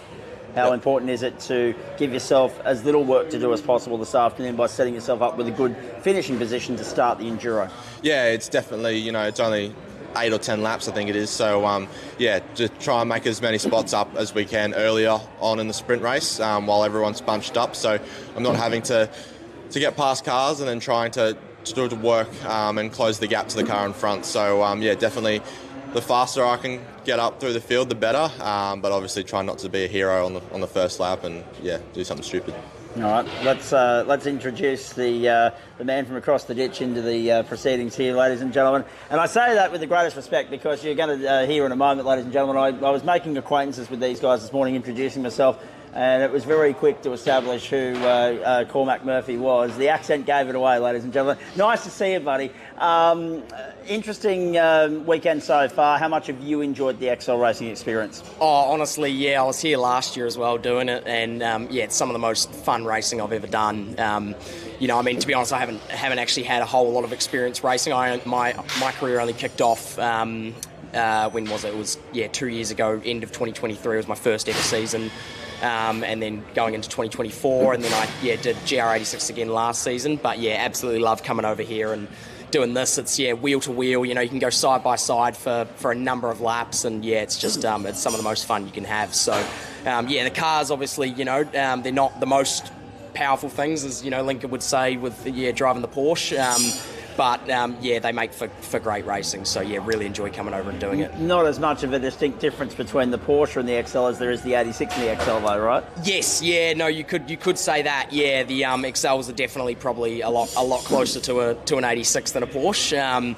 But obviously being front wheel drive and having a few little differences in terms of the geometry. It makes for a bit of a different car to drive and a different beast to handle. But I remembered a few things from last year coming here and doing it, and was able to go out and within a couple of sessions I felt really confident and comfortable in this car, and it's really well prepared and set up. Obviously it had the little incident on Wednesday, but it's still really fast, and Josh and I are in a great spot I think to get a good result this afternoon. So I guess you must have been relieved that it wasn't you in the cockpit on Wednesday.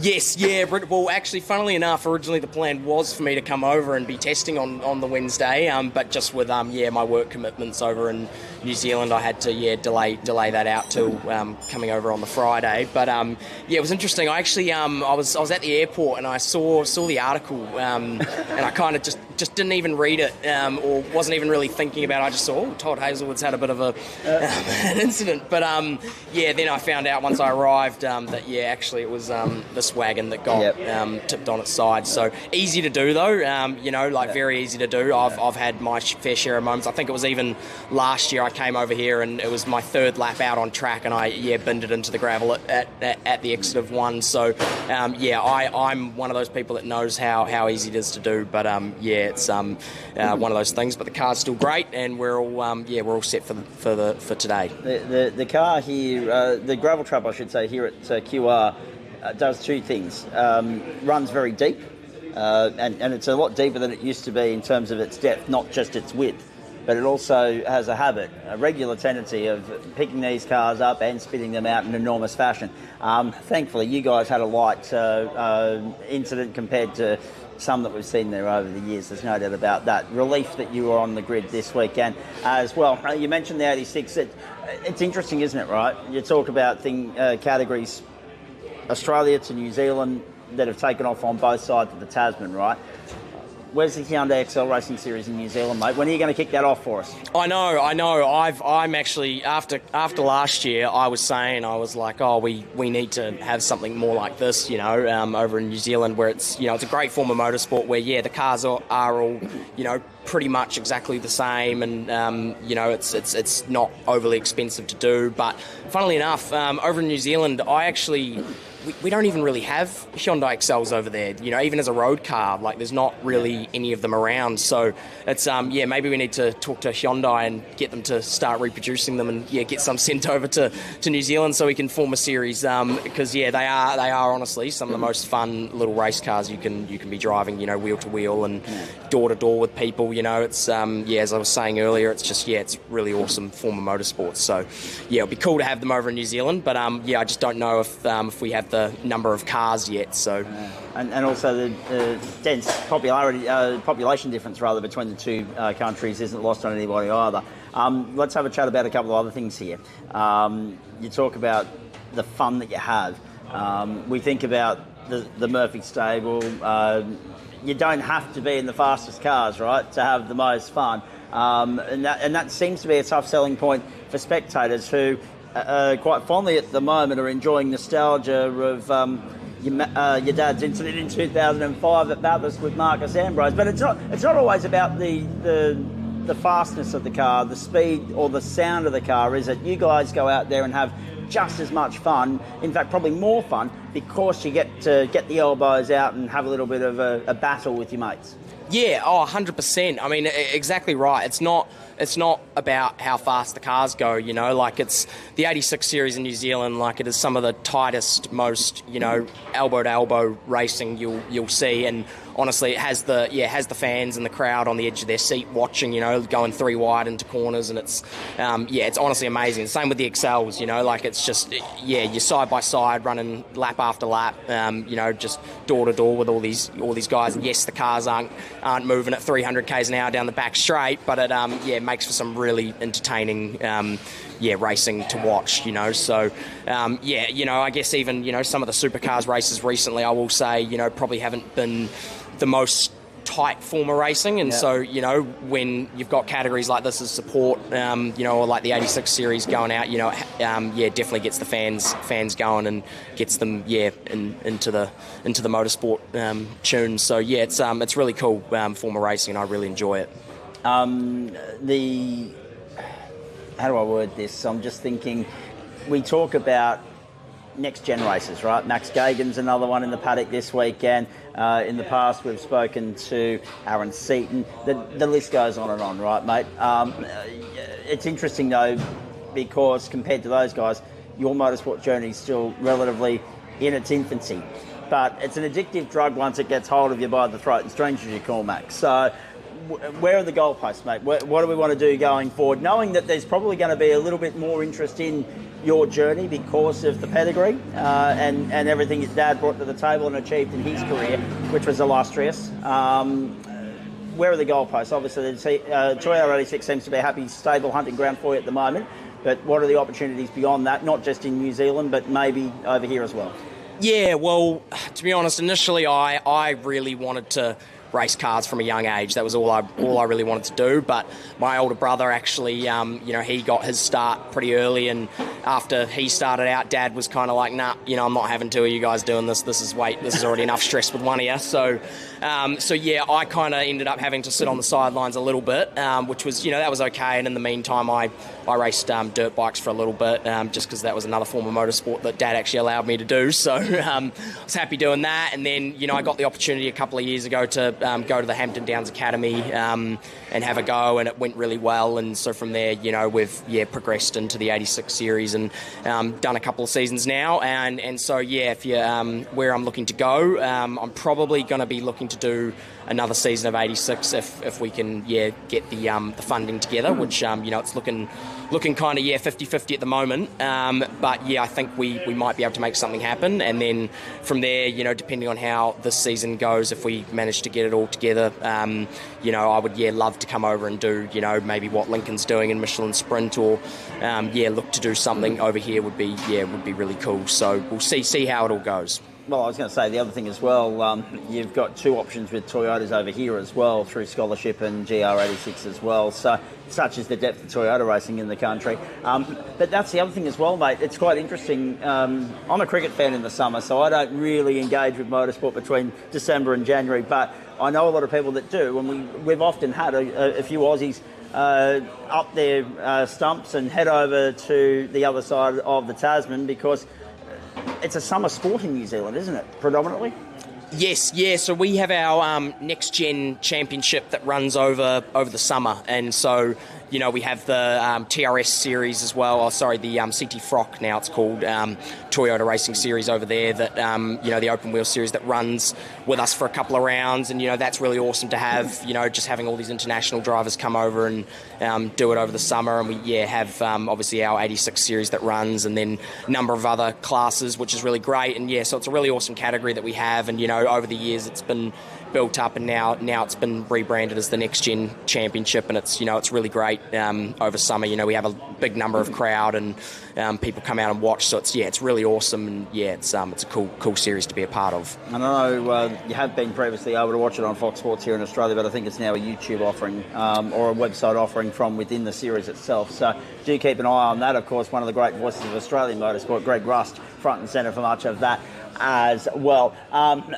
It's interesting to get your insight on that, mate, because I know there'll be a lot of people that'll be writing the name down and just following the journey as it takes off. So we hope that goes really particularly well for you. Hopefully another opportunity opens up to come and have styria and a Hyundai Excel Enduro as well. And as we say, if not, maybe something a little bit more poke like Lincoln as well. Let's just talk to you guys about the shootout this morning, and then I'll get these. Actually, before I do, let's keep the microphone with you one last time. How much are you looking forward to the intensity and the attention that you're going to get? So the intensity of it and the attention that's going to be on it of that 10-lap co-driver sprint race, because that seems to be the main interest point of the weekend at the moment. Everybody's got an eagle eye on what the co-drivers are going to bring to the table, because there's more pressure attached to that than ever before, courtesy of the fact that it sets the grid for the second leg of the doubleheader. Yeah, no, I'm really looking forward to it, and it's definitely going to be intense. Obviously, even in the Enduro, like it's the whole race we're fighting like it's for the last lap for the win. So I think it's going to be really intense out there, just being that it's only a 10-lap race. But to be honest, we've had really good car pace, and I've been feeling like I've been quite quick. I think yesterday, Zach, who was on the cans to me, he was giving me updates and saying, mate, you're fast. So I think, I'm confident going into it that we can, move forward, and if not move forward, at least stay around where we are. But I think we've definitely got some points to prove and ground to make in the sprint race. I'll get you to pass the microphone back down this way to the main drivers of the series and season. Sorry, I'm getting tongue-tied. Great to catch up with you two superstar recruits of Australian motorsport and New Zealand motorsport as well. We'll focus the attention on the state superstars for the last portion of this interview here, because there's two things, right, that I want to get your thoughts on, and I've got about 2 or 3 minutes to do so before the phone's going to say you're out of storage space. So let's make this quick. Setting the cars up. How do we go about that in a different way compared to normal, noting that the temperature's one thing to take note of, but also sprint rounds are a lot shorter and sharper than 48 laps. You've got one of each today. How do you go about setting the car up accordingly to maximise your potential over the course of 47 laps as opposed to 10? Yeah, so we've got a fair few tuning tools that we can use in these cars. We run MCA suspension, so we've got a bunch of different controls, from droop to preloads to all of those sort of options that we can put to the car on. So we'll probably, for the top 10 and for the sprint, a little bit more preload in it, give it some more bite and turn in. And then for the Enduro, just chill the car out a little bit, make it a nicer car to drive, let it ride the bumps at 1 and 2 nicely, and under brakes at 3 as well. Because that's one thing at this track. The bumps and the brakes at 3 are actually quite big, and you don't notice them until you hit the brakes for the first time, how big they actually are. Yep. A couple more before we go. Shootout, plan of attack, because really at the end of the day, there's not as much weight on it, but it does mix the grid up a little bit potentially for the co-driver sprint race. Where are the goalposts with regards to that? What's the car capable of, rather? I think a P5, P6 is possible. We're starting out at P9, and the great thing about that is I get to go out and have a dip. I can only lose one position, so exactly. I can go have an absolute push. Exactly. Full send mode, so we're looking forward to that. Are you guys a little bit surprised by the way in which the field spread out as vastly as it did yesterday? I mean, obviously the long green flag run probably didn't help matters, but it seemed to be that the top 3 got away and headed towards a different postcode than the rest of the field, and that's really goes against the grain of what we're associated or familiar with or accustomed to with Hyundai Excel racing. I think the biggest surprise was that it was the top 3. Normally we're used to seeing the B-Pro cars right in there and that sort of stuff. Normally it's a top 6 to top 10 battle for that top position. So the top 3 did a mega job yesterday to create that gap. And the question marks over why B-Pro when those cars weren't there. Great for us, because if they're not there again today, we get to capitalise on that. All right, very nicely done. Anything else to add to that? Do you reckon he's covered it? Okay, so from now on, we're just going to say that he's the team spokesperson. Yep. Okay, yeah, good. 100%. It's a two-driver team, but not dissimilar to the Grimsleys. There's one that talks more than the other. Excellent, very nicely done. Hey, the Trapet boys have been very good with their time. They're superstar co-drivers. I think I'm keeping them from a Sunday sleep-in. I do apologise. Great to see you, though. Terrific that you're not only here and a part of it, but being so good with your time to have a chat with us. We appreciate that. Go well today and for the rest of your exploits throughout the course of the season. You too. It's only a 3-week turnaround and we're back here again, so we look forward to that too. Go well today. Thank you so much.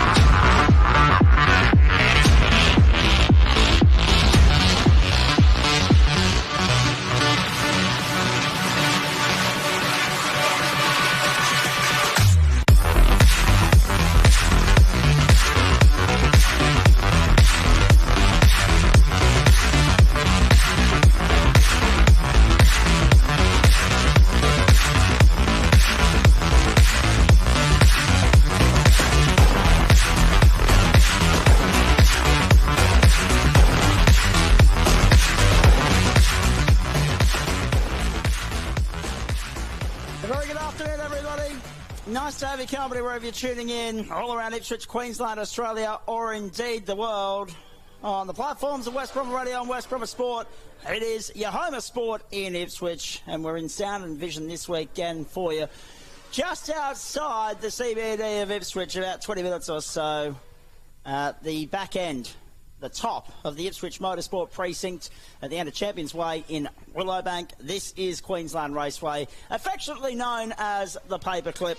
It is hosting the third Queensland Racing Drivers' Championship event of 2025. It is also hosting, as the headline act thereof, the fourth round of 6 in the 2025 Peters Motorsport Promotions Nankang Queensland XL Cup competition, and the headline act of that series, the Nankang XL World Enduro for 2025. We've got a little bit of breaking news off the top for you, ladies and gentlemen. Our trackside audience aren't going to be made aware of this just yet. I'm waiting for Moz and Jonesy to rejoin me in central commentary at the moment, but exclusive for you at home, that's going to impact the results of that sprint race just now. 5-second penalties for Max Gagan and Ace Buckley for exceeding track limits, and as a result of the incident with Matty Boylett, our own Fernvale favourite Ryan Casher picked up a 15-second penalty as well. So the effectiveness of all of that is that Luke and Zane Rinaldi are going to find themselves as the leader on points of the XL World Enduro in 2025, going into this all-important final race this afternoon. We'll tell you what all that means for the grid in just a few moments' time, but in the meantime, if you missed it earlier, Tyler Collins, the 2023 AASA XL National Champion, took us for a hot lap at the start of the weekend, and this is what it sounds and looks like. Hello one and all, welcome to a lap of Queensland Raceway in the number 55 Cars For Us B Pro Purple Dinosaur, heading down up into fourth gear into turn 1. Slight dab on the brakes as you tip it in. I think we're going about 160 kilometres an hour there. You can see it's a bit loose, pretty bumpy into turn 1. Straight into turn 2 now. Want to make sure we're getting a very, very nice exit because we've got a very, very long straight coming straight after. So you've got a nice time to have a T-brake, check your mirrors, tighten your belts because big braking zone coming up, turn 3. One of the best overtaking spots on the track. You want to be braking around the 100 metre board, probably just after. Tip it in, late apex, keep up the momentum. Open that wheel up as early as possible, shifting up to third now. Another long straight to contemplate your moves heading now into turn 4. You want to be braking just where this track kind of dips away into the alternate layout and then turning in right on that curb. Got a bit loose there. Third gear corner, use a bit of the curb on the exit, not too much, don't want to use that green curb. Turn 5's really non-existent in the XL, flat out. Up to fourth gear, another great opportunity to overtake into turn 6 when we braked around the 50 metre board. Another second gear corner just like turn 3. You would want to open the wheel up real early, but I'm ducking into the pit lane, so that is basically a lap of Queensland Raceway. Terrific to have you company wherever you're tuning in, all around Ipswich, Queensland, Australia, or indeed the world. That was the onboard lap with Tyler Collins, and we thank him very much for supplying the vision and also voicing that lap for us. A descriptive lap of the circuit, which, as we welcome Austin Roach and Mark Jones for the first time in the afternoon segment of our broadcast, actually second time. In fact, the Driver B race was a little bit later in the program today than what it was yesterday, but this is the final time in which we'll welcome them to the broadcast this time round, because this is the business end of the weekend. This is where everything's on the line, everything's to play for. This is the last chance to roll the dice in the bid to be crowned the XL World Champion of, well, Queensland really, of 2025 was. A lot of news breaking down in pit lane. We'll analyse that in a moment, but it's now or never. It's make or break. It's win it or bin it, isn't it? Yeah, it certainly is. And I just went for a quick walk through the paddock, and I can tell you there's a fair few nervous-looking faces down there in XL camp. As we see on the screen there, the weather is a scorching 32 degrees, and it is that right now here in Willowbank, Queensland. Sunny with light winds. In fact, we look at the flagpoles here in pit lane and we see there's no winds. No, so it is none. Dead set, just sun and heat out there at the moment. Bad combination. I was just out there moments ago, as I said, and I tell you what, it was a scorcher. So I look forward to the joys of going and standing down in pit lane for half an hour during the coverage of the 2025 Nankang World Enduro. Find some shade. Yeah, please. if anyone wants to come to the track and hold an umbrella for me, yeah, exactly. I'm open. Moz will even supply you a free ticket at the gate. Listen, one thing before we get some comments from Jonesy as well, and set the grid here ready to rock and roll. Yes, he's awake, he's alive, he's upbeat, he's ready to rock and roll as the great encyclopedia of Queensland motorsport. We talked about that lap from Tyler Collins there a few moments ago. It's interesting, isn't it? And there's the race analysis for you, ladies and gentlemen. It is actually 47 laps. Unfortunately, we did ask for it to be 48, but it's 47. 47, but 75% is still 36 laps, and 100 and, well, it'll be about 147 kilometres now, the race distance. But in saying all of that, 4 long straights, 6 adjoining corners, and the key part is those 6 corners, isn't it? That makes all the difference between having a lap speed and not.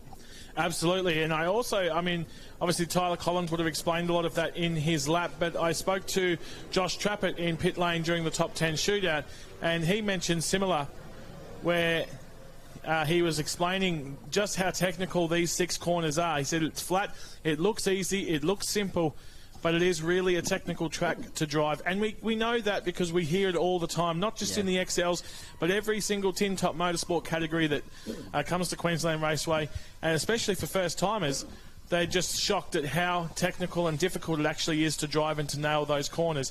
Never mind when you've got 30 cars around you as well, particularly down in that choke point at turn 3.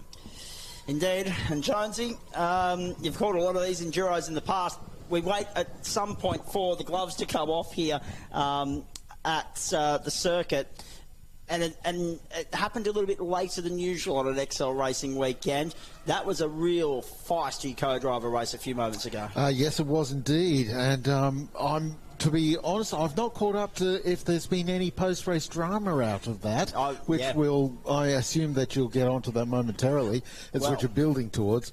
But yeah, it was very much a feisty race indeed, and certainly a number of front-running teams have acquired some pain out of all of that, and some others who had pain earlier have been able to recover some of that, like, for example, Cooper Barnes and Misty Grimsley. Yep. They've come up the order after having been shuffled back towards the rear of the field in yesterday's racing. But by the same token, Josh Trapet and Cormac Murphy, who Josh did so brilliantly in the shootout this morning to be up on the second row of the grid, but Cormac's just been caught at the wrong place in the wrong time with the wrong people alongside or around or whatever, and he's been ended up off the circuit, and it's fallen towards the tail of the field in the early running, and it was ending a 10-lap sprint race. Couldn't really make decent inroads to get back up the running order again. There was a lot going on in that race, and there's any one of a number of cars that you can pick on and say, well, yeah, this is how the race changed for them. But by the same token, in all of that, the top three have been pretty much the same top three in every session throughout the weekend. The order amongst the top three has swapped around a bit, but the top three has been the top three.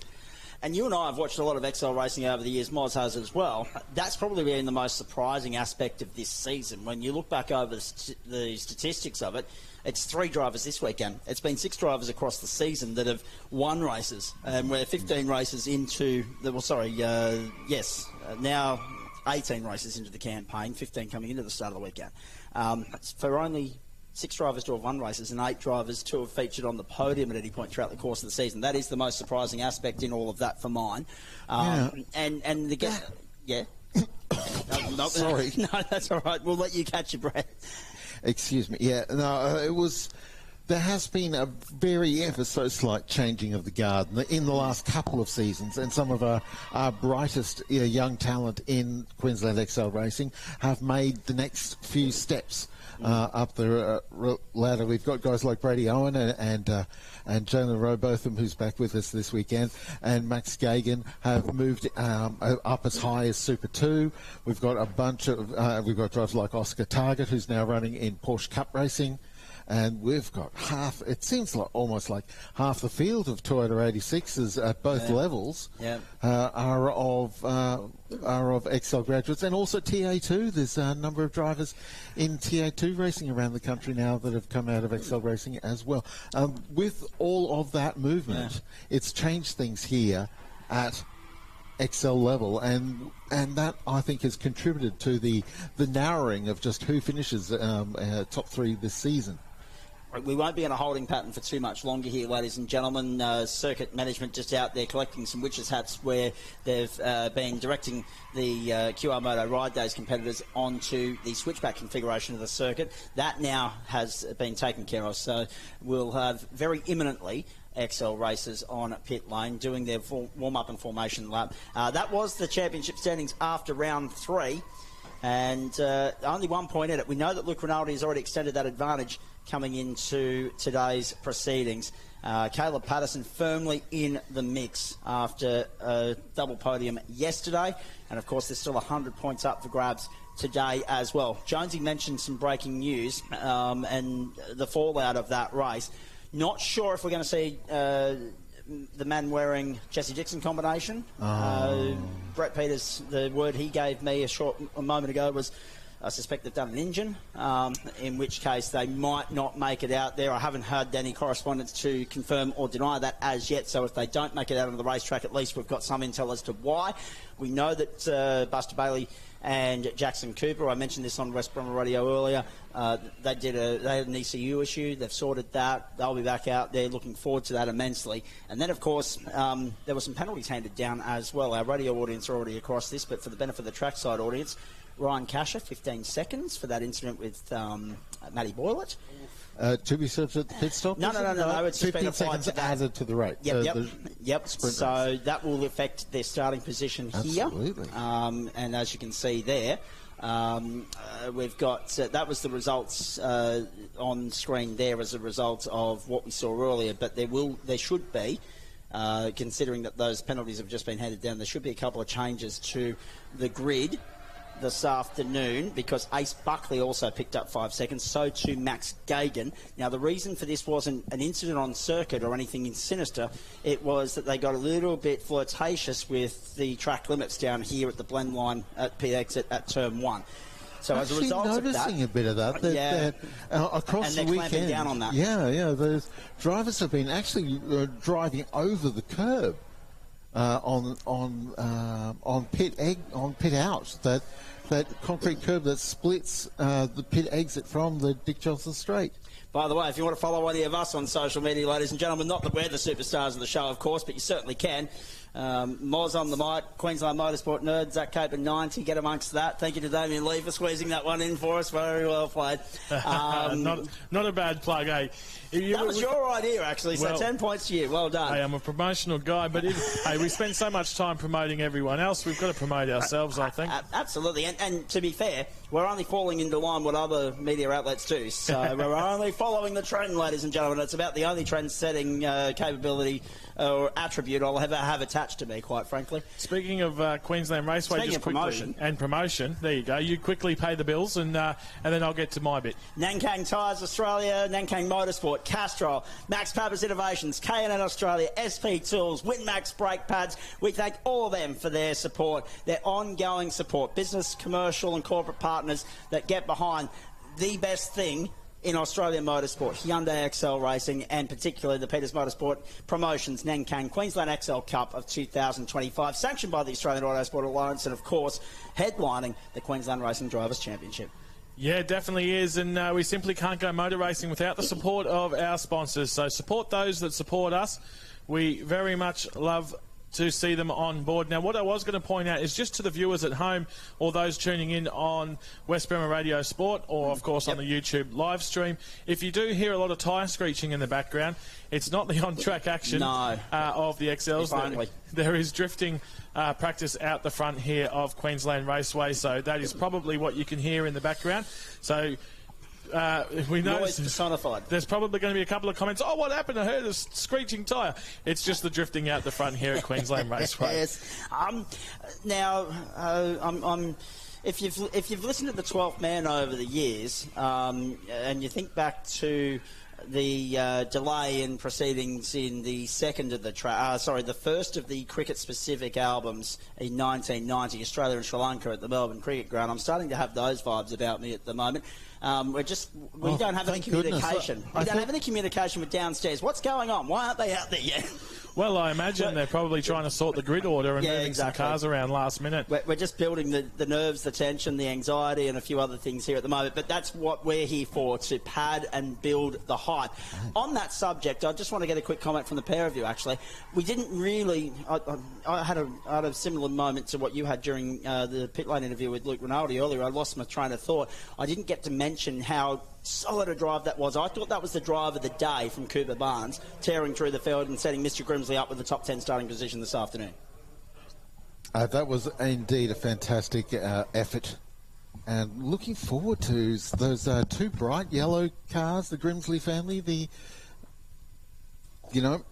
I don't want to say the sponsor's name out loud because it's a bit of a high-risk one to get wrong. But, the Grimsley team always looking fantastic out here at Queensland Raceway. And the siblings have both been making tremendous moves in personal pace over the course of this season. I guess that feeds into what I was saying before about how there's been the changing nature of just who is entering in Queensland XL Racing now. And we've seen some interesting cross-pollination for this meeting. We've had a couple of cars that have come across from the other Queensland series this week for the World in XL Enduro this weekend, and it's been gratifying to see actually that they've sort of blended in quite seamlessly as far as pace goes. Yeah. It's a good measure of just how good our top guys are in the PMP series as well as elsewhere in Queensland. Yep, we're just going to say goodbye to our trackside audience momentarily. Moz has got to make an internal announcement. But in saying all of that, to continue for the radio audience with what Jonesy was saying, Ashton Clements, Kyler Clements, that's one example of the Series X3 cohort. Angus Bale's another. It's a very valid point, but we had a situation where last time out, I think it was 7 drivers that have run both championships simultaneously this season and just made the requirements to change brake pads and tyres because it's different manufacturer and different brake pad control aspects, elements for both championships. So you can hop and skip between the two as long as you adhere to those. And that's better than it was because the engine specs used to be slightly different, but there's been an alignment there, and now it is just down to control parts. But the problem was, as you know, you had a situation where about 7 drivers had to pick one or the other and sacrifice one championship campaign to, as we welcome back our trackside audience, to focus on the other. Not a situation that is good in any way, shape or form, but at the same time unavoidable. It's not ideal is the word I was looking for, sorry. Oh, well, there's... Especially when you look at Brett Parish, who's a 4-time champion of this series. Well, you look at... The way you look at it is there's always going to be opportunities to race in another series somewhere. It's not necessarily the same as same spec like another XL series. Like certainly Toyota 86s are a ready-made home for graduating XL races. So there's always going to be an occasion where a Toyota 86 race will come up or an opportunity come up, and you then have to choose between. It's not unusual for race drivers to have to choose between diary options, for want of a better term. So I guess it's a good way to start learning the idea that you need to pick and choose, and sometimes you've got to put the career opportunity ahead of the career statistic. Yeah. And it's interesting too, just to go back to what we saw there earlier, I don't think we got a chance to finish off the point we're talking about, the track limits issue for Max Gagan and Ace Buckley. It's interesting that Race Control have decided to jump on that now. It sets the precedent for what's to come this afternoon, so it'll be something that everyone will be made aware of and be mindful of throughout the course of the afternoon, but at least we're a little bit more stringent on it than, say, NASCAR. Oh dear. But I'm not sure whether it's having the TV broadcast option this weekend, and thanks of course to everybody at West Bromwich Radio for being able to make that happen. But whether it's that TV coverage angle and we can see what's going on there at the end of where pit lane exit mates up with the Dick Johnson Straight entry to turn 1, or whether it's just... or whether it is just a recent trend in driver racing development that they are trying to take a wider entry into turn 1. And because we've also seen the flip side of that, because right on where the apex is at turn 1, there's a couple of, well, just before the apex, I should say rather, there's a couple of rather significant bumps, and we saw that upset a couple of cars in the top 10 shootout, where they've been rather more focused on lines to try and get the best possible number out of this one-lap challenge than when you're maybe a little bit more fluid, for want of a better term, at the wheel, when you're racing in the pack. And drivers are trying to take a different line into turn 1 to try and avoid some of that bounciness, for want of a better term, because it's a particular thing with XLs being front-wheel drives, that they've got the steering and the power coming out of the same end of the car. Breaking news. Sorting the grid is the reason for the delay in proceedings. So they've had issues, and that will be because of those penalties that have been applied, and already we're seeing evidence of that on our screen right here and now. And it's good news for some and bad news for others, obviously. It can get really picky with like the wording of penalties, because say Formula One like to use the term grid drop, which then means it's then turns into a hard number. Like if you've got a 5 grid position penalty and you're 13th, then you go to 18th, regardless of what happens to any of the other cars in between 13 and 18. And the exact wording of how these penalties go can be weird in how it affects grid.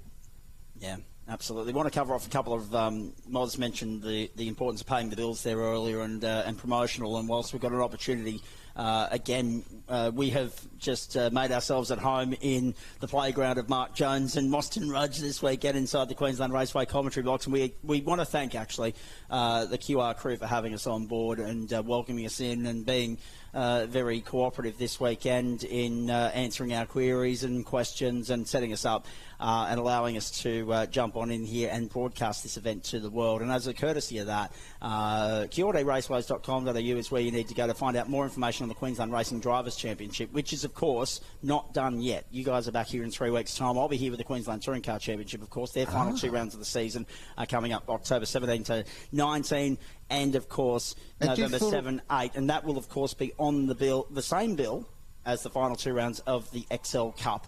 So a double header coming up on those 2 weekends of 2 good headline categories. And, of course, if you want information on what the other categories are on those respective bills, that's where you need to go. You thought it was warm this weekend. We've got racing in November coming up. Yeah, I know. I'm already dreading the thought. Although, that being said, Moz and I are very well acquainted after last year at Morgan Park on the first weekend of November, where it was very uncomfortably on the warm side of things, to the point where we had a few drivers really feeling the pinch. Yeah, absolutely. And I think we'll see a bit more of that this afternoon. Not sure if you went over the message I sent through, but it did. I just went down to timing and did a bit of digging. On that subject, I want to get to the timing in just a moment, but it's important to note, again, we're talking about paying the bills promotionally. If you want to follow along with live timing, again, we can't ram it home enough this weekend, ladies and gentlemen, because it's a big, significant change in the history of the venue to go from Natsoft timing on the regular to Speedhive. The MyLaps Speedhive app, which you can download from your preferred app store and follow along from home with, is where you'll find the timing, the live timing for this weekend's XL World Enduro, presented by the great people at Nankang Tyres. Cars finally making their way down pit lane. The long wait is over, ladies and gentlemen. We're about to rock and roll here, and we're heading for a finish time somewhere in the vicinity of 5 Eastern this afternoon. This is going to be red hot for 47 laps. Now, the grid that we're looking at here in front of us has been updated. Zane Rinaldi, Jalen Rowbotham front row, Riley Beggs, Matt Boyle at second row, but there's no confirmation that those guys are actually going to start the car. We don't have a starting? I have the starting list in front of me, and I want to make sure that that correlates with what we're seeing on our timing screen at the moment. So, let me go back to car number 1. Josh Richards will start. Darren Whittington, of course, he's co-driver. Car 2, Kobe Tucker's going to start. James Simpson, he's co-driver. Car 55, Tyler was going to let me know whether it was he or Riley Beggs. I didn't receive a message from him, so we're just going to fly blind on that one.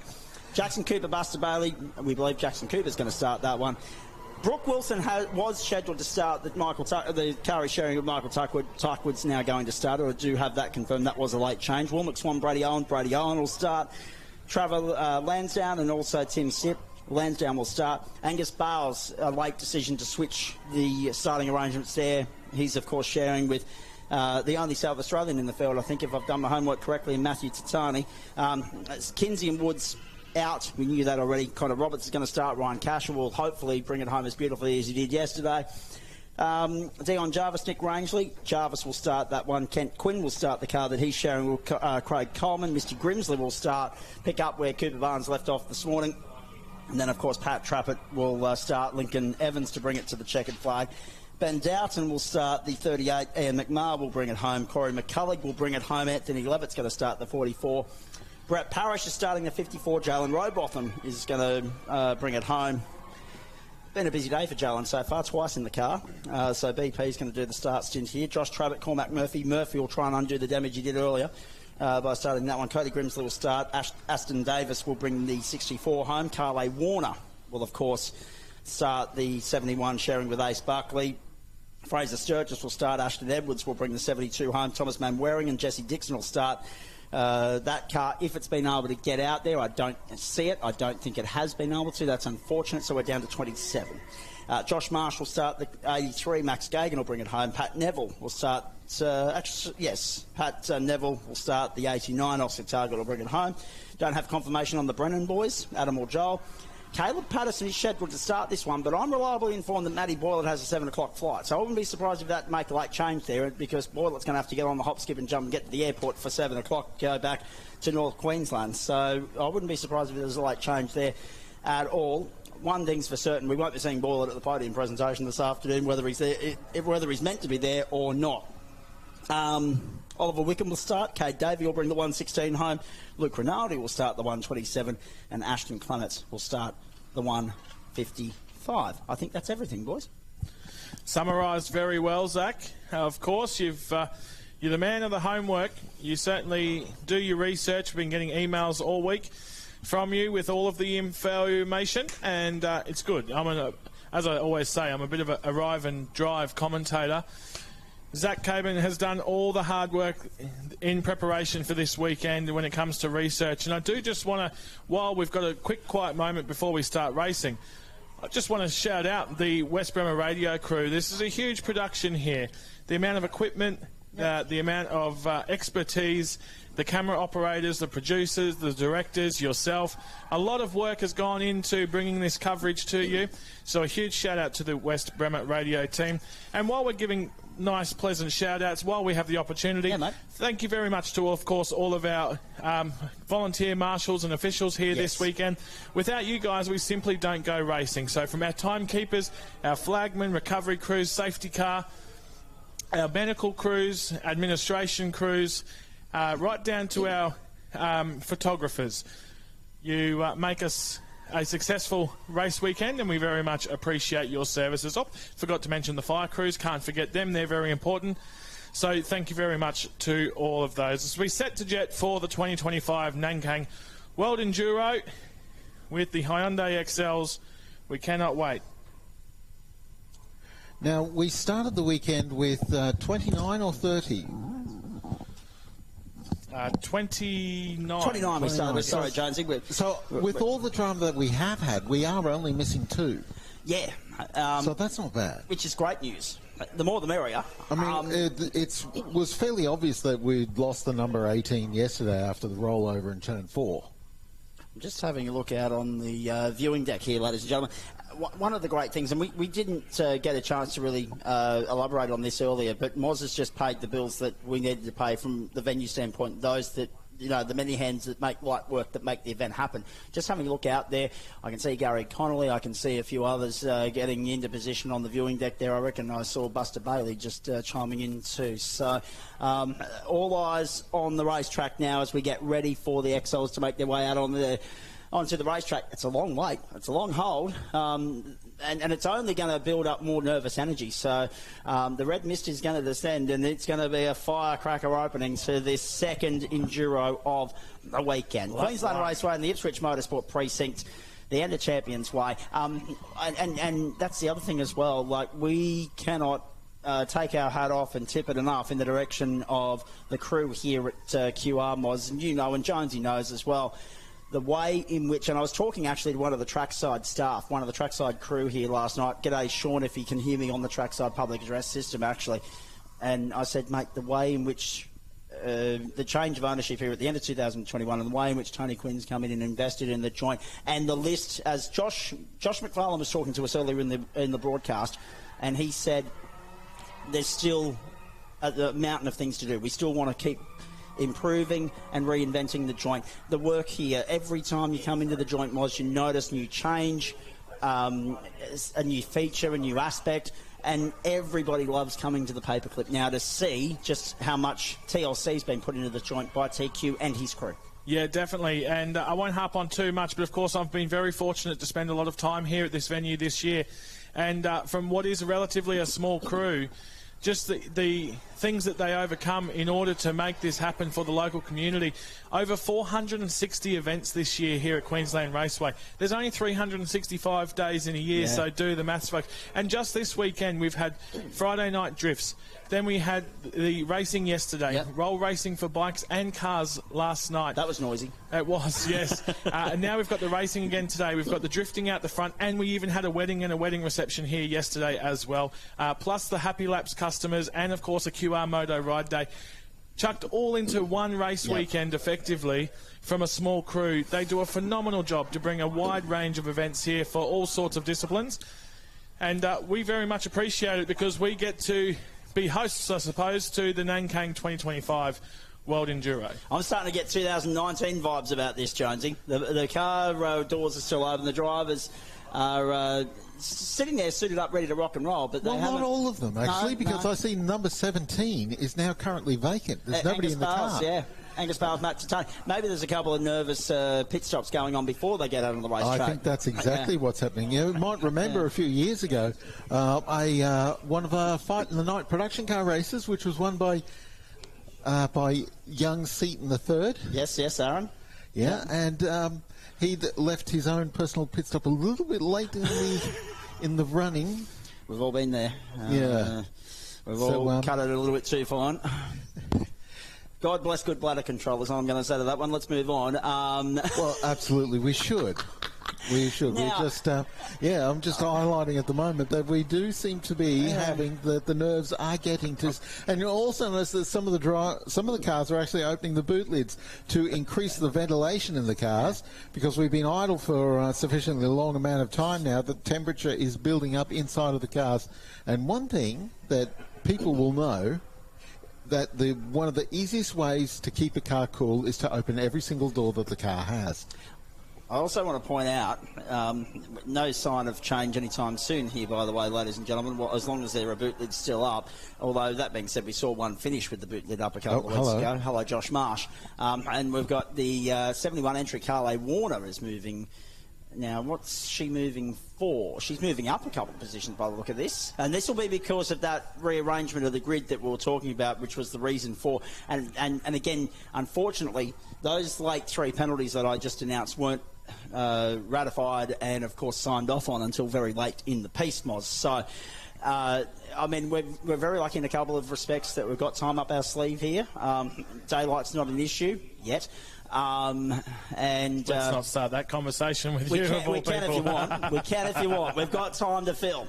Although Jonesy will be the opposition to the cause, whereas I'll be in the defending the let's do it corner. Anyway, it doesn't matter. We won't go down that avenue. No, the interesting thing is I'm starting to get 2019 vibes about this. Back then it was 170 kilometres. It started about 4 o'clock in the afternoon. We'd had race suspension for 15 minutes. We had a 3-car pile-up down at turn 3. We cleaned them up. We finished in the dark. We had a 3-way commentary team here as well. We had the great man, yours truly, and in the seat filled by you at the moment, we had the great man, Wes Beedman. If he's tuning in this afternoon, we say good afternoon to him too. But it's going to be a long afternoon. Well, it is indeed. That's why I've pulled up a chair, actually, in the commentary booth. Because, we double header yesterday, and... would you like a pillow? Well, yeah, I would love one, actually. No. I mean, I tell you what, if I get a pillow, I'll be done. I'll be the old man in the back of the room snoring. I'm only 30 years young, but my body at the moment feels like it's 80, so I'm going to take a seat while I can. Now, I also wanted to make a point here. Yep. Obviously, you see on screen now all the guys getting out of their car, opening all the doors to allow as much airflow in as possible. Now, I have feel for the guys, and we mentioned it earlier this morning that it was going to be a scorcher, it was going to be hot in the cars and so forth, but these guys were in the car in the marshalling area for 15 minutes before, they were called 15 minutes prior to the end of the last session. So they've sat in the car for that period of time. Then they've come up to pit lane, and they've still got to sit a bit longer while we still wait for this delay. And then they go out on track. So, yeah, I feel for them. There's no air conditioning in these cars, and that's why you see on screen now all the doors and windows open. It's interesting that Zach brings up a couple of minutes ago their 2019 race, which was 170 kilometres. Yeah. One of the things we learned about doing the race that distance, and why it has then seen the format change this weekend, well, last year actually, to 2 150-kilometre-hour 2 150-kilometre races, is because we found out that 175, 170 kilometres was really pushing the issue for how much fuel an XL could hold. And on those couple of races when we were doing about 175 to 170, we had a couple of cars run out of fuel on the last lap. And even worse, the 2 years before that when it was 200, mate. Well, yeah, absolutely. So and of course, because it used to be a 300-kilometre and single, and we would do refueling. But one of the refueling is a significant additional expense for what is amateur racing. As professional as we do go racing at this level, it is amateur racing, and so taking the opportunity of splitting the race into 150-kilometre chunks, means we get 300 kilometres of racing and we don't have to do refueling, and that's best for everybody. I'm seeing Engines movement. are firing. We've got drivers racing back towards their cars. I'm looking in particular over at the number 101 car as to who is starting, because as you made mention just before about Matt Boylett's flight to get out of here, and I can see Matt is walking back towards the pit garage. No change to the strategy. Caleb is starting the race. I reckon they'll have his bags packed and he'll jump in the car and drive to the airport in his race suit. That's how fine we're cutting it for, because it's not a small trip, as Jonesy knows, because after the 2017 Ipswich Classic, when I was still living in New South Wales, in Bathurst specifically at the time, I remember very fondly things wrapped up again, very late, close to sunset, and Jonesy was my lift to the airport that night. I only just made it, so it'll be interesting to see how Matty Boylett goes this evening. And Moz, the other thing as well, we've had 2 holding patterns now, and as much as we've improved, among other things, we were talking about TQ's improvements here over time, the shade covering for spectators and whatnot, there's no shade out there. No, absolutely not. And I just want to quickly point out, you made the rookie error. Whenever I go travelling for motor racing interstate, always book the late flight. Yeah, because it's motor racing. Yeah. Well, actually, I did, but unfortunately, again, that issue that I mentioned earlier that you don't want me to go running off on a tangent on meant that I had to catch an 8 o'clock flight instead of a 9 o'clock because of the 11 o'clock curfew in Sydney. Thank you very much. Okay, we're out on track now, Zach. Let us go through the grid. Yeah, we'll go through the grid order once more and take you through that as we see 27 Hyundai XLs for the finale here at Queensland Raceway this weekend. We mentioned earlier trying to commentate off the monitor at the moment. There's more glare on the monitor than anything else as they make their way down the back straight. But no, front row. So what a free kick this has been. What a great co-drive it was earlier from 𝗘𝘅𝗰𝗲𝗶. I'm coming back through from that gearbox issue they had this morning. And then with all the grid changes that have happened because of penalties being applied after what was an elbows out, finally some fights, some muscle, some grunt, some mongrel in that race earlier. We've been waiting for it all weekend. The gloves will be off this afternoon as well. Zane Rinaldi will share the front row. Luke Rinaldi, of course, he's driver A. They are on pole position. The Rinaldi boys could be, in fact, I reckon, here's one for you, and I haven't done the homework to verify it, but I reckon that might be the first sibling pairing to win an XL World Championship Enduro weekend if they're successful this afternoon. The Pieces have done it individually. Richard with Aaron Cameron and, of course, Daniel with John McLaughlin. But a sibling pairing... Back-to-back, but not the same year. Correct. A sibling pair... Well, yeah, exactly. A sibling pairing to win the Enduro. That would be a first. So there's that for you. Second, of course, will be 𝗘𝘅𝗰𝗲𝗶 and Brett Parish. A free kick for them. Riley Beggs and Tyler Collins from 3. Ace Buckley and Carly Warner from 4. Max Gaig and Josh Marsh from 5. Matty Boylett and Caleb Patterson from 6. The outside of row 3. James Simpson, of course, there in 7th position. 8th belongs to Misty Grimsley and Cooper Barnes. 9th to Darren Whittington and Josh Richards. 10th now to Ryan Casher and Connor Roberts. Wow. That's a big move, isn't it? Down to 10th with that 15-second penalty from the B driver sprint race. So Ollie Wickham and Cade Davey will bring us out of 11. Michael Tuckwood and Brooke Wilson out of 12. And then you got Ian McMahon. Oh, the Downton Abbey car. Yes, indeed. He'll start at 13. Brady Owen and Will McSwan from 14. Aston Davis and Cody Grimsley from 15. Nick Rangeley and Dion Jarvis from 16. 17. Ashton Edwards and Fraser Sturgis. 18. Lincoln Evans and the Trapet entry. Oscar Target, Pat Neville from 19. Matt Tatani, Angus Bales from 20. Kyle and Ashton Clements from 21. And then we look down towards the rest of the field. We've got Tim Sipp from 22, David Glasgow, Pat Troutnell, Corey McCulloch, Joel Brennan, Jackson Cooper, Jesse Dixon and Zoe Woods make up the field. We're down to 27. We've lost 28 and 29, so no Zoe Woods and no Jesse Dixon. But we're boxed and ready, ladies and gentlemen. And set for fireworks, any tick of the clock to take us beyond 5:15 this afternoon here at the Paperclip. Jonesy, quickly. Oh, no, I was just saying that the number 73 car, Dixon and Mainwaring, is on the grid. I did get out there. Okay, copy. So the 2 cars we're missing, it's the 18 that rolled yesterday. That is the other car that's missing. Set for start. Race 4 of the weekend, second and final leg of the 𝗥𝗰𝗲𝗄𝗆 World Enduro, live, loud, exclusive in front of the platforms of the Oversport and Ipswich. Let's go! Great start from 𝗘𝘅𝗰𝗲𝗄𝗆 and 𝗥𝗰𝗲𝗄𝗆. A magnificent hole shot up in the third already. They're going to be side by side, making doors on the run to turn 1. And Rinaldi's got the jump on 𝗘𝘅𝗰𝗲𝗄𝗆 and Brett Parish. Parish will tuck in behind. Got the hole shot from the outside back in 2019. Not so today. Warner getting pushed along as well. And Boylan and Patterson a good start too. Just looking down, car number 6, Cooper and Bailey. Yeah, they have started from pit lane, so we're only missing one car out of the field now. Indeed. 28 cars have taken the start.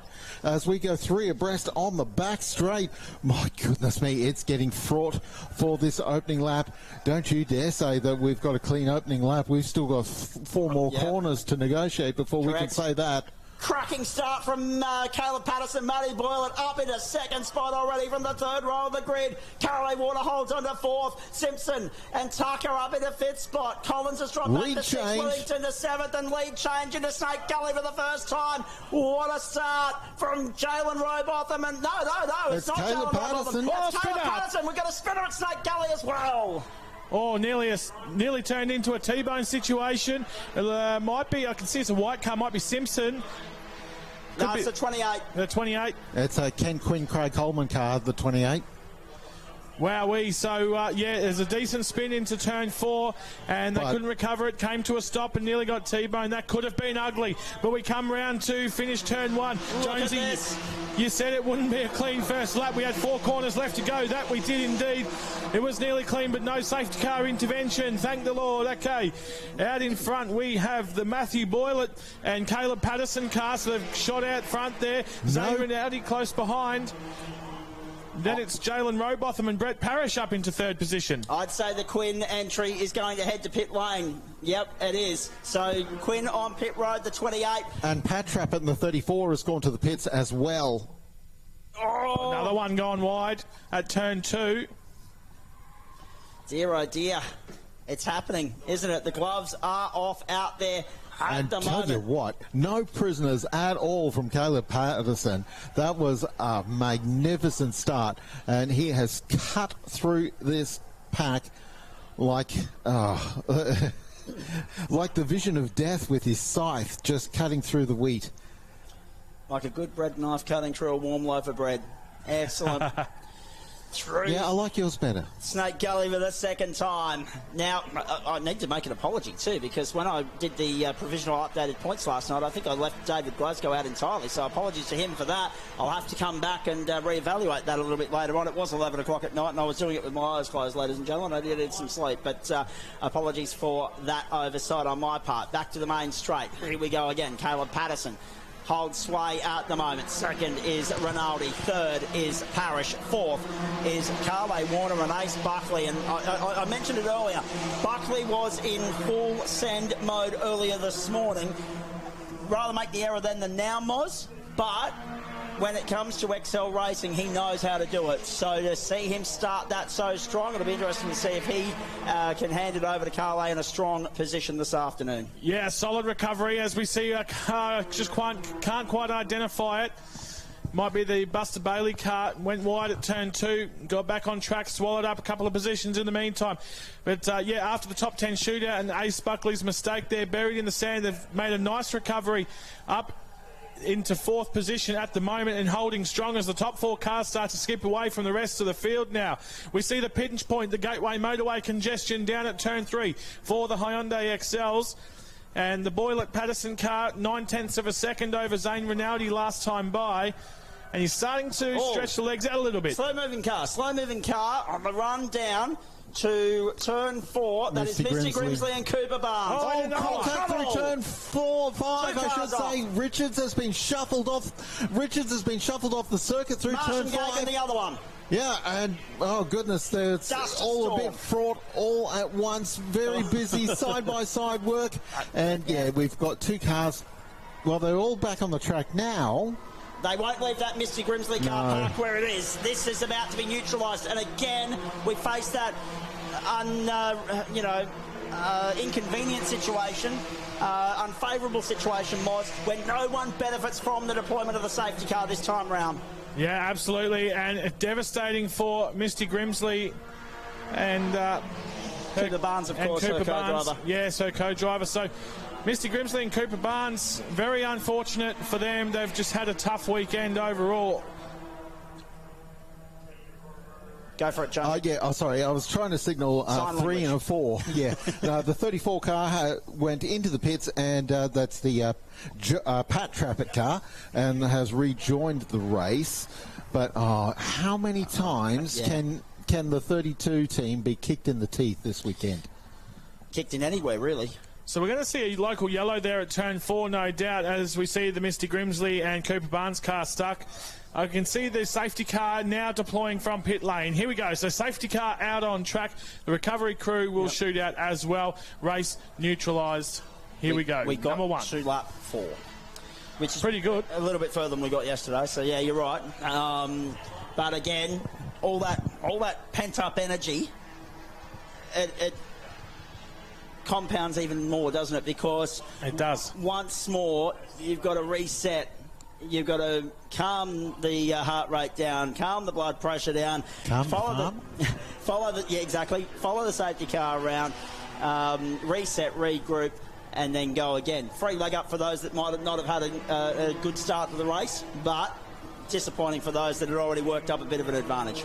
The good thing is, I suppose, they've had a few laps under their belt to be able to ease those nerves ever so slightly, but they're going to be neutralised behind the safety car, albeit at the wrong time. As you said earlier, Zach, they can't get any benefit from it whatsoever, given that the pit lane doesn't open until lap 17, I believe. There is the slight benefit that some of our cars that have been pushed down the order a little bit by the opening actions of the race, the field bunches back up again, so they are now close. They're still buried in the field a little bit as far as numbered position, but they've gained some space and time with the field bunching up. Yeah, indeed. Now, Zach, give us a run of events. Obviously, we're neutralised now. We're all behind the safety car. As you get the binoculars out to see what's going on down there near turn 6. Well, no, more so on pit lane, mate. The 28 has now parked in a garage. And the man wearing Dixon entry back on pit lane as well. Geez, they set it up so nicely yesterday. It's been a wretched day for them today. The Grimsley car on the tow rope, bad luck. Cooper Barnes set it up so beautifully with that charge through the field earlier. They've been denied the opportunity to finish off the good work that he started on a weekend of mechanical attrition. The words character building come to mind at this particular point. Yeah, indeed they do, and that's what this sort of racing is all about, isn't it? Character building. A great way to summarise that, Zach Caban. Now, fortunately for us, the recovery crew is in front of the safety car. The lights out zone here at Queensland Raceway is between turns 4 and 5. So given that the recovery crew are about to enter pit lane, safety cars slow down to allow that to happen. We're going to see lights out this time by, and we're going to restart this race. 4.5 laps completed. Oh, yeah, and of course, it looks like that's already been. I was just going to remind that we can't have anyone standing on the pit wall for a restart, but it looks like that has already been done, and it looks like the 73 car is resuming the race as we are about to have the race restarted. We're watching the fire. Oh my goodness, there's some damage there on the nose of the. That's the 8 car, is it? No, it's not the 8. That Llewellyn Motors safety car, by the way, took off the way I wish more people would go as they hit the on-ramp of any freeway in the state, quite frankly. Set for a restart. We'll pick up who's the rego number on that one in just a moment. Thank you, Jonesy. Commentators, Zach Caban, Mark Jones, Moz Rudge from Queensland Raceway. The XL World Enduro resumes once more. Let's go. Matty Boyle, Caleb Patterson, Zane Rinaldi, Luke Rinaldi, Brett Parish, Jalen Robotham. Third on track at the moment. The star of the race so far has been Caleb Patterson, exercising that pace that we saw in qualifying and converting it into race trim, leading beautifully through turn 1 once more. And we've got to have a look too at the the 10, Trevor Lansdowne and Tim Sipp. What's gone on there, please, Moz? That's got significant front end damage on it, so that's the one we picked up on the screen.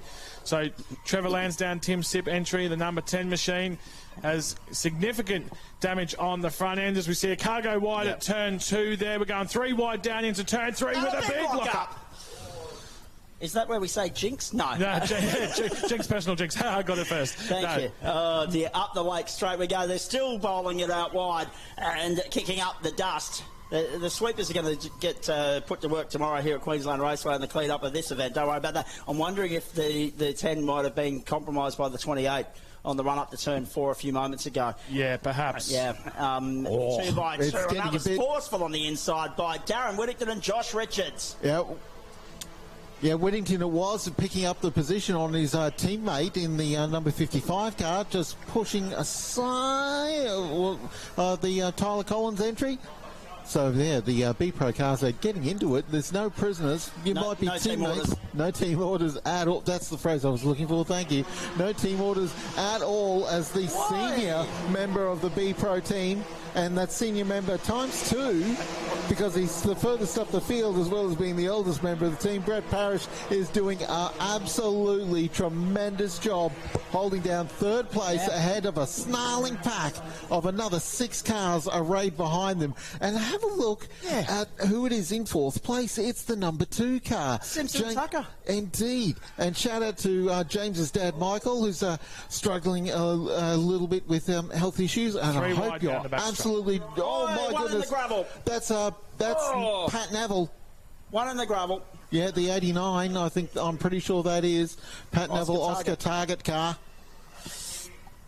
Okay, he's been able to get it out of there, which is good. Oh, here we go. Tucker and Simpson were reclaiming 3rd place in the race.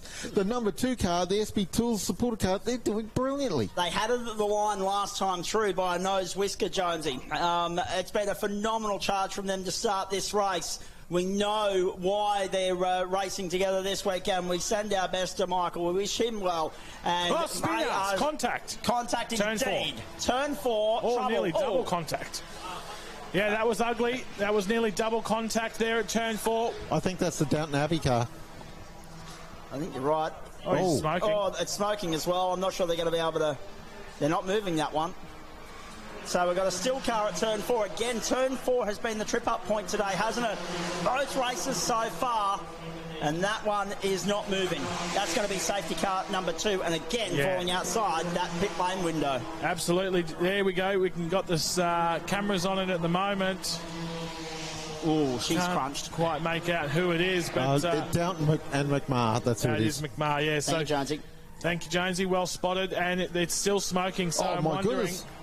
okay. Yeah, I think we might have to get out of that one and bail. Yeah, we've gone safety car, and not everybody picked it up at the same time. So that's why you suddenly saw a lot of positions changing as some drivers slowed down faster than others did.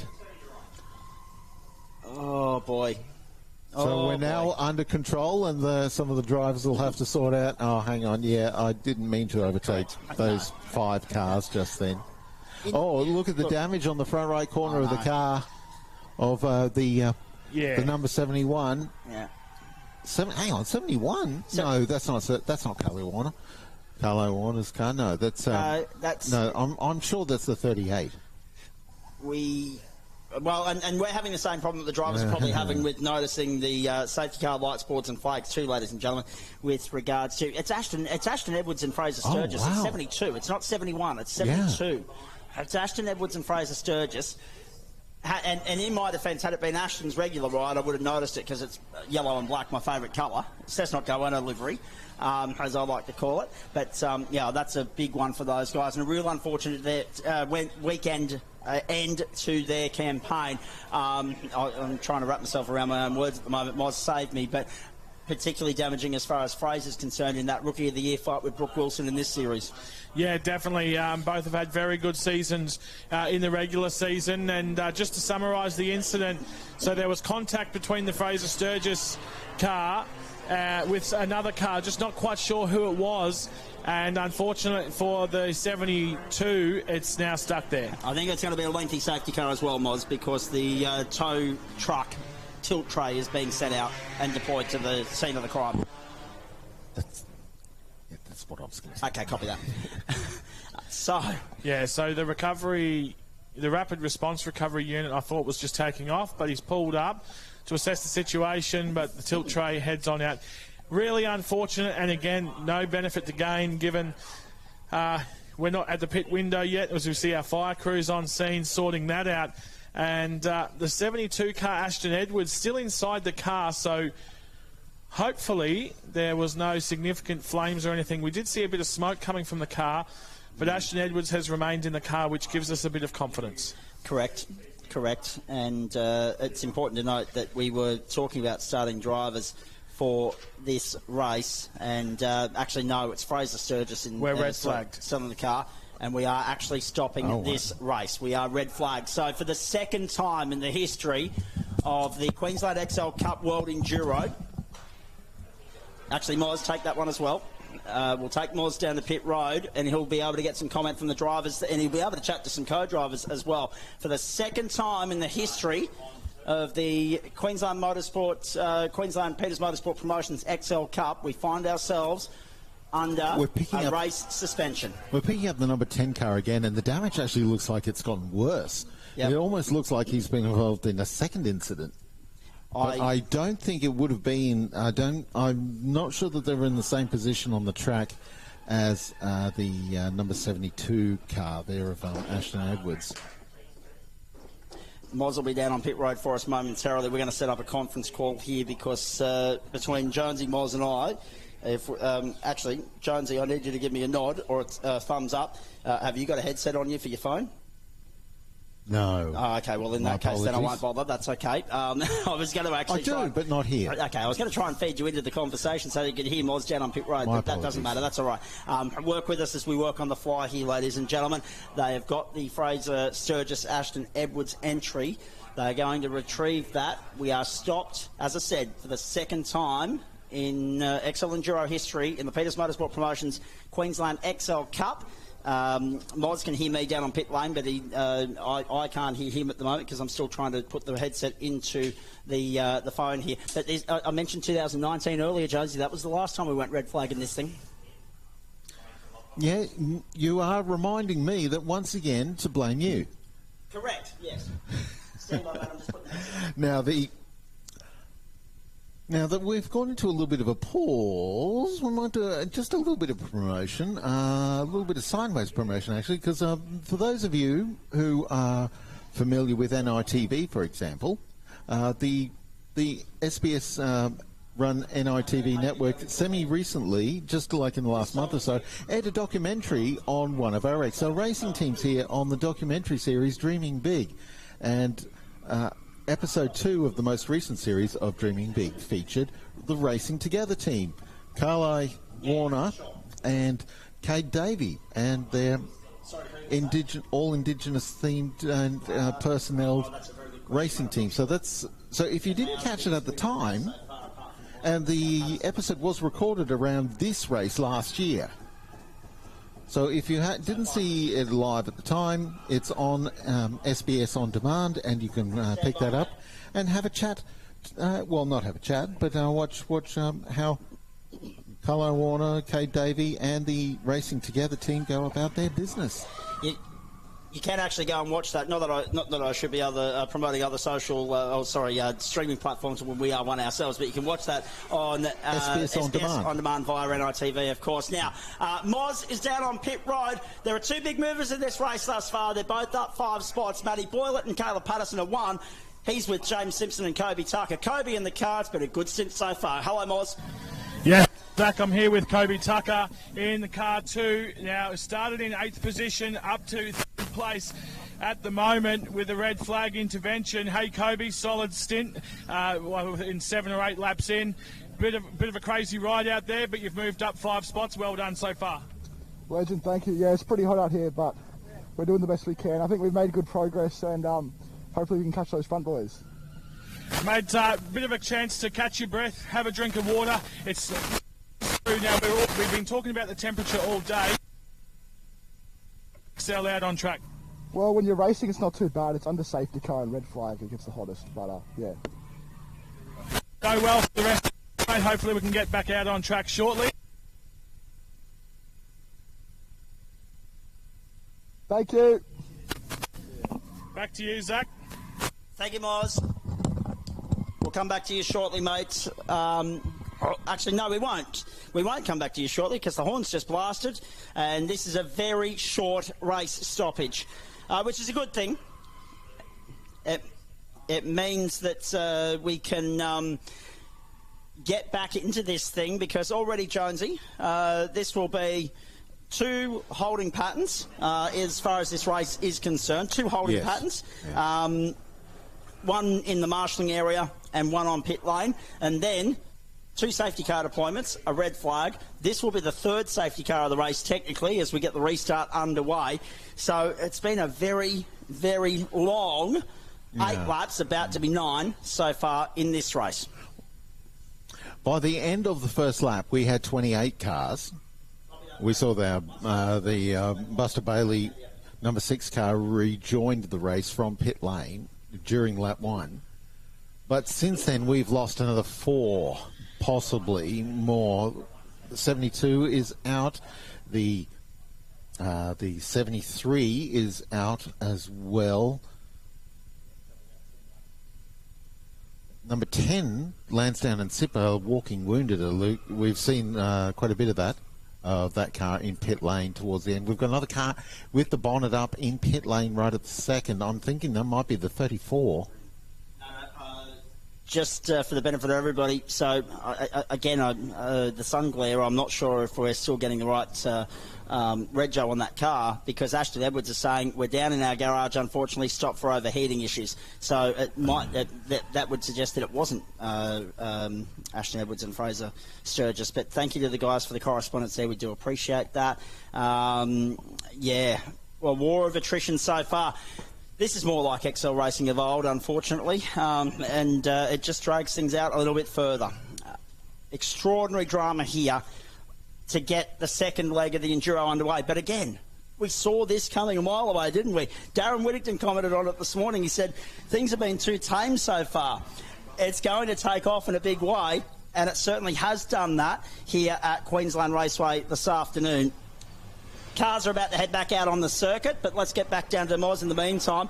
You've been analysing, you've been having a look at some of the damage on some of these cars already, mate. It's a tale of the walking wounded so far, but some are in better condition than others.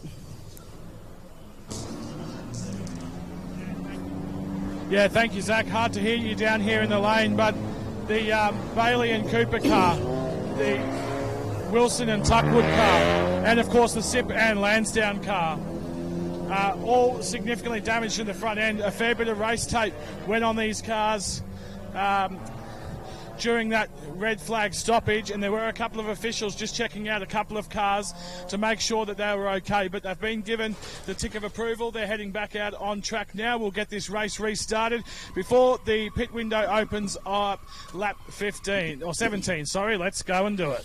So overheating issues. Thank you, Moz. Overheating issues for him, for Ashton Edwards. So we might have actually, I'm just having a look at the 2 cars. So you've already got the 28 of David Glasgow and Kent Quinn, Mr. Grimsley, Cooper Barnes retired, Ashton Edwards, Fraser Sturgis, overheating issues, probably not going to see them again.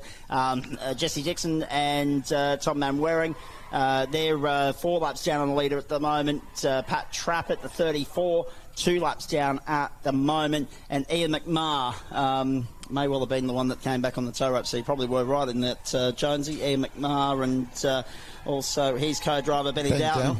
So, again, we're having the same issue that the drivers are having at the moment, ladies and gentlemen. The glare of the sun, just trying to ident things in certain parts of the racetrack, becoming increasingly more difficult at the moment.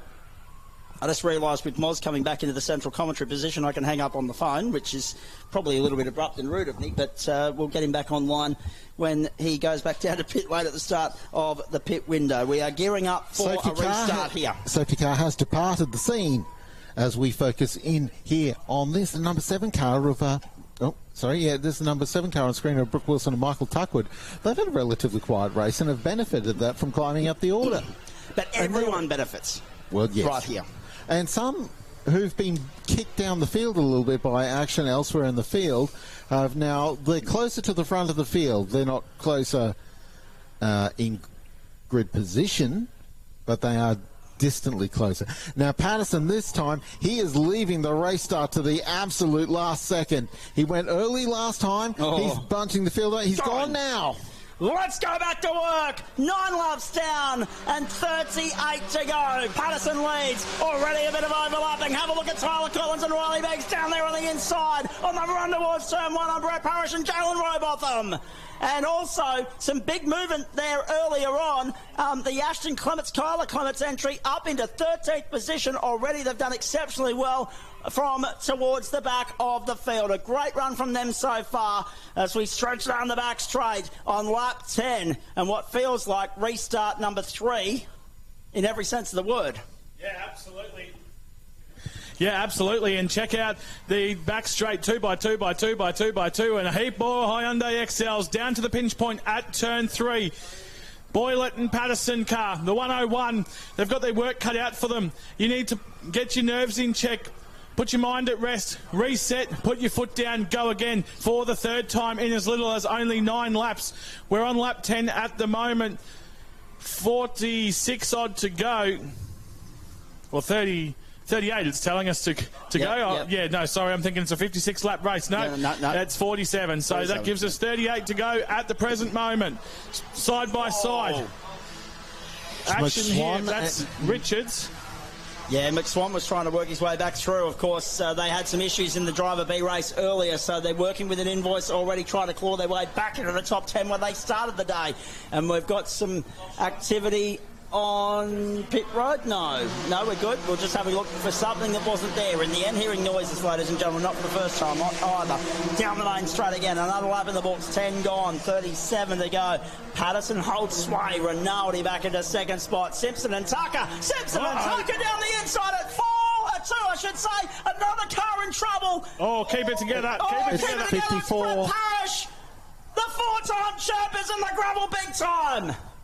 He'll be able to get it out, I hope, and deny a safety car number 4. Yes. And he has done so, but he's got a huge invoice to pay as a result of that.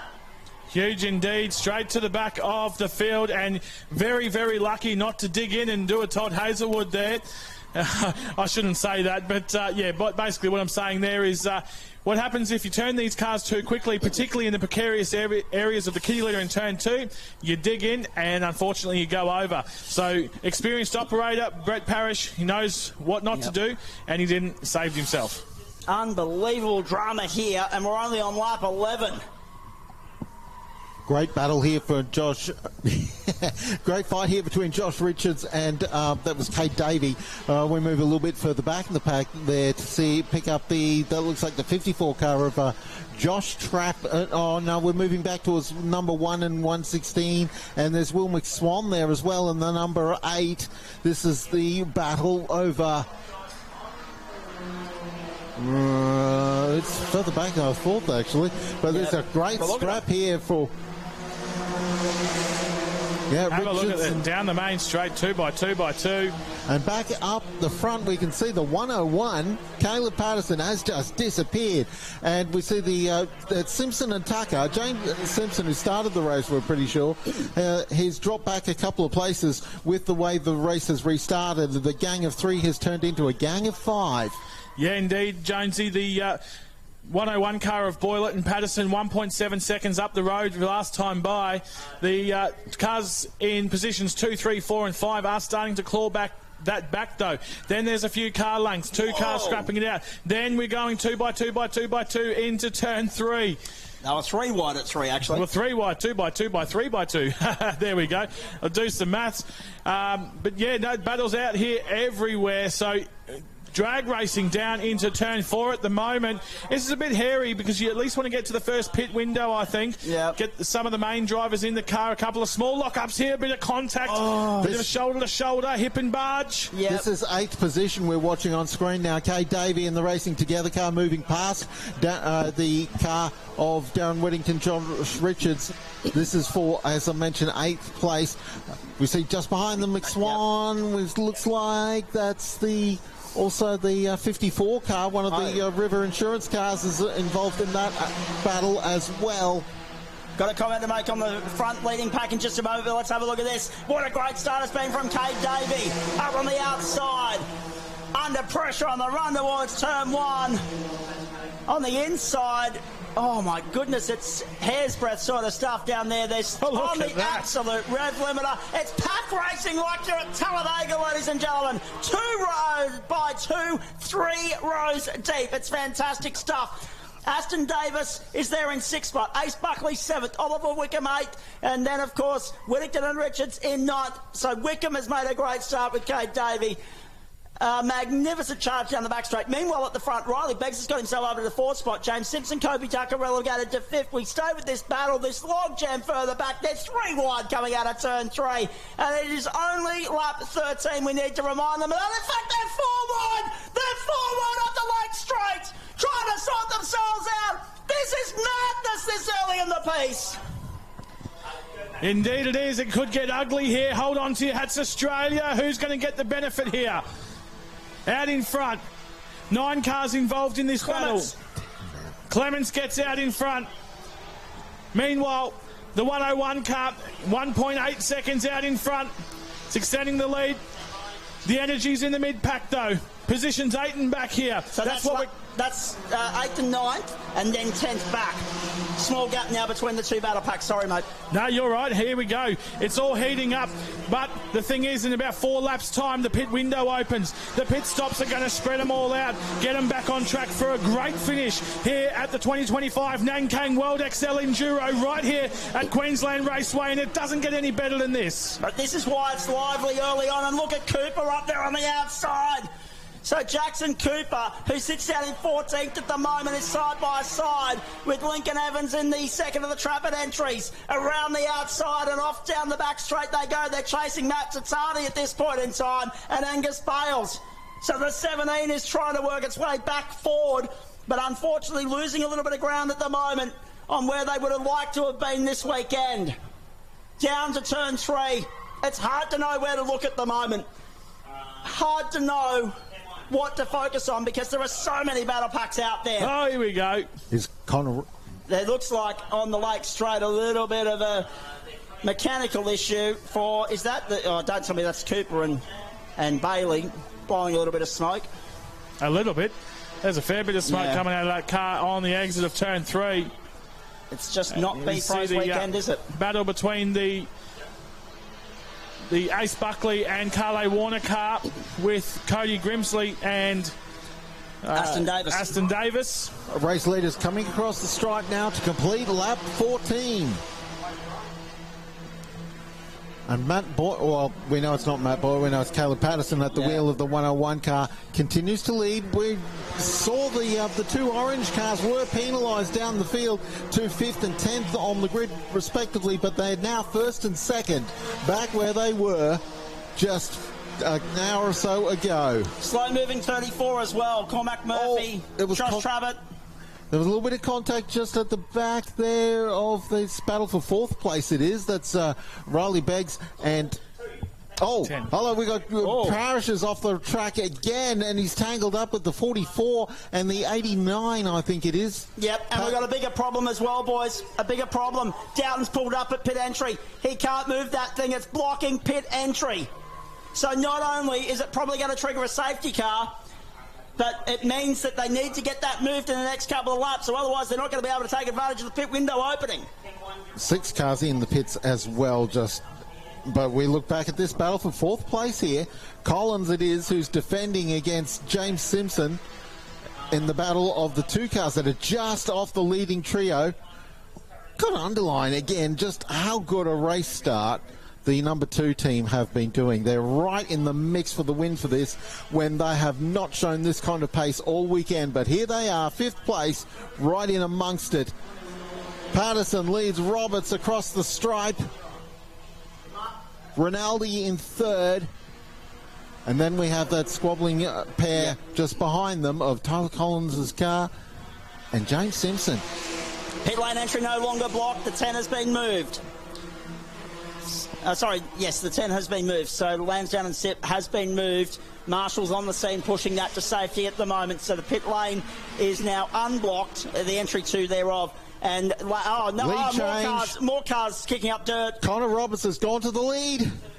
A little bit of bump drafting assistance from the Rinaldis. And, oh, no, don't tell me it's the 2 car that's in strife running slowly on the back straight. That's what it looks like. Yep. Oh, my goodness. Caught the gravel through turn 2, Jonesy. Oh, I caught the gravel. I hope that's all it is, and it's just distance as Patterson regains the lead as the Rinaldis do bump drafting with the other orange car, and Luke Rinaldi's gone bump driving down the inside. He wants the lead through all of this. They go snake gully here at the moment. Patterson hangs on the outside line. He's going to hang on to the race lead. Only just these 3 have gone from being just steadily running out in front, and they've gone full sheep station mode. Indeed they have. They're about to complete lap 16, which means one more until the pit window opens. Moz will be standing by to go down a pit road for us very shortly. He didn't take a microphone with him, so I'm hoping that he's coming back. In the meantime, Patterson, Rinaldi. This is madness. The intensity of the early stages, and it's helping Tyler Collins and Riley Begg stay in the mix. It would seem as though, I don't want to put the micro on it, that they've got that clutch issue sorted at this particular point in time. And they are now a genuine contender on what has been an otherwise difficult day for the B-Pro stable.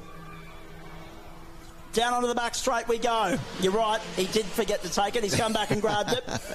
Moz will be with us on pit road for the next 16 laps. Lead change down the back straight. The Rinaldis, who are in the box seat as a result of the incident between 𝗏𝗂𝗃 and Boylett earlier in the piece. They go to the front, not just in the race, but they retain the lead in the World Enduro on points at this point in time. But it's too early to predict how this is going to play out. Up the Lake Straight, down to turn 4. Pit window will open when they cross the line. But I get the feeling, based on what we've seen thus far, it's been more frantic, more hectic, more chaotic than yesterday already. I reckon a few more drivers will opt to play the long game again today in the hope of safety car number 4. Round they come onto the main straight. So, the end of lap 17. Collins is right there with Beggs, just sitting pretty at the moment. It's a 4-horse race at the front, but look at the distance they put between themselves and the rest of the pack. Rinaldi leads, Roberts a second. Third is, of course, Patterson and Boylett. Pit lane open at the start of lap 17. And that is the start of lap 17, but none of the drivers who are still halfway around the lap can come in just yet. Everyone has to complete lap 17 before anyone can come into the pits. So it's, so that's one to watch out for.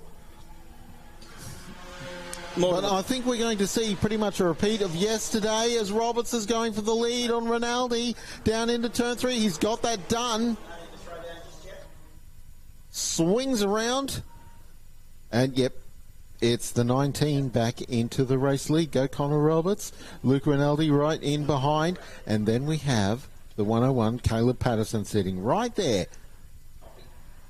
So this is back to where we were this time yesterday, the same 3 cars right up at the pointy end as there has been all weekend, even with drama and everything else that's going on. We've still got the same 3 quick cars, but add to that mix, we've got the Riley Beggs and Tyler Collins car sitting there in 4th place. It's only just out of shot as we watch the leaders go at it. Rinaldi's pushing really hard on Roberts. And the 34 is heading back out onto the racetrack, so that's good news for Trapet and Murphy. Round onto the main straight again. The end of lap 18 now. So the start of the pit window has come and gone. No takers as yet. And Connor Roberts getting pushed along by Luke and Zane Rinaldi. Patterson and Boylett sitting patiently there. What about the gap back to everybody else? What about the start from Ace Buckley in 5th place? Aston Davis, a magnificent opening sit from him for Cody Grimsley in 6th. James Simpson, Darren Whittington, Oliver Wickham and Kyler Clements make up the top 10. The Clements boys are in the top 10. The boys from the southern side of the Tweed Divide, the border, and they are sitting pretty at the moment. They're too close to Queensland to not be in our series, and they're too far away to go and travel down and run regularly in New South Wales. But they sent through their driver bio earlier in the week. They are from south of the Tweed, and it's always nice to have some interstate involvement in this race. I reckon we've got... we're going to go to Moz in a moment, but what I can tell you too, ladies and gentlemen, is that we've got drivers from at least 4 states running here this weekend. South Australia, Victoria, Queensland, New South Wales. So you've got a state of origin vibe in both AFL and NRL here. Oh, I think the only state in question here is the state of acceleration. These guys are going at it hard. This battle for the lead tips into turn 6. No one taking advantage of the pit window being open just yet. See, there's Collins in 4th place. He's just hanging on. He's not quite in the aerodynamic toe.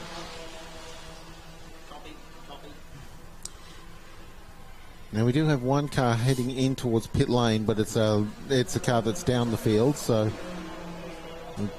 watch and maintain this 3 cars at the front of the field. Indeed. Brilliant run opening stint so far by the 3 at the front, the 4 at the front. In fact, Trapet and Target and Neville onto pit road. Trapet and Murphy back out onto the racetrack. The war of attrition continues. No, that's Trapet and Lincoln Evans. Trapet and Evans, I should say. Correct. Well, whoa, look at this. 𝗘𝘅𝗰𝗲𝗶, they're bump drafting here down the back straight. McSwan's in there as well. They're 3 wide.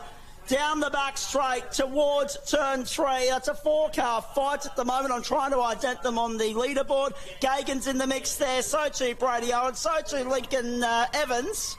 Is that right? Is that the Evans car in that mix? Or is it the one behind? Cade Davey. No, it is Cade Davey. You're right. Cade Davey. Oh, my goodness gracious me.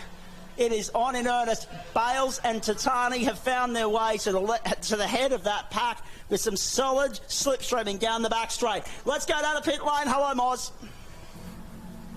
Hello, Zach. Mate, I'm down here, the 34 Rivers Advice and Insurance entry of Pat Trapet and Lincoln Evans is in the lane. This is their second trip to They're having problems with acceleration. They were just explaining to me that when they're going down the straight, the acceleration just pulls. So bonnets up, the team are on the tools down here, and significant dramas for the number 34 car. That's going to go multiple laps down. Likewise for the number 10 machine of SIP and Lansdowne. That's got significant front end damage, the whole front bar ripped off it. The team on the tools, not sure if we're going to see that back out, but the team are working as hard as they can to see if they can make something work at the very least.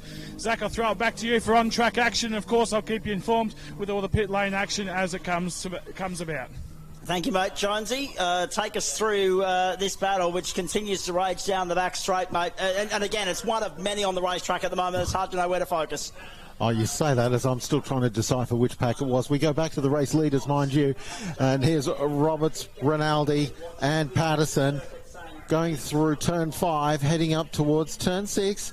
We've still only had 1 or 2 cars into the pits and only 1 car that's come into the pits during the CPS window. So everyone is still waiting for the moment to see if a safety car can... I'll tell you what, the top 3 have pulled away from the 55 car, Riley Beggs and Tyler Collins. Zach, you had over there the list of which drivers starting each car. What are we guessing? Thank you.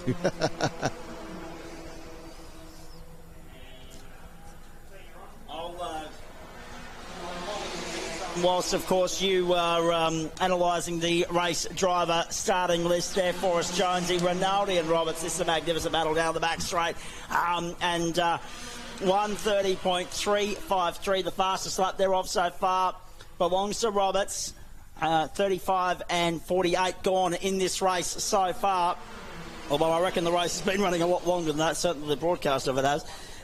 Considering that we've had that 10 or so minute red flag stoppage as well. Nice to see, much like yesterday, a long green flag run continuing here, but we're just waiting for the inevitable, the unlikely yesterday, but maybe more so inevitable today, because it's this point of the weekend where we get the war of attrition. Another car kicking up the dust on the exit of turn 2, kicking up a bit of dirt, getting it sideways, checked up, but managing to resume. round on to the battle between Simpson and Tucker. And Simpson and Tucker are chasing Ace Buckley and Carlo Water, and down the inside. The recovery drive continues for Simpson and Tucker to turn 6 once more. Carlo's so that's going to be wheel. up into position number 5. You're right, Carlo's behind the wheel. Correct, well identified, you Jonesy. What about the charge from Aston Davis as well? That's been a magnificent start from him. Up into 7th. And he could soon latch on. If they keep squabbling, he could soon latch on and join them and make a 3-way fight for 5th. And now we've got one car heading to pit lane from the battle pack that featured, of course, Maxie Gagan and Josh Marsh and Brady Yowen and Will McSwan. Number 4. Let's go to Jonesy. Sorry, no, not Jonesy. Let's go to Moz down on pit road. Go for it, mate. Sorry. Zach, not much more to report here now, although the 22 car of Jarvis is in pit lane. Driver change. Guys are still working on the 34 Trapet car. The old knee sumo wrestling moves going in on the number 10 of Sip and Lansdowne. So they're jumping on the top of that to try and get that bonnet closed as they get ready to get back out there. Race tapes going on. They're doing what they can. But I can tell you what, this number 10 car does not sound healthy at the moment. So they're doing what they can to finish. Solid effort, relentless from the team nonetheless. And the Jarvis entry has come in. The drivers have been changed. They're just waiting for their time to be completed before they head back out. But yeah, no doubt we'll start seeing a fair few more cars in the lane now. From the lane, I did see a battle starting to form with the McSwan and Bales car, so keep an eye out for those guys as the 34 car of Pat Trapet also goes back out onto the racetrack, albeit a few laps down. Back to you, Zach. Thank you, Moz. We're picking up the battle, coming round onto the main straight. And also, is that an early pit stop for Whittington and Richards? Are they making their way down pit road? Yes, they are. Josh Richards and Darren Whittington on pit road. Look at the battle continuing here. Down the main straight. Another lap in the books. So, a 4-way fight. McSwan and Owen at the front of that. Gagan and Marsh. Tatani and Bales are in there too. And, of course, the 4th of those is Lincoln Evans. And the 2nd of the Trapets, Michael Tuckwood and Brooke Wilson, the next car in line, but there's a little bit of a gap between those at the moment. It's only about half a second, so we've got some real good scraps unfolding out there on the racetrack right now. And as the pit window starts to play its part here, we've got 24 laps to go. We've completed lap 23. We're almost halfway through the pit window. So the big business end of this race is going to play out in the next 15 minutes or so and set us up for the run to the checkered flag. But Jonesy, right now, considering the different strategies at play out here, a safety car would change everything. Absolutely, it would. We're following at the moment this pretty fierce dice for 10th place here. There's Marsh, there's the number 7. Matt Tatani there is currently 11th. They're all chasing Brady Owen, the number 8. Marsh is having a big look down the inside into turn 6 to try and take 11th position away from Tatani. Tucked up immediately behind them is one of the Rivers Insurance's cars. And we see that Tatani is actually peeled straight off into the pits. So across the stripe they come. No, that's not Tatani, is it? That's, oh, yes, it is. Yeah, it is Tatani that's tipped in. Yeah. All right. Let's have a look at this. Will McSwan, Brady Owen. That 3-way fight continues. Tatani and Bales have opted out of that. Bales Tatani originally was due to start that car. Nicole Tuckwood told me about half an hour before the race started that they changed that idea. So Angus Bales will hand over to Tatani as the mail that we got from her before the race start. I'm not sure if I mentioned that to trackside, but I certainly did mention it to the Westboro Radio audience. Roberts under pressure from Rinaldi still. They've shaken off the threat of Matty Boylett and Caleb Patterson for the moment. And then, of course, Riley Beggs and Tyler Collins sitting down there in 4th position. So Bales out, Tatani in. Half the work done by Bales. It's up to the South Australian to bring them home. Back to the main straight. Another lap in the books. Here on the platforms of your home of sport at Ipswich, Westboro Radio and Westboro Sport. Sincerely hope you're enjoying our coverage of the XL World Enduro presented by Nankang for the Peters Motorsport Promotions XL Cup of Queensland in 2025. We're half race distance, ladies and gentlemen. In fact, we're just beyond that now. Looking at the recovery of Brett Parish and 𝗟𝗯𝗿𝗏𝗏, up into 14th right now. So Brett Parish, that streak that he holds, that stranglehold he has on this race, in which he has more podium finishes than anybody, unfortunately not going to build on that today. It will remain at 7. Pit lane is now a hub of activity. Let's go down to Moz to capture it all. Yeah, thank you, Zach. So the Richards-Whittington car had stopped. Richards out, Whittington in. That was a beautiful stop, nice and quick. They got it done easy.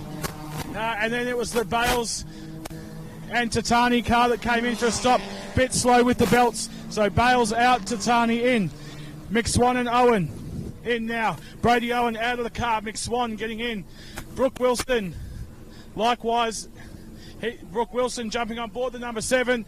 Some significant front end drama. We've got dramas at turn 3. I'll throw back to you. Looks like the Parish car. We do indeed again. More dramas at turn 3. This time, Brett Parish, 𝗟𝗯𝗿𝗏𝗏, they're lifting out of there. They're taking their way up to Snake Gully. Unfortunately, Patterson at the moment and Boylan as well. As Jonesy joins me in central commentary again. But it's been a day to forget for Brett Parish. Picking up our race leaders, are tipping into turn 2. Roberts and Rinaldi continue to the front of the field. It's Luke Rinaldi started the race in the 127 car. There's a little bit of tap dancing going on here. Tap, tap, tap, push, push, push. Come on, Roberts, get out of the way. I want this one, says Rinaldi. Well, everybody wants this one, of course. We see the top 2 have moved clear. Yeah, Caleb Patterson's no longer in touch. In fact, Caleb Patterson's fallen back quite some. He's no longer there. Where's the 101? He's come into the pits. Parish is in the pits. Where is Connor? Where is the Caleb Patterson car?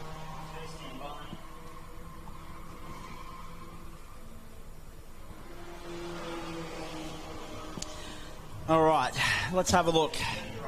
We've lost car 101. Okay. He's in pits, is he? I think so. I'm pretty sure. So we think car 101 is in pits right at the moment. Yeah.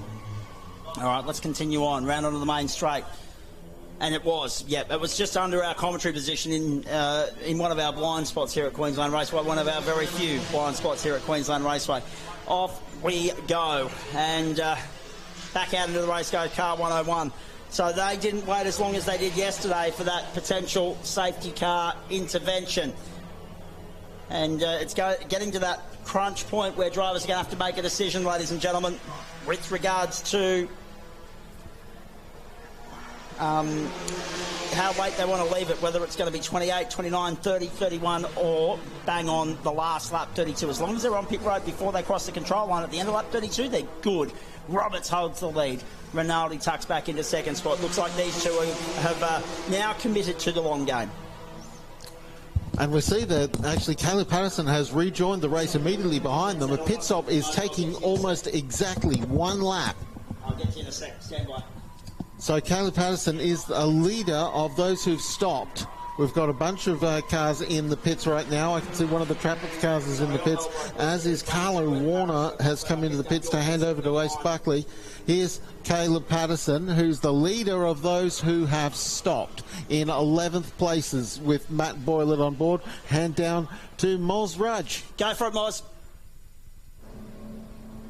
Yeah, thank you, Zach. Mate, it's been a hive of activity down here in the lane. We had Patterson and Boylett entry come through. There was nearly contact with Brooke Wilson as he was exiting his stop, and Patterson was coming in. So I can confirm that Patterson was in the car, so he's out. Boylett's in. So you'd want to hope this race finishes relatively early so that Matt Boylett can catch his flight. Carlo Warner is now back in the car and leaving. Brett Parish has come in, and Jalen Rowbotham is now in that car. The 83's in the lane now.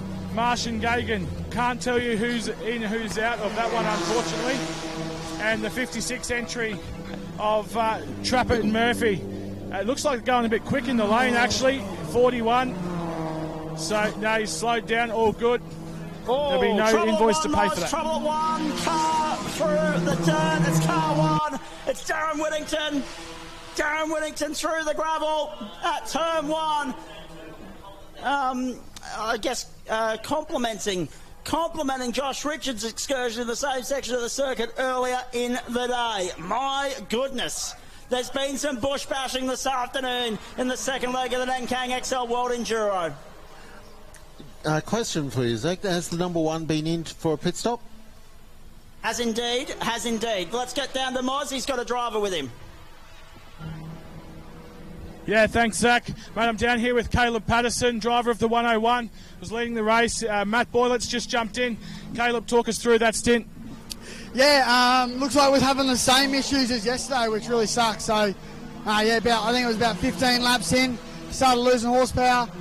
Started that race, I was just putting around at the front trying to preserve the car, and then all of a sudden we got no power. So I'm not sure what's happening. Hopefully, there might be some type of undercut or safety car or something like that puts us back in the mix.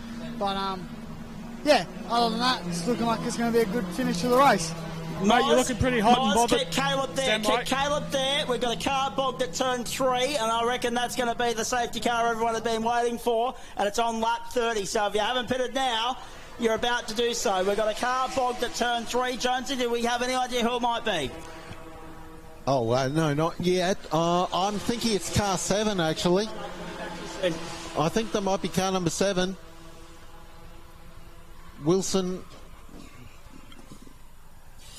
Yeah, the car 7, which is Brooke Wilson and Michael Tuckwood. I think that is out there. Righto. There's a recovery vehicle heading onto the outside of turn 3 at the gravel trap there. It looks as though they're going to try and extricate that one and keep this race going at the same time. Let's wait and see. Let's get down to Moz because there's a hub of activity on pit road. And it is... Oh, there's a slow move. Hang on, Moz, hold the phone. Slow-moving car coming out of Snake Gully as well. That's Caleb Patterson. It's Matt Boylett behind the wheel and still trying to pick up the ident at turn 3. Get down to Moz. Yeah, thanks, Zach. Fair bit of noise and action happening down here in pit lane. So, yeah, we're just talking to Caleb Patterson, and he was mentioning that same issues as yesterday. He's under power, and that car's just come to a stop on the infield just outside the exit of turn 5. So the 101 car finished. Caleb was just explaining to us the issues going on with that car, and it's now stopped on track, so we're going to need a recovery for that one as well. The the Collins and Beggs entries been in, so Collins out, Beggs in. We got the Rinaldi swapping at the moment, likewise with Roberts and Kasha. So the leaders are in the lane. We've had a few others. We had Cade Davey and Ollie Wickham come in and swap out as well. So Cade Davey out, Ollie Wickham in. We've also got the Richards entry in the lane at the moment as well. Triple stack behind the leaders. Here we go. So Zane Rinaldi's behind the wheel of the 127. He's going to be out. Josh Richards, that's Darren Whittington in that car now, I should say. They've already been in the lane. So this is an unplanned stop. It looks like a flat front right, perhaps, and a fair bit of damage on the front end. Oh, here we go. Roberts and Kasha. So Kasha has just pipped Zane Rinaldi in the pits, jumped him, and that's going to be a race behind the safety car, no doubt. That's a race-defining moment, Moz. The caution flag has not been thrown. They had a double-waved yellow down at turn 3, and they got the Tuckwood-Wilson entry extracted out of there. So, again, another spanner in the twist of the plot of the Rookie of the Year battle at the moment, because Sturgis and Wilson have both run into trouble today. Unbelievable drama in this XL World Enduro 2025. They've left the Caleb Patterson Matty Boylett car there. I fell for Matty Boylett. He's going to fry in that bloody cockpit as we make our way around. They haven't yet neutralised the race, but the recovery vehicles are on standby at the end of pit road. So I dare say they're going to be deployed any tick of the clock, ladies and gentlemen. Here comes Ashton and Kyle Clements back out onto the racetrack. Moz, anything else to report from pit lane before you come back up over here? Yes, mate, I've just grabbed Caleb Patterson again, who's Hyundai XL is currently sitting on the infield on the exit of turn 5. And you were just discussing the issues you were having with the car. Looks like they've given in, and he's stopped out there, Matty Boylett, at the moment, nowhere to go. Yeah, at the moment it seems like it might be a different issue. We think the throttle cable might have snapped. So, yeah, obviously lack of horsepower. You want to press that pedal even further to try and get a little bit more, and yeah, she snapped it. So yeah, I'm sure what's happened, but hopefully they tie him in. I don't want him to leave it. Don't want him to leave it, be left out there the whole race. No, it's a scorch. Okay, safety car's been deployed is the word from down here, so we'll get this race neutralised once again. Caleb, just quickly, mate, you're looking pretty hot and bothered. Talk us through how you're feeling in the race car out there at the moment and what these guys are going through and enduring at the minute out there in the race cars. Yeah, it's hot out there. I got my window cracked the tiniest little bit, try and get some air in there, but yeah, you're constantly working, constantly thinking. Probably gets to about 50 degrees inside that cab, so that doesn't help either. But yeah, I'm hot and sweaty, so I might go get a drink here. Yeah, well, mate, from pole position, you know you did well in the shootout this morning. Unfortunate that the car's given up. Snap throttle cable is suspected. Mate, you had a good stint nonetheless, given the gremlins that you were facing. Have a rest and do it all again next year. Thanks, mate.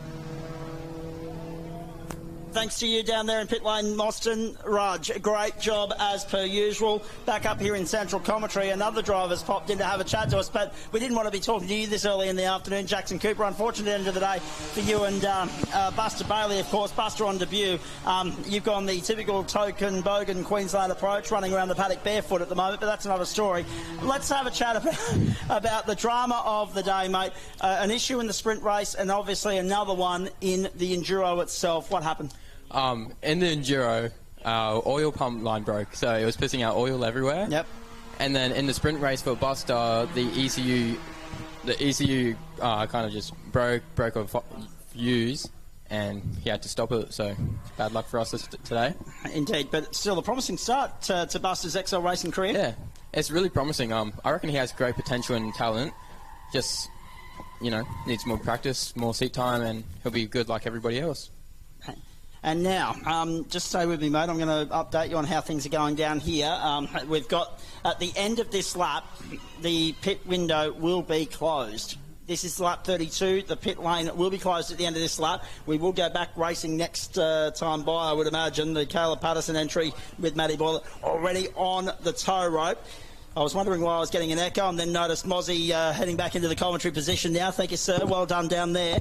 We'll have Moz back on the mic in just a few moments. We've got Jackson Cooper here alongside us. Disappointing way for it to end, mate. But how did you enjoy, firstly, being immersed within the B-Pro sanctum and teaming up with Buster? Because, as we said, it's the start of his XL journey. It's still the infancy of yours as well.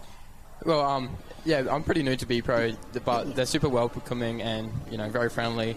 Buster, he's a bit of a personality, but, he always speaks his mind and lets everybody know what he knows and wants, and I find that really good in a race car driver. Disappointment for you, but also frustrating day for the other member of the stable, Brett Parish, Jalen Rowbotham. They're, of course, chasing some issues there. They're back into 11th spot, but certainly not challenging for the podium at the moment. But what this does is the pit window has been closed, ladies and gentlemen, at the end of lap 32. It's set us up nicely for that sprint to the line that we didn't get yesterday. Who's your money on? Zane Rinaldi, Okay. Fair call too, because you've been working closely with Rinaldi throughout the course of the season. Moz is just catching his breath, standing there under the ventilation of the aircon at the moment. You can continue to do so, mate. Don't worry about that. I dare say we'll be going back green this time by with the track now clear. So, yeah, a string of mechanical dramas. But that highlights the point, doesn't it? Yeah. It's a long, taxing weekend for you guys, around 350 to 360 kilometres worth of racing. And you've absolutely flogged these things within an inch of their life. But they do cry foul occasionally. Yeah, well, I was pushing this car as hard as I can, try to get a good lap out of it, like every single lap for this, but sadly it couldn't take it, and I was beating it a bit too hard. And when I looked in my rear view, I saw the smoke, and I was like, oh, who looked locked up going into 3? And I realised it was my car, so I was a bit sad about that. Indeed, as you should be, mate. Righto, Luella Motors safety car taking off once more.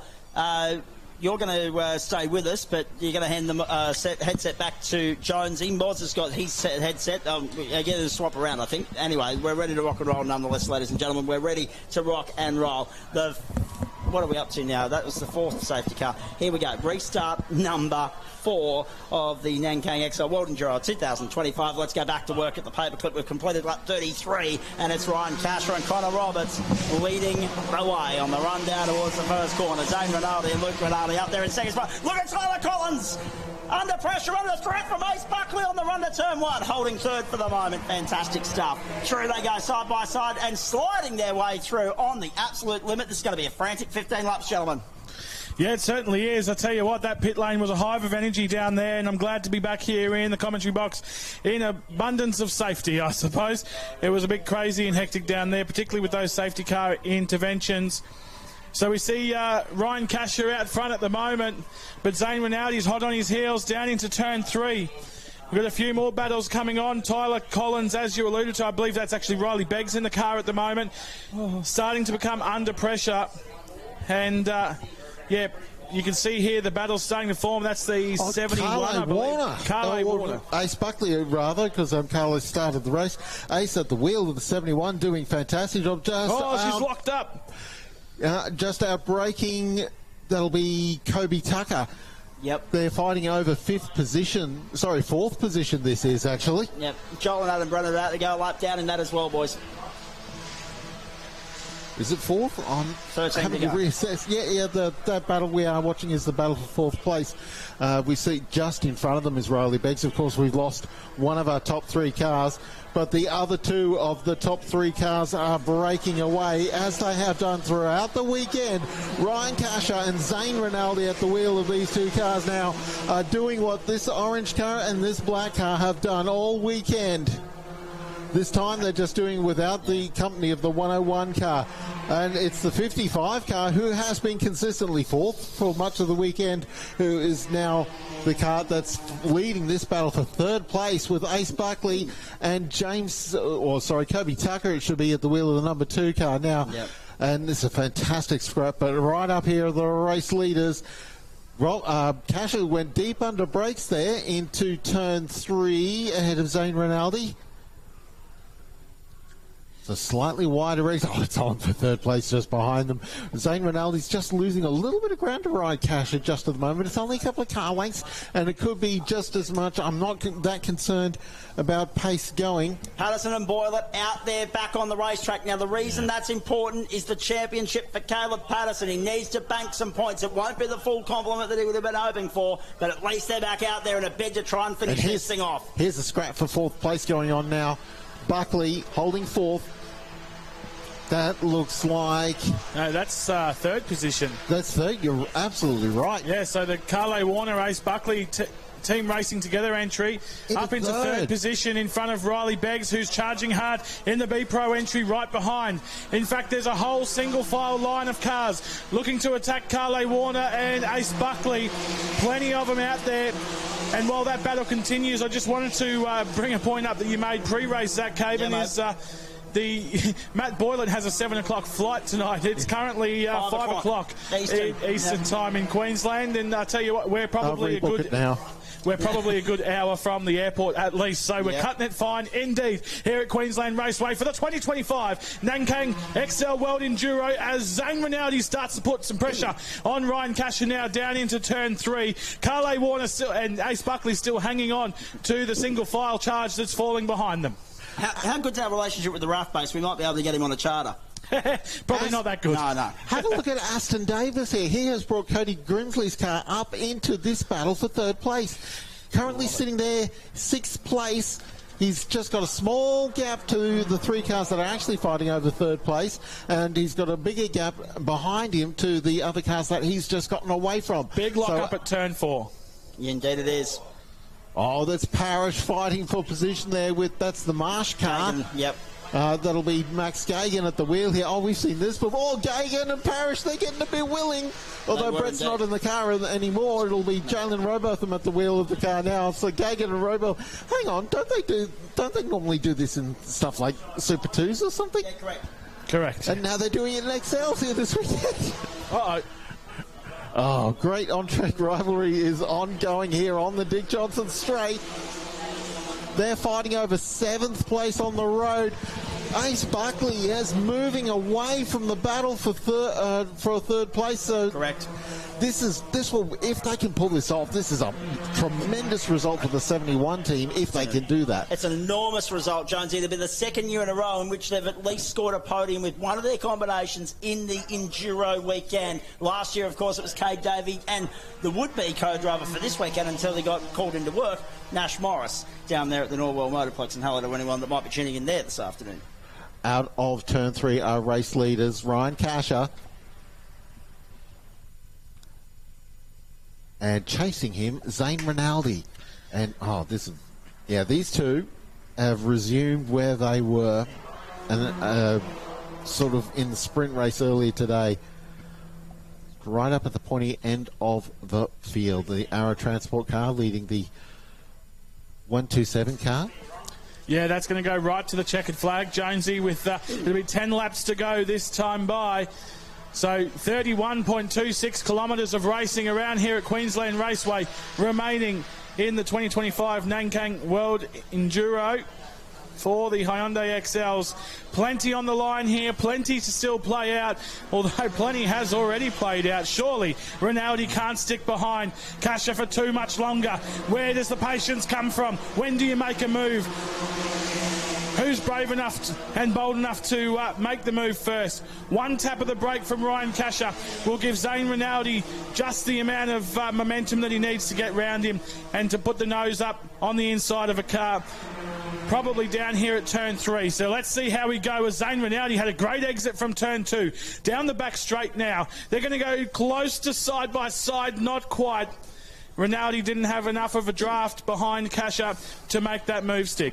Can I just point out that 2 seconds might end up equaling a first for Zane and Luke Rinaldi on the outright point score of the weekend, because that penalty for Kasher came with a little bit of an invoice in terms of the points haul of the weekend, remembering it's all points count.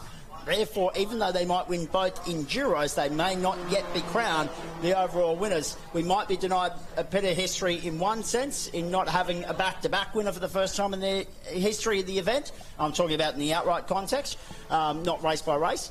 But also, we might also have our first sibling combination to ever win the XL Enduro. History awaits in the next 9 laps, ladies and gentlemen. They go around turn 6 for the 10th last time. We complete lap 38, 9 laps. Sorry, that's the 9th last time. 9 laps to go. Here we go. 9 laps remaining at the paperclip this afternoon, and it's as and Jonesy said it earlier. It's just a little bit later in the afternoon than what it was yesterday. This screams deja vu from what we saw yesterday. Yeah, it absolutely does. And speaking of a little bit later, it is slightly cooler out there. We've got a bit of wind picking up here now as well, so a nice little reprieve for them out there, although no doubt they're still hot, sweaty, and it is hard work out there this afternoon. Emphasis on the word slight. Slight, yes. Very slight. Yeah. So we can see the leaders here have now put 5.5 seconds out on the 71 car of Ace Buckley and Carly Warner, who's under pressure from the Simpson Tucker entry. We might see a move here and a change of third place at turn 3. Not quite. Although the Simpson Tucker entry is going to stick it around, try and find a gap. But Ace Buckley on board the 71 team racing together entry closed the door quite early on, acknowledging what's going on. The problem here is if you spend too much time looking in your rearview mirror, well, that just invites the battle, doesn't it? You've got to look through the windscreen, eyes forward at all times, and make sure you can hang on to that position, because Ace Buckley is significantly under pressure from the Simpson and Tucker entry. But you're going to let in Tyler Collins as well in that B-Pro purple people eater machine. Yep. Indeed. That's one guy you don't want to get through to behind your rear bumper. Well, see, this is the thing, right? I'm looking at that purple, and I'm thinking of all the characters of, television. So, and I said this to the boys yesterday, Barney the dinosaur, Dino the dinosaur, think about the Hanna-Barbera or the Flintstones. Think, of course... Great peep. Yeah, exactly. Think, of course, the... what have we got as well? Jeff from the Wiggles. And there was one more. My goodness. Anyway, you're dragging something from the depths here, Zach.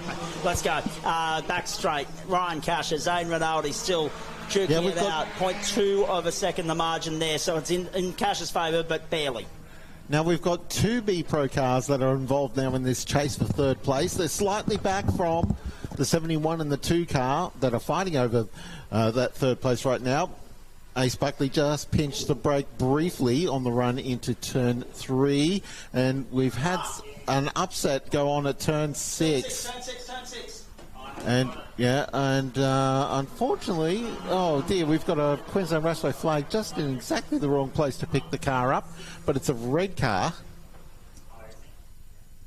So that makes it, at very least, red nose. That isn't the number 1 car by chance, is it? No, it's not. Surely not. We'll see. But here we go. Speaking of B Pro Safety car cars. boards and flags. Safety car boards and flags. Oh, and this was just as Jalen Robotham had an overtake lined up on Riley Beggs, the 2 B Pro cars. We're getting pretty serious. Riley had sort of shuffled Jalen sort of slightly wide on the exit of turn 5. It was getting pretty willing, but now everybody calms down to get back into the safety queue running order. Is it? Oh, I'm trying to pick up the rego on it. If it's, well, it's not 1. Okay. So is it 7?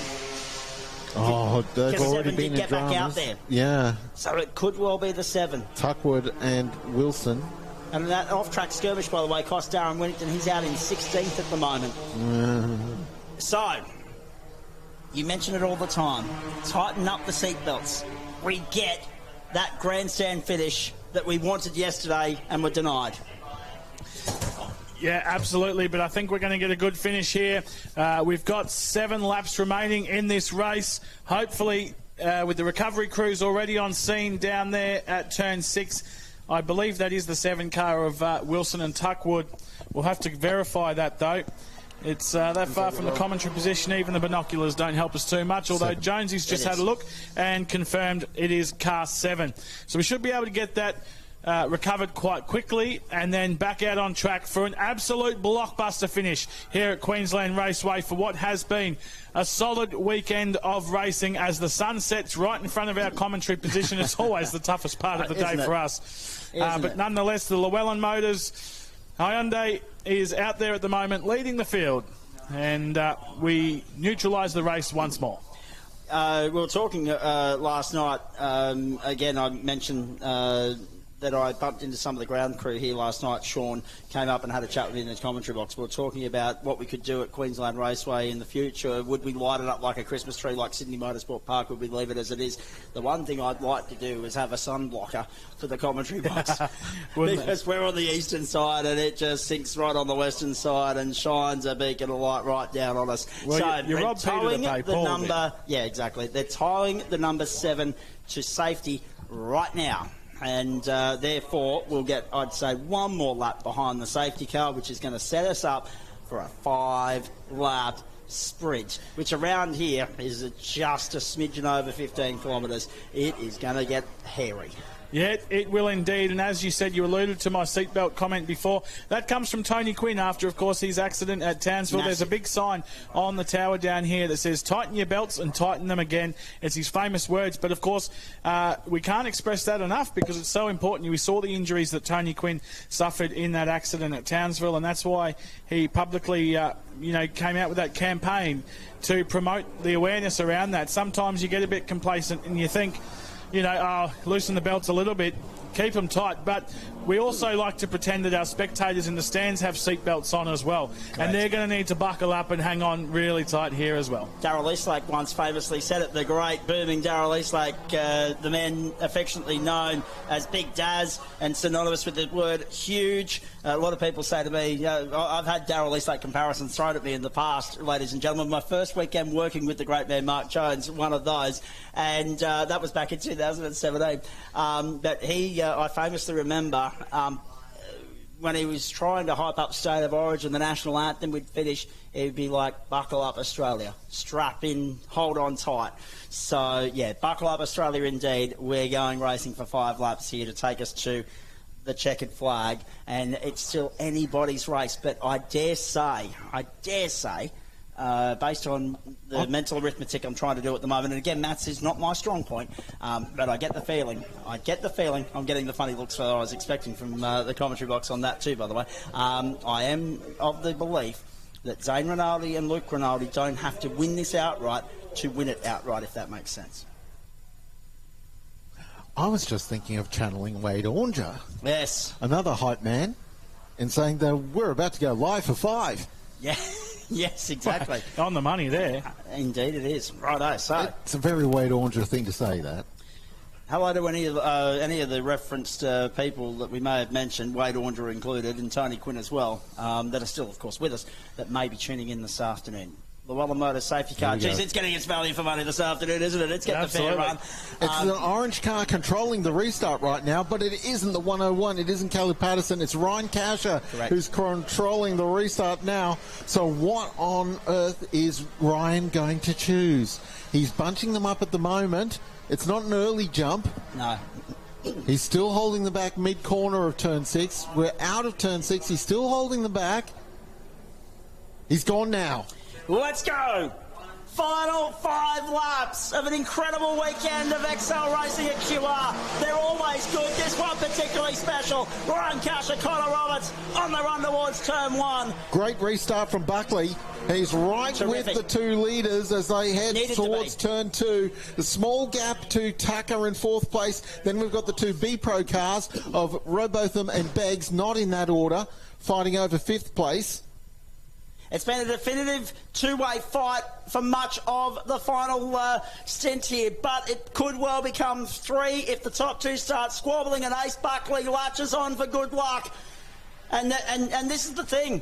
The top 3, Patterson being the other one, have been in a different postcode on Pakes this weekend, but this is a 5-lap sprint, so all of a sudden it becomes anyone's game as they come out of turn 3 for the 5th last time. Lap 43 of 47. Bolt yourself into your seats, Australia. Hang on to your chairs. Buckley's still right there with the 2 race leaders as they dive into turn 4. All 3 of them are lifting wheels. Tucker's been caught out by all of this. The 2 B Pro cars have gotten past, demoting Tucker down to 6th. So 4th place is now Riley Beggs, but that might be temporary. 𝗏𝗏𝗃𝗏 is right there. Here comes Rinaldi for a big look at turns. No, he's staying in line. You know what? I'm not ruling Buckley out here. No. No, and nor should you. No. He's made a fantastic restart. If anything, Zane Rinaldi was maybe caught out slightly at the restart, and that's just gifted the terrific opportunity to buy a free pass, a free ticket to the battle for the lead. At the end here, off we go. That's Beggs. Yeah, the 55 cars in all sorts of trouble. He's lost 2 spots there. 𝗏𝗏𝗃𝗏's gone through. Tucker's gone through. Simpson's gone through. So, so it's back to 6th now for Beggsy. Buckley's lost toe with Rinaldi and 𝗏𝗃𝗃. Rinaldi bump drafting down the back straight. Just SMSing Ryan saying, how are you this afternoon? Are you sensing the same deja vu as I am? And off goes Simpson and Tucker at turn 3. Oh, no. And he's just... Get it out of there. It was trying to outbrake the Jalen 𝗏𝗏𝗃𝗏, and it's just gone in too hot and speared all the way off. And that's such a shame. The number 2 car had put in an immense drive in this race, but now they've dropped down almost to the tail of the field. As we see the race leaders tipping through turn 5, heading up the hanger straight that points towards Raf Amberley. And Buckley is back in it again. Yeah. This is tense. This is tight. Rinaldi yesterday tried everything he could to put the pressure on and force Ryan 𝗏𝗃𝗃 into a mistake or find a way by. 𝗏𝗃𝗃 withstood the pressure and outgunned him on racecraft. Now we get a chance to see if Rinaldi has learnt from that and can one-up him today. We've got 3 laps to go. It's 𝗏𝗃𝗃, it's Rinaldi, it's Buckley driving beautifully for Team Racing together. And Carly Warner could well become the 2nd woman in the history of the Hyundai XL Enduro in the Queensland XL Cup to net a podium finish in an endurance race. Maybe not the weekend point score, but certainly the race itself. Now watch this, at the back straight, we see that Zane Rinaldi pushes Ryan 𝗏𝗃𝗃 all the way down the back straight and then breaks earlier than 𝗏𝗃𝗃. I think he's trying to trick 𝗏𝗃𝗃 into a mistake, making a run wider through turn 3 so he can take a better line out of turn 3 and try and get it at turn 4. It hasn't worked yet, but that's what it looks like at the moment, trying to force 𝗏𝗃𝗃𝗃 into making an outbreaking mistake at turn 3. I do wonder if the more 𝗏𝗱𝗃 and Rinaldi battle, the more that's going to invite in Ace Buckley and the 71 team racing together entry.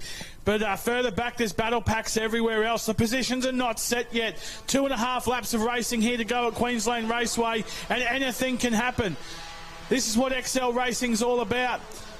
Down into turn 6. 𝗏𝗃𝗃, very good at knowing where to point that car, putting it in a great spot every single time to protect a hard-charging Zane Rinaldi from behind. Rowbotham and Beggs just pop into shot there, fighting over 4th place just behind these two. The 2B Pro entries that are running towards the front of the field, they're not quite making an impression on Buckley at the moment. Top 2 have pulled away from Buckley. It's starting to look a little bit less likely that the 71 will figure for the win, but they're still in an immensely strong 3rd place. But it's going to be between the 19 and the 127. Ryan 𝗏𝗃𝗃 holds that lead from Zane Rinaldi. As we look a little bit further back in the field, that's the Cody Grimsley car with his co-driver aboard. It's having a tremendous scrap there. Oh, it's Brady Owens getting involved there in the number 8 as well. Down into turn 3. That's Look at Max Gagan on the outside in that black and green car. Lincoln Evans, I think it is in the 56. I'm not sure. I think the Trapets may have swapped their co-drivers around. I'm not quite sure which co-driver is in the 56 or the 34 at the moment. But right in front of them is Aston Davis in the 64 in Cody Grimsley's car. Aston Davis has been making magnificent progress through the field. He's now up into 6th place. So last time by, the gap between 𝗏𝗃𝗃 and Rinaldi, 2.5 tenths. The gap between Rinaldi and Buckley was 6.5 tenths. Yes. So not much in between them at all. Gagan's making a big move, trying to get at Evans at turn 6. And here we go, last lap Australia, 3.126 kilometres to go of the 2025 Nankang World Enduro Series for the Hyundai XLs. 𝗏𝗃𝗃's in front. Can he hang on? Zane Rinaldi, put both of those together. Zane Rinaldi starting to get a little bit desperate now. You can start to see him poke the car in and out where he wants to go. He cannot afford a mistake here. Ace Buckley's just behind, going down into turn 3. The sun is setting on what has been a beautiful weekend of racing here. Zach, bring us home.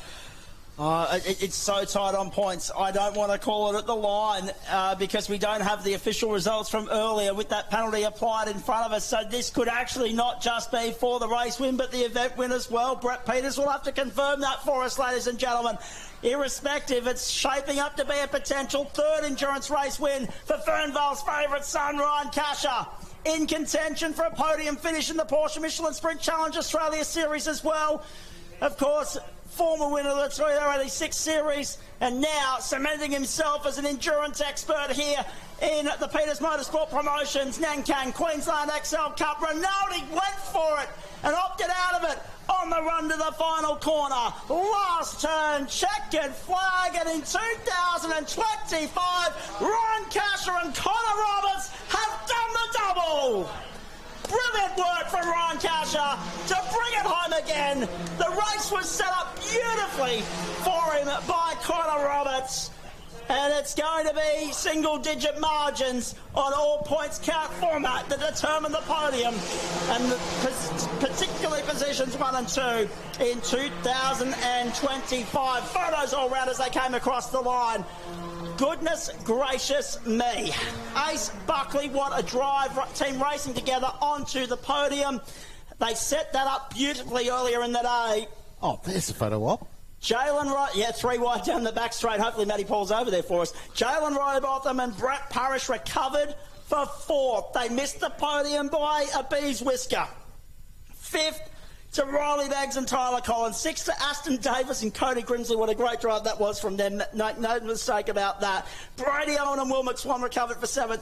Max Gagan and Josh Marsh 8th. Matt Tatani Angus Bars 9th. Lincoln Evans and the 2nd of the Trapet entries, the 56th there in 10th. That's Pat. It's Pat, yes, correct, thank you. And Josh, of course. No, Josh is 56. Yeah, Josh, Pat's 34. Yep. So, there you go. Unbelievable drama here at the paperclip today. Back to back for 𝗏𝗃𝗃 and Roberts. Unbelievable. Very, very good. 47 laps a day. Plus and the they've 10 done sprint. it. Plus the 10 sprint laps each day. So they've done a terrific job. Dominated the weekend, taking off both enduros, and to come to the end of 47 laps, 150 Ks, 0.188. So just under 0.2 of a second separated them at the end. Phenomenal job, and well done to the entire category and all the support staff for the category that make this event happen. Among everyone else, of course, that was a pearler of a race here at Queensland Raceway. A pearler of a contest, indeed it was.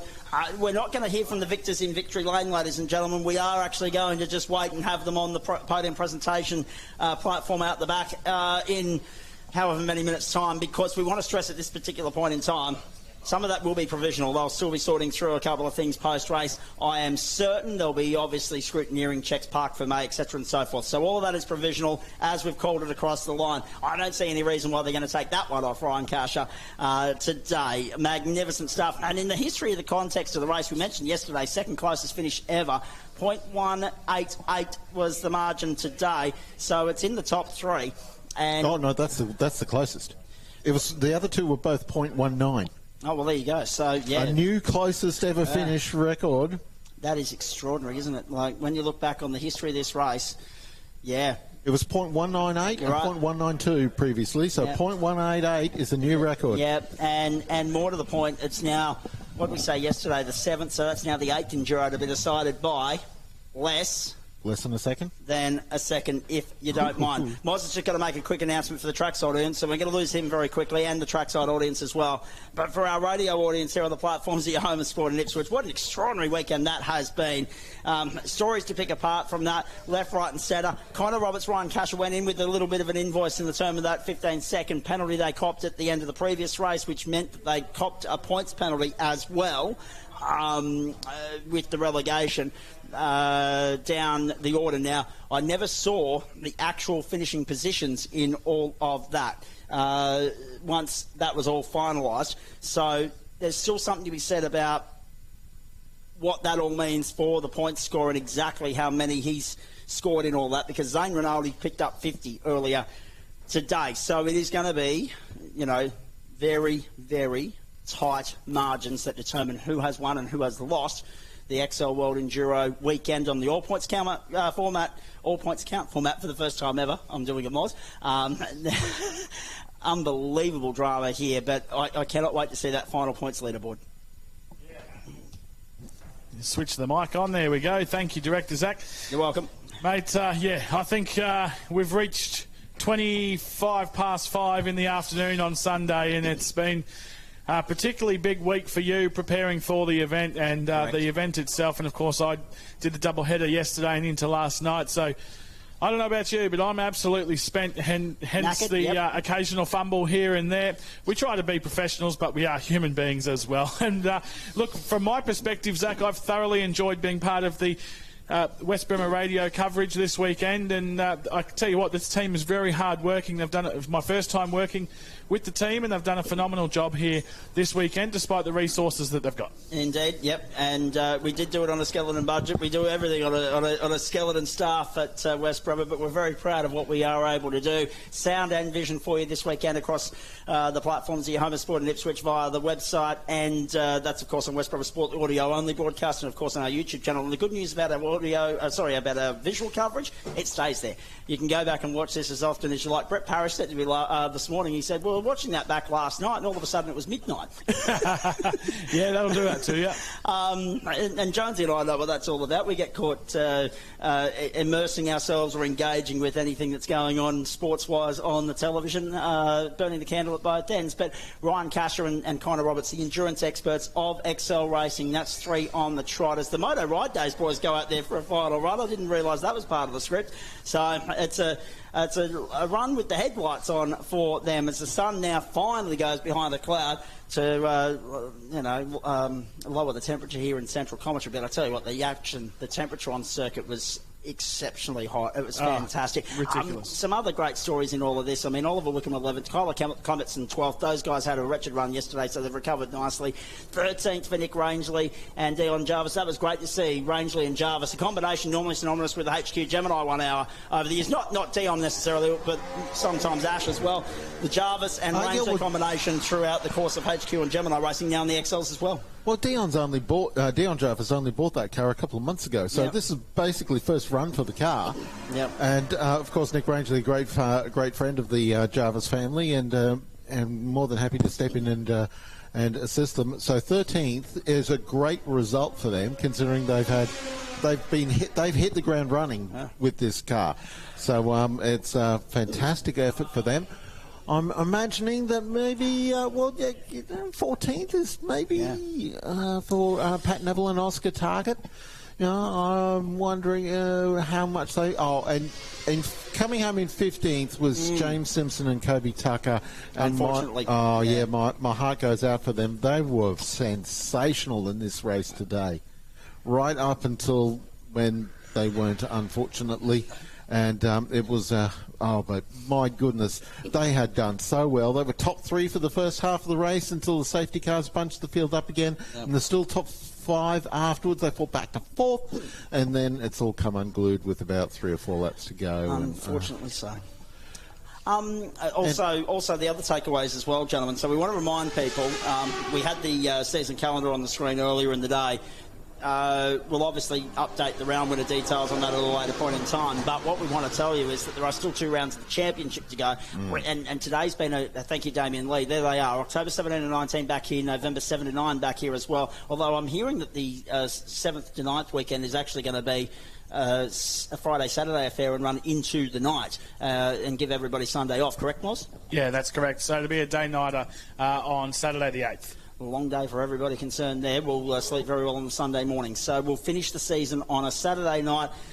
Stakes day at Flemington, of course, the Melbourne Cup Carnival, and we're looking forward to that immensely. But costly, in the context of the championship, today's results for both Darren Whittington's co-driver Josh Richards and also Matty Boylett and Caleb Patterson. They finished 19th in the end there. Joel Brennan, of course, with Adam, his brother, normally Series X3 regulars, that was 17th. Corey McCullough and Anthony Levitt, 18th. Tim Sipp was 20th. We mentioned Boylett and Patterson already. And then Trapet, rather. Pat Trapet. Yes. Trapet Senior. Correct. Back there in position number 21. And everybody else has been classified as a DNF. Plus we had, Jackson Cooper came up and visited us in commentary to explain that... he and Buster Bailey, their demise, mechanical attrition for them today as well. The sponsors on the screen, I'm going to mention them again in a moment because they deserve nothing but absolute praise for the way in which they get behind the best thing in grassroots motorsport and state-level motorsport, quite frankly. It's right up there with Formula V in terms of bang for your buck, as far as I'm concerned, ladies and gentlemen. Even 𝗥 Racing, I don't know, that's close to Moz's heart, so I had to mention that. Ian McNair, I should say, he was also part of the attrition rate here this afternoon. Jesse Dixon, Tommy Manwaring, unfortunately their woes continue. It's been a learning sort of season for them. Retirements have been a frustrating component of trying to put a campaign together, and it's just fallen foul for them. Misty Grimsley, Cooper Barnes, that was unfortunate. Ashton Edwards, Fraser Sturgis. So the Rookie of the Year battle balances out because they're both classified as a DNF there. David Glasgow and Kent Quinn and Zoe Woods.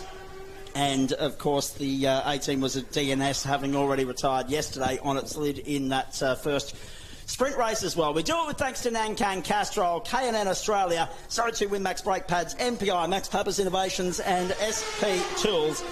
So I'll get some final thoughts from you guys in just a moment. In fact, we might even get some final thoughts from you out on the podium, if that's all right with you two gentlemen. I know you're not going anywhere in a hurry. It's been a phenomenal weekend here.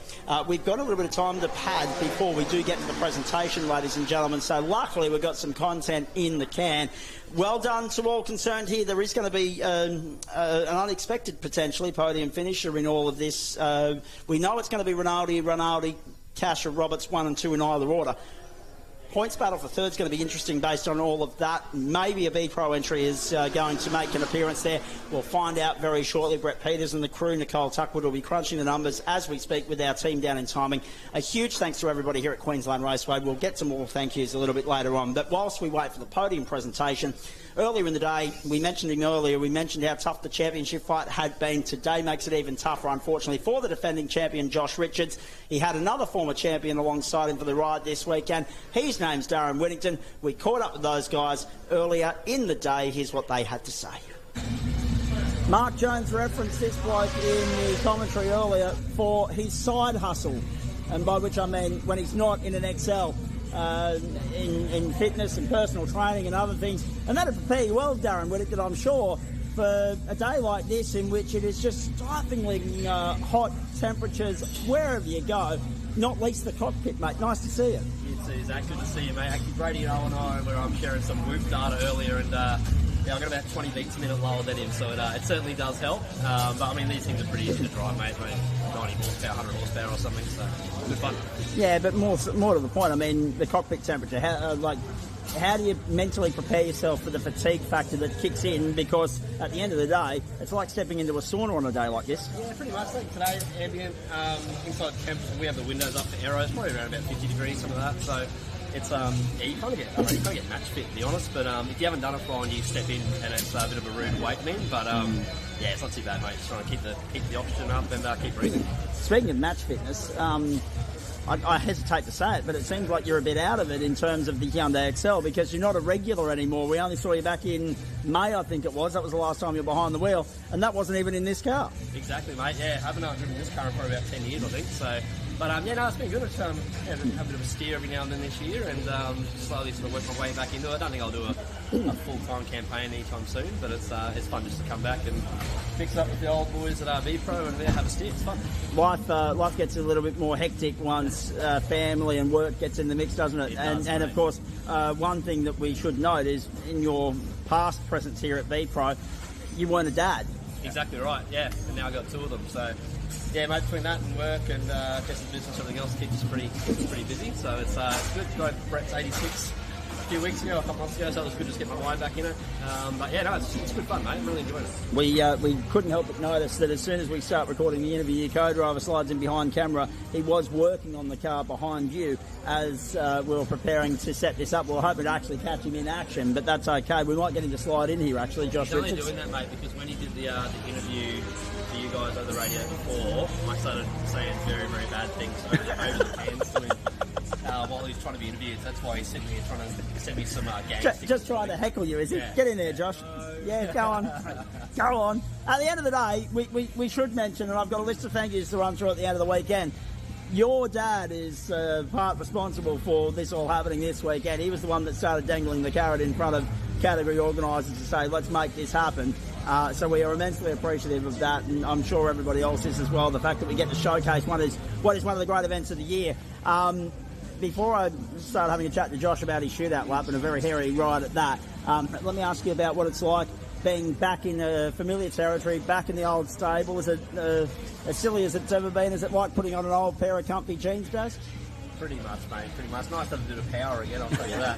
But no, look, it's pretty much the car's pretty much feel the same as I ran in 2021. So yeah, it's pretty much the same, mate. No different. Just still breaking things and fixing things on the weekend, and there's cars getting new lens, all sorts of stuff. Last minute motorsport. Yeah, exactly right.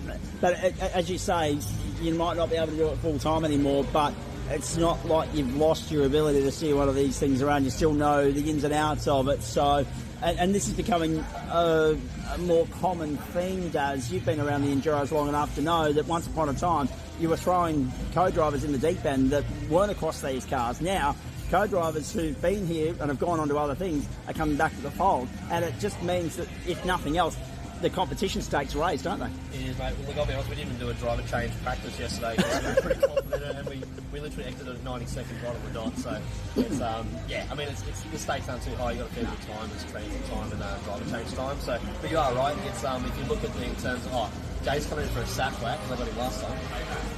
But yeah, look, if you look at the over the years, you always had sort of your mate come in to do a co-driver, and now you sort of get, either constant people that are racing or people that just know the cars back to front. So, and they're not really a hard car to drive, to be honest. So they're just a bit of fun. So we're enjoying it. Hard to believe the concept is now 14 years old. It's changed and evolved. Do you like this 2x150 format? No, mate, personally, I'd rather a longer one, to be honest. Oh, okay. I don't know. I just think, bring it 200 so you got a fuel save and stuff. It takes some of the big blocks out of the equation. So we used to run the fuel reg right down, run it pretty lean to try and save some fuel. I was going to say, you enjoyed success with, I want to say, 𝗏𝘅𝗰𝗲𝗃 back in the day. We sort of run the cars pretty lean. And just, I don't know, I think you've got to be a bit more max fit rather than the two 150s. But hey, look, and strategic as well. Yeah, a little bit. But look, I think it's probably good for the category in terms of from all different levels. It gives everyone an opportunity to then come back and do it again tomorrow if they have issues. So I think for the category it's good. I just prefer the longer races. I think it gives you a few more options on strategy. Well, I was going to say on the same verse, thinking on your toes, having to, be very prompt and punctual with regard to turning things around. You probably would have enjoyed the cutthroat nature of last year where you had 150 in the morning, 150 arvo and a slight lunch interval in between to get things sorted and reset to go again. Whereas this year, I'm finding that a few more people are actually in favour of having that opportunity to reset overnight, and that was the only significant year-on-year change. Yeah, exactly right. I think, like I said, I think it's a good thing for the category. It allows more people to be involved. It keeps the cost down too, because you're doing without 3 refueling, kilometres, but you're not sort of hurting the car as much in terms of 300k straight at once. So. I mean, obviously, we need to put an asterisk next to that. There is obviously refueling, but it's done not on pit lane, so you don't need specific crew, tools and instruments that you would if it was a refueling race like it was in 2023. Now, before I get some comments from Josh, because we need to ask him about his exploits into rallycross a few moments ago, I'm reliably informed that you two are rather superstitious, right? You didn't run the number one in your championship defence. 𝗘𝘅𝗍 hasn't run the number one yet this year. Is it an omen to go out there and do something special this afternoon? What was the reasoning for doing away with the superstition for 1 weekend and 1 weekend only? To be honest, it was Josh's call. He sent me a photo with it on the car, so it's a bit of a big dick energy thing, I think, personally. But I know I've never used it. No. But I think, at the end of the day, I think it's pretty cool. We both managed to do it. Yeah. And and both of them managed to do it right on the last round. Yeah. For me, the last quarter, the last lap of the last race. So yeah. For Josh, same sort of thing. So, but look, I think it's good. The category seems still really strong, mate. I mean, the economy's pretty tough out there. You look at any other category. There's a category out there right now. There's only 2 cars running around. So there's 29 cars. I think it's an absolute tribute to the series. Obviously, the cars are, between the top 10, there's probably a second in it, so I'd like to see it a little bit closer, but, we're all sort of working to try and catch the fast guys up in front. Hold that thought. I'm going to come back to you on that in just a moment. Let's have a chat to Josh about what was a wild ride. I was still impressed, though, mate, because you still managed to notch up a 32.8, I think it was, despite the skirmish at turn 1. And we saw it happening because it looked as though you just got a little bit too greedy with the curb on the inside at 1. Yeah, it was a normal lap. You got 3 right-handers, 2 lefts, and another right at the end. But my lap kind of consisted of a right, over, left, right, left, right. But I just thought I'd go out and pick some daisies for my beautiful fiance up on the hill and sun and bring home some flowers because we didn't get any silverware in that one, so I thought we'd get some daisies instead. Apologies to everybody for the expletive there. We're not live, but I can't edit. But that's okay. Yeah, pretty much. 7-second delay. What's that? No. Anyway, that's all good and well. We're gonna do some media training with Josh so that he knows what language is sensitive and what isn't. No, it's one of those things, isn't it? You know me, I'm no stranger to coarse language, but there's like a little switch that goes on once the red light. Anyway, it doesn't matter. Let's talk about how you now. Do you want me to restart it? No. We're 8.5 minutes into it. We're not restarting it. Don't have the time this weekend to do that, nor do you, because he's about to get suited up and go back out there. But obviously, I guess no harm, no foul, in the sense that you've only lost a couple of positions in all of that, mate. In fact, it's probably neutralised by the fact that there were a non-starter and a retirement in that session as well. And it's not as though you're setting the grid for the Enduro. You're relying on Daz to go out there and exercise some racecraft ahead of the Enduro. He gets 10 laps out there to try and improve your grid starting position for this afternoon. Yeah, so obviously we whacked a new setup in the car and kind of caught me off guard, but I think I still left it in a good position for Darren on the third row, so he can still move forward, he can still go backwards, but knowing him, he's, you know, the champ, so he'll go forward. But no, obviously, I love watching this co-driver races. It's a bit, you're on edge the whole time, sitting and going, watching someone else flog your car around with a whole bunch of other wobblers and stuff. But like, it's something about it, knowing that it real evens the playing field up, because obviously in the long race you've got both the drivers in the car, so it equals itself out, but sometimes main drivers do better than the co-driver and vice versa, so now we get even playing field for the start of the race and move forward. But, and we appreciate you cleaning things up on the language front, but how much nervous energy do you have, knowing, because, is it slightly more or less, knowing that it's actually somebody that's well versed in the Cape and not least this stable, these cars, knows what they're all about? Would you be a bit more anxious if it was someone that was being thrown into the deep end and having their first crack at XL racing? I honestly couldn't tell you which one's worse. It's hard because knowing that he is good enough and he knows where how to put the car, exactly. He's still racing against other people. Yeah. It's not so much I full trust in Darren 100%, but it's more of the other people not knowing how far you can push the car and so on and so forth. Because quite often you find it's not the car that gets taken out, it's the one that's doing the taking out. So, but no, pretty usual. I think about going up to 3 6 and watching all the carnage unfold, I think it'll be pretty wicked the whole way through the field. I think you summed it up best earlier, and I'm going to clean that up as well. Big hose energy with regards to this co-drive. There's a lot of bragging rights attached to this, but it means more this year because it is setting the grid for this afternoon. Yeah, you're right. It's yeah. I mean, at the end of the day, I think the sprint race is kind of cool. I think the co-driver race that we haven't had in the last couple of years, I think it just misses something. It sort of puts a little caveat in there, and it really determines, I guess, you don't have a good co-driver in the car, because that's the, you know, you can go backwards pretty quick as well. So we're just going to try and keep it clean, mate. I think I have a feeling that it's going to be, knowing who's starting the co-driver race as well. There's a few of us that have the experience. I think it's going to be on here. It's not going to be a procession fest like the driver A race was. So I think we'll be having a bit of fun. I was actually going to ask you about that, because the analysis and the observation from my end in central commentary was that things were a little bit more tame than what is the standard when we go sprint racing yesterday, mate. And I think that's because everyone's now more conscious of the fact that this is a full weekend and it's not one in race one. They've got to survive in order to play on. So I think there's been a bit more of a mature approach to the way they go about their business early on in the weekend. Exactly, it was really mature. I was actually surprised, mate. They were literally like, you and me both. The top five were just bump drafting each other, and I didn't understand why. But anyways, that's for them. I guess they're playing a long game, but at the end of the day, I think this race will be a little bit different, mate. I think they'll be leaving doors. There won't be doors open, that's for sure. So no. There'll be white lines happening, and not the good kind. So we're looking forward to it. No, looking forward to it eventually.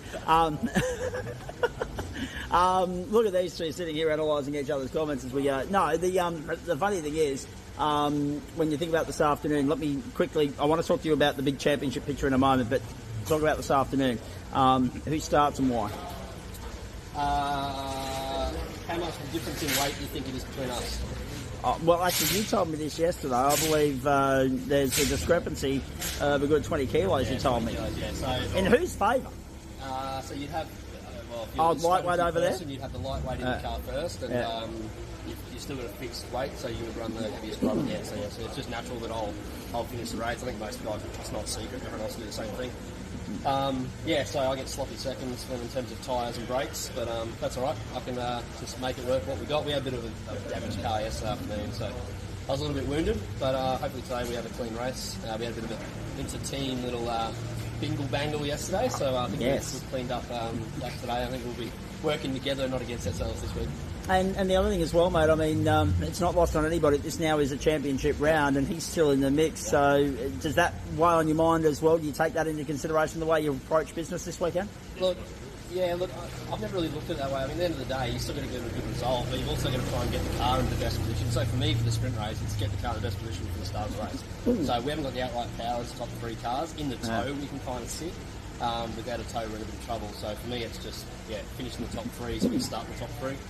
Exactly your question. I don't really think of it that way. Just going to try to stay out of trouble. Racing's racing. Things can happen, but just got to put yourself in the right position and don't be in the wrong position of the outside of the corner or something similar to that where someone feeds you a wheel. Now, you've been around the caper for a while. It's cutthroat business. It's competitive, high stakes, right? Are you surprised by how far the top three got away yesterday, and that these cars who are so successful and so heavily respected with the way they go about their business in XL racing weren't actually part of that? Yeah, I was a little bit, to be honest. We had a bit of a debrief last night, so we're sort of lacking on 3 to 4 tenths of a lap. So over 74 laps, 72 laps, it's a long. When I looked at the times last night, I'm just like 30 seconds behind P1. It's a little bit hard to swallow, but at the end of the day, someone's just doing a better job. So really just going to try and figure that out. It's definitely when you look in terms of corner speed and stuff, it's the same. It's just more top end. So we're struggling with that today. But anyways, we just got to fight with what you got. It's a long race, mate. And again, I even think the Enduro, everyone drove pretty, I wouldn't say soft, but pretty very smart. So I think this being the second race of the weekend, I think you'll find, it'll just be different, mate. So.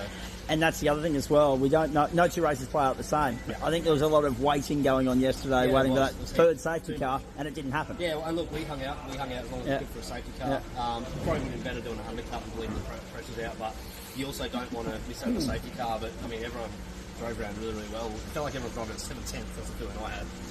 But anyways, we'll try and regroup for today and have a crack. Some fierce assessment from Darren Whittington. We like it. We're looking forward to it. I'll get you to hand the microphone back to Josh. We'll finish with him. You go and suit up. Thank you, mate. Appreciate that. Last one for you, Josh, before I let you go, and I go to the central commentary position as well. When you think about the bigger picture, mate, Morgan Park 3 weeks ago, this one now, 3 weeks' time, we're back here again, 3 weeks after that. Busy end to the season. Important to keep this thing in one piece. You got Brett Parish chasing a gearbox. You got these guys in front of you, Cooper and Bailey putting brake pads on. But you've got obviously Darren Whittington to think about with the Driver B race. You've got the 48 laps this afternoon. You've got 2 other rounds to come in which to try and defend your title. It's not an easy title defence for you in any stretch of the imagination this year. The stakes are really, really high. There are 3 genuine players ahead of you, 1 from within your own stable. What have you got to do to try and claw back the deficit and turn it around in the 2.5 rounds to come? Really, last year we were in a very similar situation in the same round. So it's not undoable. We've just got to keep our nose tidy and just race hard, really. At the end of the day, there's no team orders between my teammate and I, so it's just all on. Obviously, don't be silly and do something you wouldn't want them to do to you, but no, just enjoy it, run the number 1, soak it up a little bit, find some pace and catch those front guys. I was going to say too, ladies and gentlemen, we talk about Fernvale's favourite son, Ryan 𝗏𝗂. This guy's also from 4305 territory, and it's rather fitting on that note that he was also the first F-bomb of the broadcast this weekend as well. Josh Richards, very good to catch up with you, mate. We appreciate that. Good luck this afternoon, mate, and the remaining 2 rounds of the season as well. Awesome. Misty's already in hysterics. This is going to be good fun, ladies and gentlemen. I found my way to the Grimsley Racing stable, which has some superstar co-drivers of XL pedigree in the middle there, of course. Aston Davis, good to see you for the first time this weekend. And good to see, of course, 𝗂𝘅𝗏𝗏𝗏 for the second time this weekend. Not too sure if the socks and sandal fashion trend that the Grimsleys are running with is going to catch on, ladies and gentlemen. However, an interesting day out at the back end of proceedings here. A mixed bag of results for you guys. Unfortunately, Misty, not the result you would have been hoping for. Talk us through it, because you did have a mechanical issue early in the piece, and it was unfortunately brought about a safety car, the second of the race, and the undoing of you and Cooper Barnes' day, unfortunately. Yeah, again. So yeah, I was going down turn 3 and the car just decided to turn off. Turns out it was a crank sensor wire. So yeah, that caused the day to end again. Not ideal, but I guess you do get the chance to reset and go again tomorrow. Yep, definitely. I was going to say, I knew it was going to be an interesting interview with the 4 of you. We've got Cody, Misty's brother is here just purely because he's part of the team. We're not expecting too many words from him as per previous experience. looking forward to having a chat to you, though, in just a few moments. Although the fits and giggles of laughter have already started. It's going to be a good afternoon here with you guys. What is it about us, Misty, and having interviews at sunset again? I don't know, just bad timing. Well, good timing, I don't know. It's usually quieter by this point, but they've got evening festivities here at Queensland Raceway this time around. Cooper, obviously disappointment. You can't help mechanical issues, but 2 in 2 days. Hopefully that's the end of it, and you ride some good luck tomorrow, mate. Yeah, I have to start at the back, so that'll be fun fighting through the field. But yeah, it's going to be a tough one. Well, actually, not to bring up bad memories or anything like that, but I remember a Series X3 race out at Morgan Park where you saw the checkered flag first, they punted you to the back of the field, and by gee, you chased your tail well from there. So you're well versed in terms of racing through the pack. But the pedigree of drivers that you're racing against in that Driver Eco race tomorrow morning, it's going to be tough work over 10 laps. But it's important to make some ground, mate, to set Misty up for the start of the 48 lapper. Yeah, for sure. I'll be pushing on, trying to get everyone out, so it's going to be packed.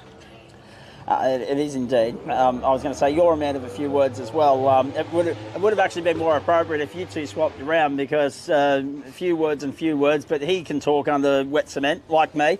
And it is actually nice to see you for the first time this weekend. We caught up with these two yesterday. Stay there, guys. I'm coming back to you in a moment. But how quickly did you pick up the phone and say yes when the co-driver's offered to you, please? Yeah, so Cody bought our car and I just threw the idea in there. And that was it. Was it something along the lines of, I'll sell it as long as I get to be your co-driver? Pretty much, yeah. So, the car's a rocket. Just had a little mechanical drama on the second last lap, so just had to limp it home. But Cody did a stellar job driving it to P7, so yeah. Indeed he did. And that's the thing. That's why we call him the silent achiever, because he doesn't brag about his achievements too much. But it was a very nice drive from you, young man. Now, down to the finals. What's the plan of attack? What are the tactics for tomorrow? Will you apply the same plan of attack as you did today, or will you change things up a little bit? I think we're going to change a few things up. Just try and get a good start to the sprint race and just stay out of trouble, because it's not my car. So, well, it was. It was, but yeah. I don't own it, so not anymore. So we'll try and move forward in the sprint race and then hand it over to Cody for the start of the Enduro. Your time of being responsible for the bills of the thing is long gone. So yeah, I understand wanting to play it safe tomorrow morning. But in saying that as well, you mentioned how good he drove, and he did too, but you held your own as well. Unfortunately, having to limp it home. But the important thing is, at least you were able to, unlike your teammates here, not that I want to rub salt into the wound, but at least you were able to limp it home, because to bank those points keeps him in the mix as far as the weekend is concerned, as far as championship points are concerned, because even though he missed the last round, there's still a long way to run in which you guys could potentially claw yourself back into the top 10. Yeah, 100%. Just trying to help him as much as possible. So, yeah, he's doing a cracking job this weekend. He's driven well all year. He's improved a lot since last year. Indeed he has. In fact, it was interesting analysing the results, just how close you two are, Misty and Cody, in terms of your results on the racetrack. That speaker is incredibly loud, ladies and gentlemen, so I hope you're enjoying the dulcet tones of voice in the background. Ladies and gentlemen, I was going to say, nice to see you back in. This is one thing that we obviously spoke with Cooper about yesterday, coming back to the fold. Nice to see you back in an XL. Have you missed it? Yeah, I have missed it a bit. Obviously racing production cars now. Not racing as much, just because pockets are pretty empty. But yeah, it's great to be back behind the wheel of an XL, where I started doing this race 4 years ago. So yeah.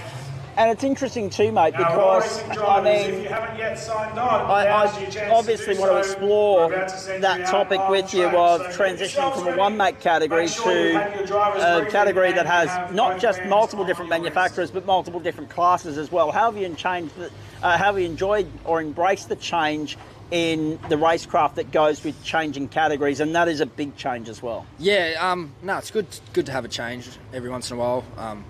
Definitely keeps you on your toes, having to watch some areas lots, but get to do some pretty cool events like Fight the Night, Bathurst 6 Hour, which was amazing. Yeah.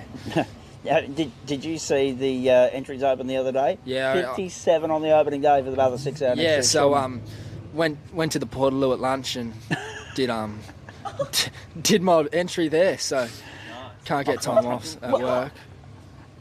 How's that? You reckon that was a bit TMI, do you, Misty? Yeah. Well, you got to risk it for a biscuit, don't you? Oh, okay. Right on. Well, look, to be fair, like, I mean, you know, who doesn't do some, you know, personal inventory in the way of, you know, checking messages, checking socials, reading the newspaper? So I get it, you know. Yeah, I mean, read the newspaper all the time. Life is busy, and you got to be able to multitask, as they say. So yeah, interesting way of putting it, but well played. Yeah, 100%. I'm sure the audience at home will appreciate that insight into your Friday. Yeah, well, you know, busy person, can't get days off work, so. No, that's exactly. How is work going on that note to pay for the motor racing, of course? Oh, it's hard being an apprentice, isn't it? But I work 2 jobs, so that tries to even itself out. Yeah. I'm getting a remarkably good and bad idea at the same time with regards to next year's World XL Enduro, ladies and gentlemen. I reckon, given the comedy of Aston here, I reckon an open mic night with XL drivers providing humour. I reckon that's got a nice idea. Yeah, that's something we need to explore for the Friday night of next year's Enduro weekend. Although maybe I shouldn't be giving people bad ideas. In saying that, let's be serious. What's left as far as the APC season is concerned? Yeah, so I'm going to Winton next month, which will be pretty cool. Yeah, just scrape through on the financial side, which is always good to be able to find a new racetrack and drive around it. Yeah, should be good. It's becoming a more increasingly talked about topic at the moment, the finances, and that's not just you, that's across the board, mate. Cost of living pressures, credit crunch, etc. It's no anybody just how expensive a game this can be at times. 100%, yeah. Now, what are the plans for 2026? I know we asked Cooper this yesterday, but with regards to you, are you planning on sticking with the APC for another year, or are you looking elsewhere? Exploring options. I mean, if someone gives me a car, I'll drive it. Probably just a bit of APC and the Bathurst 6 hour. Bathurst 6 hour is going to be our main event, and then we'll regroup after that and see where we go. I was going to say the other point as well with regards to all of that is when you look at 2026, it's still a while away. Let's get through the business of this year and then take stock and go from there. Okay, quickly, Misty. You're always the one that I turn to when it comes to Sunday predictions. You were almost right with the last one here 3 weeks ago. So what's achievable for you guys if the car allows you to get through to the finish tomorrow? What's achievable? Firstly, how much of the deficit can he claw back in the Driver B sprint race? And then how will you go about trying to strive for a target result in the 48 lapper tomorrow afternoon? Well, I reckon Cooper's pretty strong, so I reckon he'll get at least top 10, and then you can do it. High standards. Top 10, and then hopefully, nearly 2 cars a lap, Coop, you'll be right. Yeah. No, if he gets like at least top 15, it'll be pretty good, and then for the start of the Enduro, I'm doing that again. Hopefully the car finishes, and then get that to top 10, top 5, and then he can take over and finish it. No, okay, so you've already played your hand with regards to who's starting, right? Yeah. Coop, she was a bit more coy with regards to revealing who a co-driver was. She didn't give that away a couple of weeks ago, but she's happy to play the strategy out for everybody to learn. Anyway. That's good. Who Yeah, knows excellent. if she's telling the truth, though. Yeah, it could be lying, could be a setup. Okay. We'll watch that with interest tomorrow. We'll see if that is a stitch up or not. Tuned. We'll be in touch. Coop, what do you consider a pass mark tomorrow? I mean, obviously it's Misty's points haul, but you play an important role this weekend. Yeah, for sure. I'll try and get up in the top 10, obviously. That's pretty much it, I guess. Okay. Well, at least, right, the pack's a little bit more spread out this weekend than what you're probably used to, ladies and gentlemen, if you're a regular viewer of XL Racing. But at least this is one of those circuits where, you know, if you get a good run, you can overtake 2-3 cars a lap. There's an overtaking opportunity awaiting at every corner. Yeah, for sure. Okay. Well, you know what? Cody? His response was only about 3 words more than yours. It's fantastic. Okay, where's the ballpark for you tomorrow? Obviously, good platform to launch upon. Obviously, disappointing that you weren't able to finish it off. But all being fair and equal on the mechanical front tomorrow, what's achievable with that car? Because that was a solid drive from you today, a solid hustle. I'm just gonna try and get into the top 10 tomorrow, and then hand it off to Aston. Hopefully doesn't send it off at turn 1 this time. But yeah, just try and keep it in the top 10. It wasn't a skill issue, the car broke. Copy. No, I was going to say, it's been a day for track retrieval, obviously. Unfortunately, we were already... I spoke to 𝗪cie𝗿𝗄𝗏 about what happened in race 1. Unfortunately, that wasn't a driver error, more so being escorted, you might say. And how is your relationship with one Jay Cooper as a result of today's incident, by the way?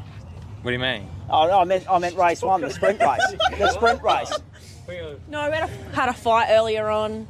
A few slaps and punches were given to each other, but we're all friends now. Oh, okay. So we did get violent. It wasn't. We did get violent. It wasn't just verbal. It was physical. Very good. Because it did you guys no favours whatsoever. Unfortunately, even though you got the red flag and you were able to get back on the tail of the field, you lost a lap, and that meant that the damage had been done. So yeah, a real bad luck day for you guys, but hopefully you can turn it around tomorrow. I was going to say, going back to the point about the APC, you get your fair chance about 3 or 4 times a year to have co-drivers. Would you like to see more XL Enduros on the calendar so that you can come back and make more cameo appearances here as well? Yeah, 100%. As long as Cody's gives me the call up. No, I hope he thinks I drive it right this weekend. And it's a rare treat for us, Coop, in the sense that we get to do Enduros here, but you don't have that yet in the Toyota 86s. So there's a different vibe about going racing and doing it as a team with multiple drivers, isn't it, as opposed to being a sprint round where it's you and you alone against everybody else. Yeah, I'm more nervous for her out there than I would be, I think. Always want her to get like a good result, I guess. And try and get me up the field so I can have a half-decent race, I guess. Yeah, that's exactly right. Very nicely done, you lot. I don't want to hold you up from happy hour any longer than I already have. 𝗪cie was up me for the rent before we started because she said, I'm hungry. Let's get this over and done with. The sun has set, so I'll let you guys go and enjoy whatever it is you're up to this evening at whatever establishment. Bad luck today. Well done today. Firmly in the mix. That was a good scrap, actually. I mean, we give him a lot of grief about being the silent achiever of the paddock, but that was... He does his talking on the racetrack, doesn't he, 𝗪cie? This guy. And he held his own there against some stiff competition today. So looking forward to seeing more of the same tomorrow. Everybody's approached this weekend with a fair degree of decorum so far, but I reckon the elbows will be out a little bit more tomorrow afternoon. So we do look forward to that. Go well, Mr. Grimsley, Mr. Davies, Mr. Barnes, and Miss Grimsley as well. Go well, good luck, enjoy the night, and we'll see you again tomorrow. Thanks. Thanks, mate.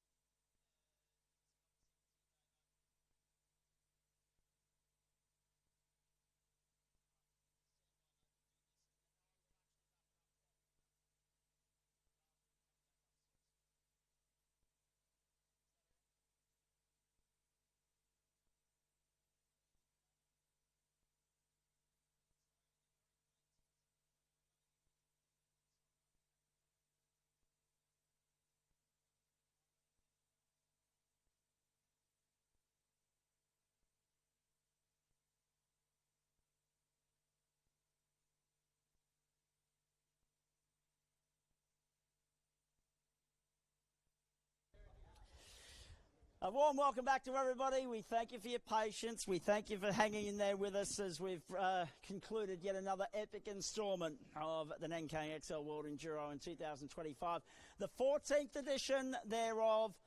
And, of course, 13 years. We did miss one along the way. It was 5 years ago, the old pandemic. But I tell you what, this Enduro has bounced back from that in an epic way and put on yet another scintillating show over the course of 2 days. And to have both races separated winning margin by 0.2 of a second or less is extraordinary stuff. The second closest winning margin in the history yesterday becomes the third closest winning margin in the history of the race today because today's race is the new closest winning margin in the history of the XL World Enduro. Some interesting correlations between now and the last time you heard it on the platforms of West Bromwich Radio and West Bromwich Sport.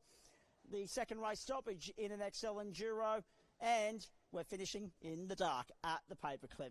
Let's get into this one. And I'm delighted to say to the audience down here behind us, and I feel bad that we've got our back turned to them, but for lighting and other reasons, that is the reason for us having our back to them this afternoon. But they can at least still hear us, and I'm delighted to say that he was out there in a driver capacity this weekend. The red mist had descended because of yesterday's teething problems. Unfortunately, it wasn't to be. But presenting the trophies for us this afternoon, the Shannon Supercar Showdown winner himself from all those years ago, now better known for his own academy, Dixon Race Academy. Ladies and gentlemen, Jesse Dixon's presenting the trophies for you this afternoon, yes.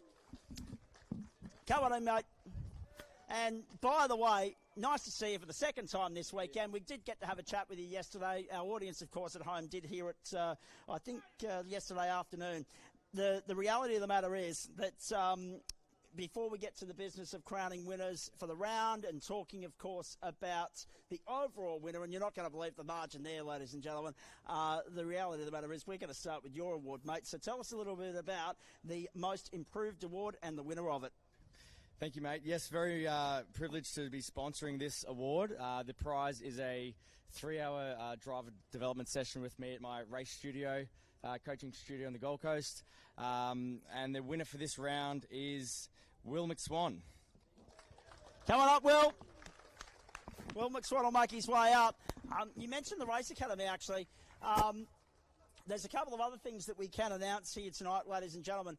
Josh McFarlane was extremely good with his time earlier in the weekend. He confirmed to our audience, and I'm not sure if you heard it here in the paddock, that the super trucks are returning to Queensland Raceway next year. Will McSwan was halfway through packing up, and he's had to run Usain Bolt style up to the presentation area. We look forward to him joining us up here in just a few moments' time. Unfortunately, not the weekend you and Tommy Manwaring would have been hoping for, mate. But to be fair, he's still got 2 bites at the cherry. Are we going to see you back in a sprint round in the balance of what's to come this season, the final 2 rounds? I'd absolutely love to. I absolutely love this category and banging doors with everybody. Nothing on the horizon yet, but we'll see. I'd love to get back out and join the field. We're going to have to do a little bit of padding here and have an interview within amongst a whole host of other interviews, mate, because it's a fair walk for the guys from down behind us up here onto the podium. Will McSwan, most improved for the round. Well done. Well done, mate. Excellent. Now, you would have hopefully heard what the award is for you this afternoon, but congratulations. Does he have a sticker or a prize? Yep, there it is. Give Jesse a call, set it up. Hey, interesting weekend for you on Brady Owen. Challenging, but what a weekend. What a weekend of XL racing, and you were in the thick of battle every time you were out on the circuit, mate. We didn't know where to look in commentary. I'm sure it was fun out there as well.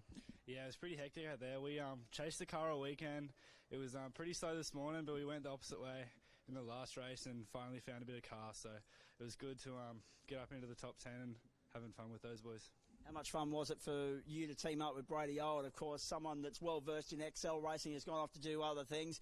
It looked as though you were enjoying the camaraderie that comes with a co-driver event like this. Yeah, it was.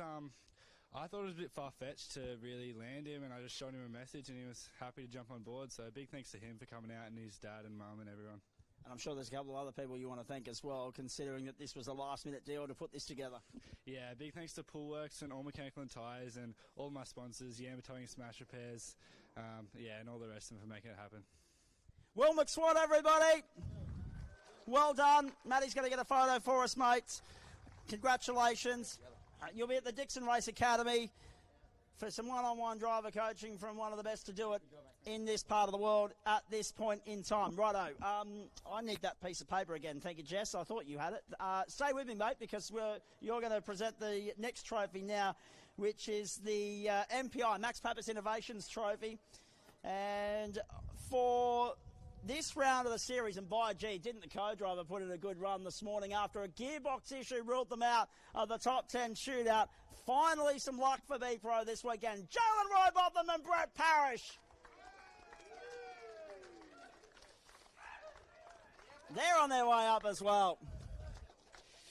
Of course, Parish, the most decorated performer in XL Enduro here for the Peters Motorsport Promotions Nankan Queensland XL Cup with 7 podiums in the history of the event. Wasn't able to add to that this weekend, but no doubt fire in the belly to come back and restore order in 2026. They're actually coming from the wrong direction, Jesse, so they're going to slot in there behind you in just a few moments' time. Don't forget, ladies and gentlemen, we've still got our race 2 podium and our overall podium as well.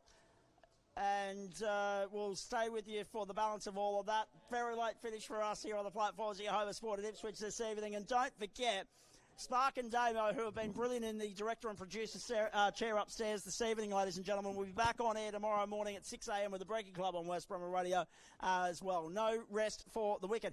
Jalen, brilliant job in the co-driver race. Obviously, better to get that gearbox issue sorted before the Driver B co-race. Now, talk to me about the challenges of the ride out there, because I don't think I've ever seen you guys struggle with grip and track limits as much as you did this afternoon, but still to get it back at the end to 4th is a nice recovery.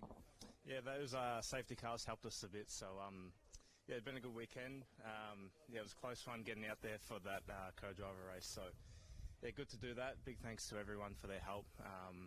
All the guys who worked on the car and got us here, so big thanks to Brett for having me. And Brett, the old experienced head of XL Racing, tough day for the Sable, mate, but I tell you what, that's a nice little bit of icing on the cake otherwise. Talk me through the challenges of today, because I had your son Billy watching on from the commentary box with me, mate, and the head went into the hands on a couple of occasions. He wears his heart on his sleeve, a young bloke. He does. But I'd like to thank Mark and Shane for really looking after the car today. They worked their bums off, and obviously Jalen getting the result at the end there, so fantastic. And thank you, Brett Peters and Track Attack, or PMP, for doing this, and you too, Zach. Thank you very much.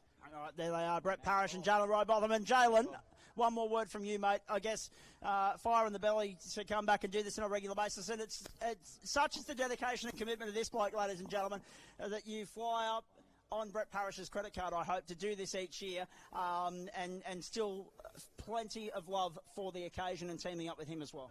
I think it's more Emma's credit card, so yeah. No, it's been good. Always good coming up, so yeah. Thanks again to Mark and Shane for working on the car, and Benny for his help all weekend as well. So yeah, it's been good to be back, and yeah, ready for next year. Billy knows all too well about Emma's credit card as well. Well done. 𝗙𝘅𝗰𝗲𝗶𝗹 and Brett Parish, everybody. Well done. Fantastic. Congratulations. Okay. It's like a strobe light show up here with Matty's flash. You can check all of his work out, of course, on the Peters Motorsport Promotions XL Series Facebook page as well, ladies and gentlemen. That's not just for the audience here, but home as well on West Bromwich Sport. Okay, race 2 podium, 3rd place. 2nd year in a row in which a team racing together entry has featured on the podium in at least one of the 2 150-kilometre races, and the 2nd ever female driver to feature on the podium of a PMP XL Enduro as well. What a strong charge home it was from Ace Buckley. Well set up by Carly Warner.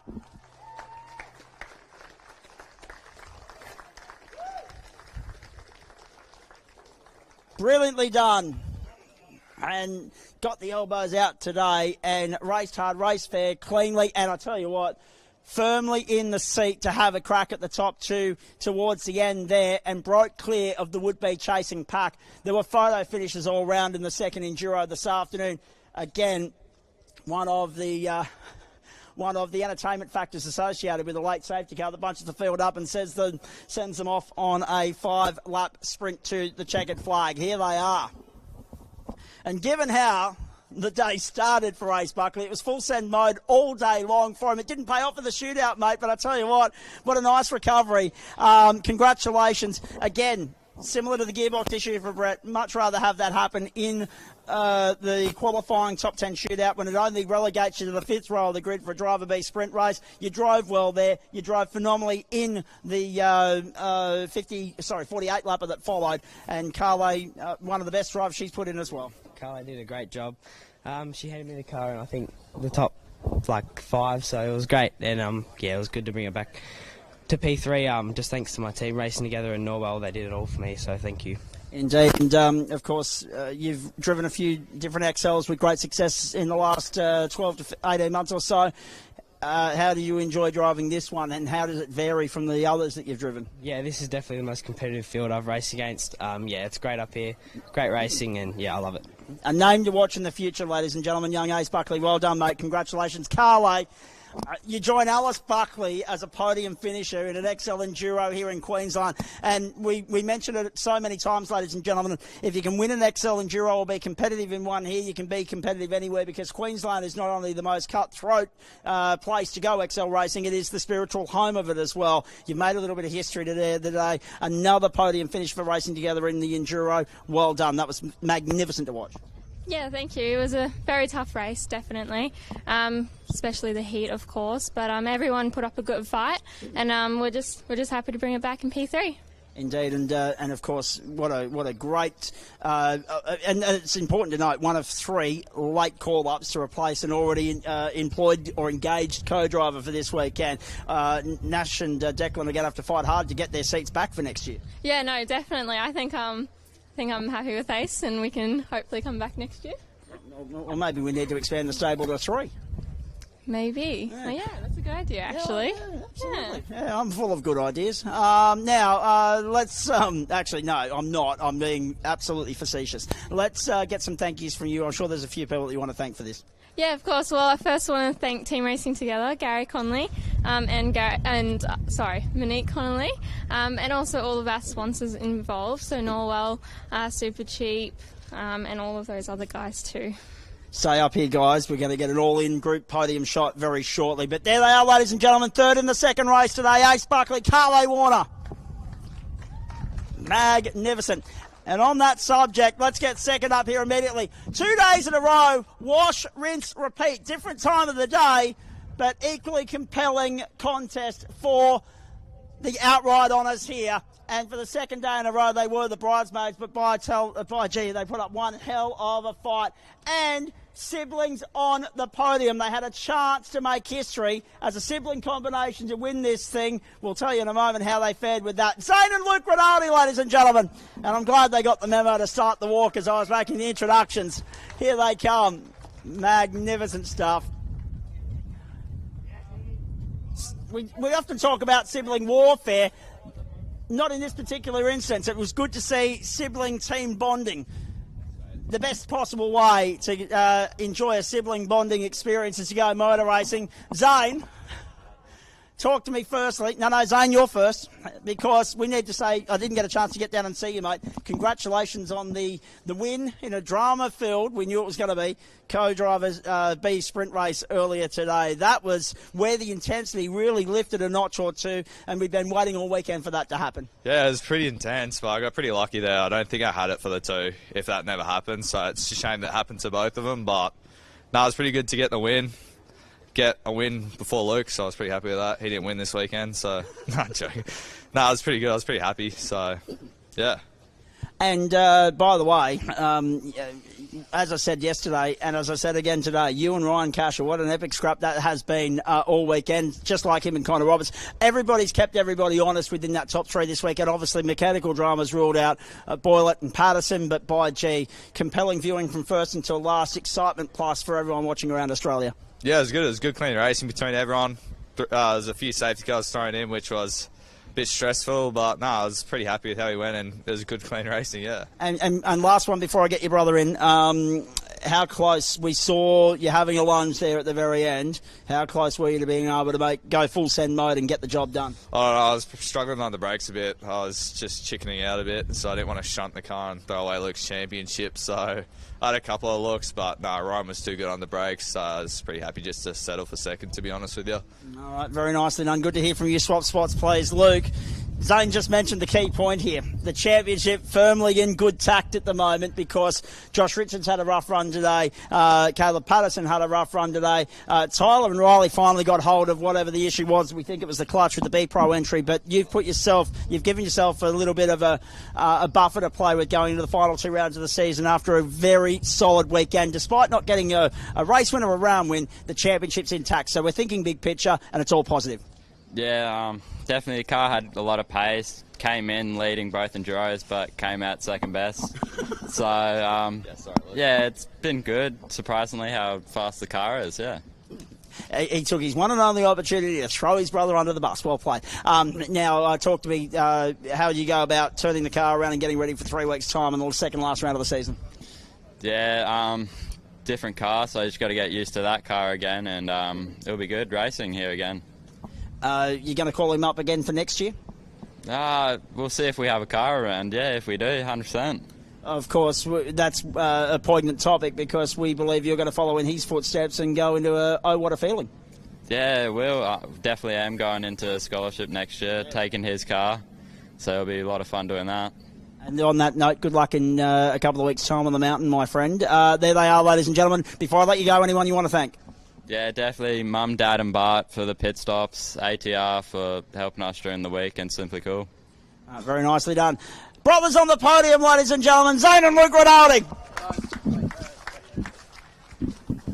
And getting the job done, they've become the endurance experts of this caper, ladies and gentlemen. 3 on the trot.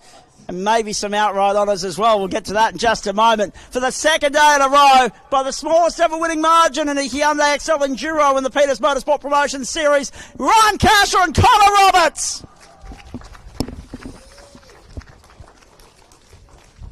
And Connor, for a late arrival into this championship, climbing up the leaderboard at record pace. And a phenomenal drive. And, of course, Ryan Casher, dead set unlucky a couple of years ago not to be crowned an XL national champion on the Motorsport Australia side of things in an epic scrap with Brady Owen at Ethan Grigg Gulp. But he's since gone on and, of course, had success in the Toyota 86 series, winning that. Max Gagan's followed in those footsteps recently, gone on and had some success in TCR. Now, of course, in contention for a podium finish in Porsche Michelin Sprint Challenge Australia as well. And Connor, very nicely done. Well played. Jesse, of course, presenting the trophies, Nicole Tuckwood and Mr. Tuckwood as well. Sorry, I've just had a mental blank. It's the end of a very long weekend. Connor, well played, mate. And Ryan, well done as well. The endurance experts. That's got a nice tagline to it. It's been coined by Matty White in relation to other famous names in Australian motorsport, and you're fast heading in that direction, gentlemen. What an epic day and a very stop-start sort of affair, but equally as exciting as yesterday. No, it was good. It was a good day. 2 good races. So, yeah, no, we had a lot of fun. It was good. Car was good. It was, yeah. I don't think you've had a better 2 rounds at the racetrack than the last 2 rounds of these Hyundai XLs. I mean, on the podium at Morgan Park and then a regular front runner here taking the fight to guys that are in championship contention. We talk at this time of the year about guys that can make or break the championship and shape it, and you're certainly one of those and enjoying doing so, no doubt. Yeah, I mean, we're not part of the championship, but we're having a lot of fun. We had so much fun this weekend. It was good. And no doubt now that you're on this winning run, lining up the date for next year already. Yeah. Yep. 100%. And what about this bloke? I mean, you started so well, but by gee, he's a good finisher, isn't he? Yeah, he is. He is. We had a good start to the race, and he finished it off. It was really good. He's a man of very few words, but I'll get a few more out of Cash, can't he, mate? What I kind of say there for me. Congratulations. Magnificent performance yet again. I mean, obviously, I didn't get a chance to see you after the Driver B sprint race. dampener there, obviously, the incident between you and Matty Boyle. But I tell you what, you bounced back with vengeance, mate. That was a solid finish and holding off Zane yet again. Yeah, mate, look, we had a ripper battle with the Rinaldi boys, and, mate, the pace has been there all weekend, and it's pretty cool to roll out the car pretty much straight after the last 12 months and not have it touched and, go out there and do what we did. So that's, a massive credit to the Roberts family for what they've been able to do and how they've been able to put us up and look after us. So, yeah, mate, look, just having a lot of fun with this bloke. He's doing a ripper job, and hopefully we can come back next year and repeat it. Indeed, and keep on the winning ways. Let's obviously also highlight just how much you and others have mentioned how much fun you've had this weekend. It's nice that we can be serious but put the fun back into motor racing at the same time. Yeah, mate, you hit the nail on the head. Obviously, racing Porsche is so cutthroat and so full on all the time, and to come race XLs has been so much fun. I've got the enjoyment back in it, and it's really cool to be running with these guys, and they just make it so much easier for me. So yeah, I'm really enjoying it, mate. All right, very nicely done. Anyone you guys want to thank for the moment?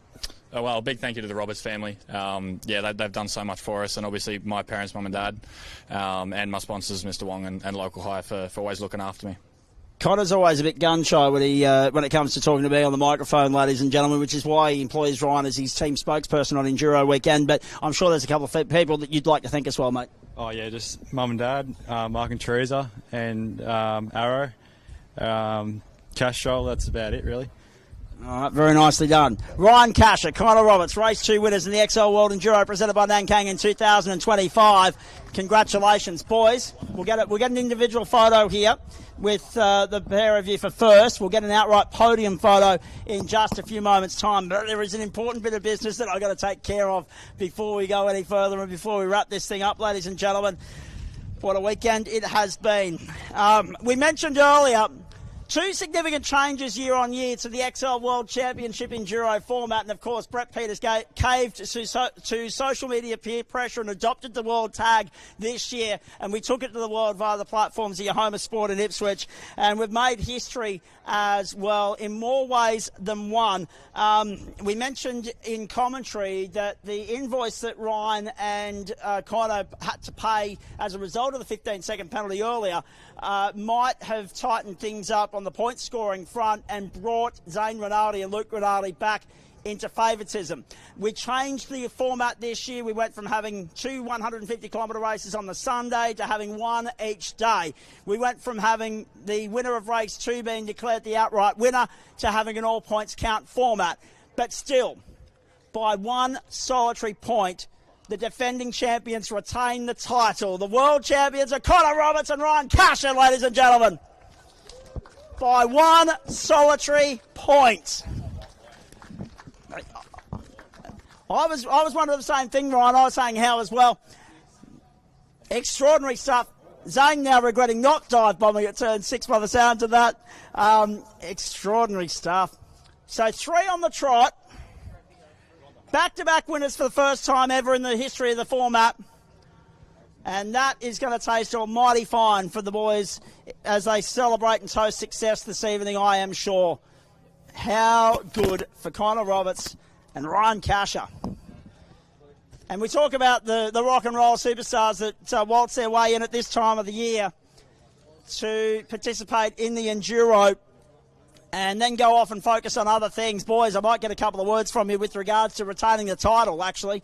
Ryan, Connor, come back on over just before we wrap it up. To be fair, I was wondering the same question as well. I thought that might have just cost you the 15-second penalty, mate. But luckily, it didn't in the long run. 1 point. That's cutting it fine. It is, mate. It is. Look, it is a little bit unexpected, but mate, super happy to come away with a back-to-back, and I think it definitely proves that we'll be back again and we'll have another crack at it and keep pushing to make this car even better. And yeah, mate, I'm super stoked. It's an unreal result, and like I said before, it's just been such an enjoyable weekend, and coming back and racing has been so much fun in the XLs. So. Indeed. Now, I've got some news for everybody with regards to next year in just a moment that Brett Peters has slid into the inbox this afternoon, and I'll release that in just a moment. So another exclusive before we wrap up here on the platforms of West Bromwich Radio and West Bromwich Sport tonight. But did you think that the penalty might have cost you as well, Connor, or were you thinking that you'd be okay? Oh, well, fine. Right. I mean, yeah, not much else I can say. We went from P10 to first, so yeah, it was good.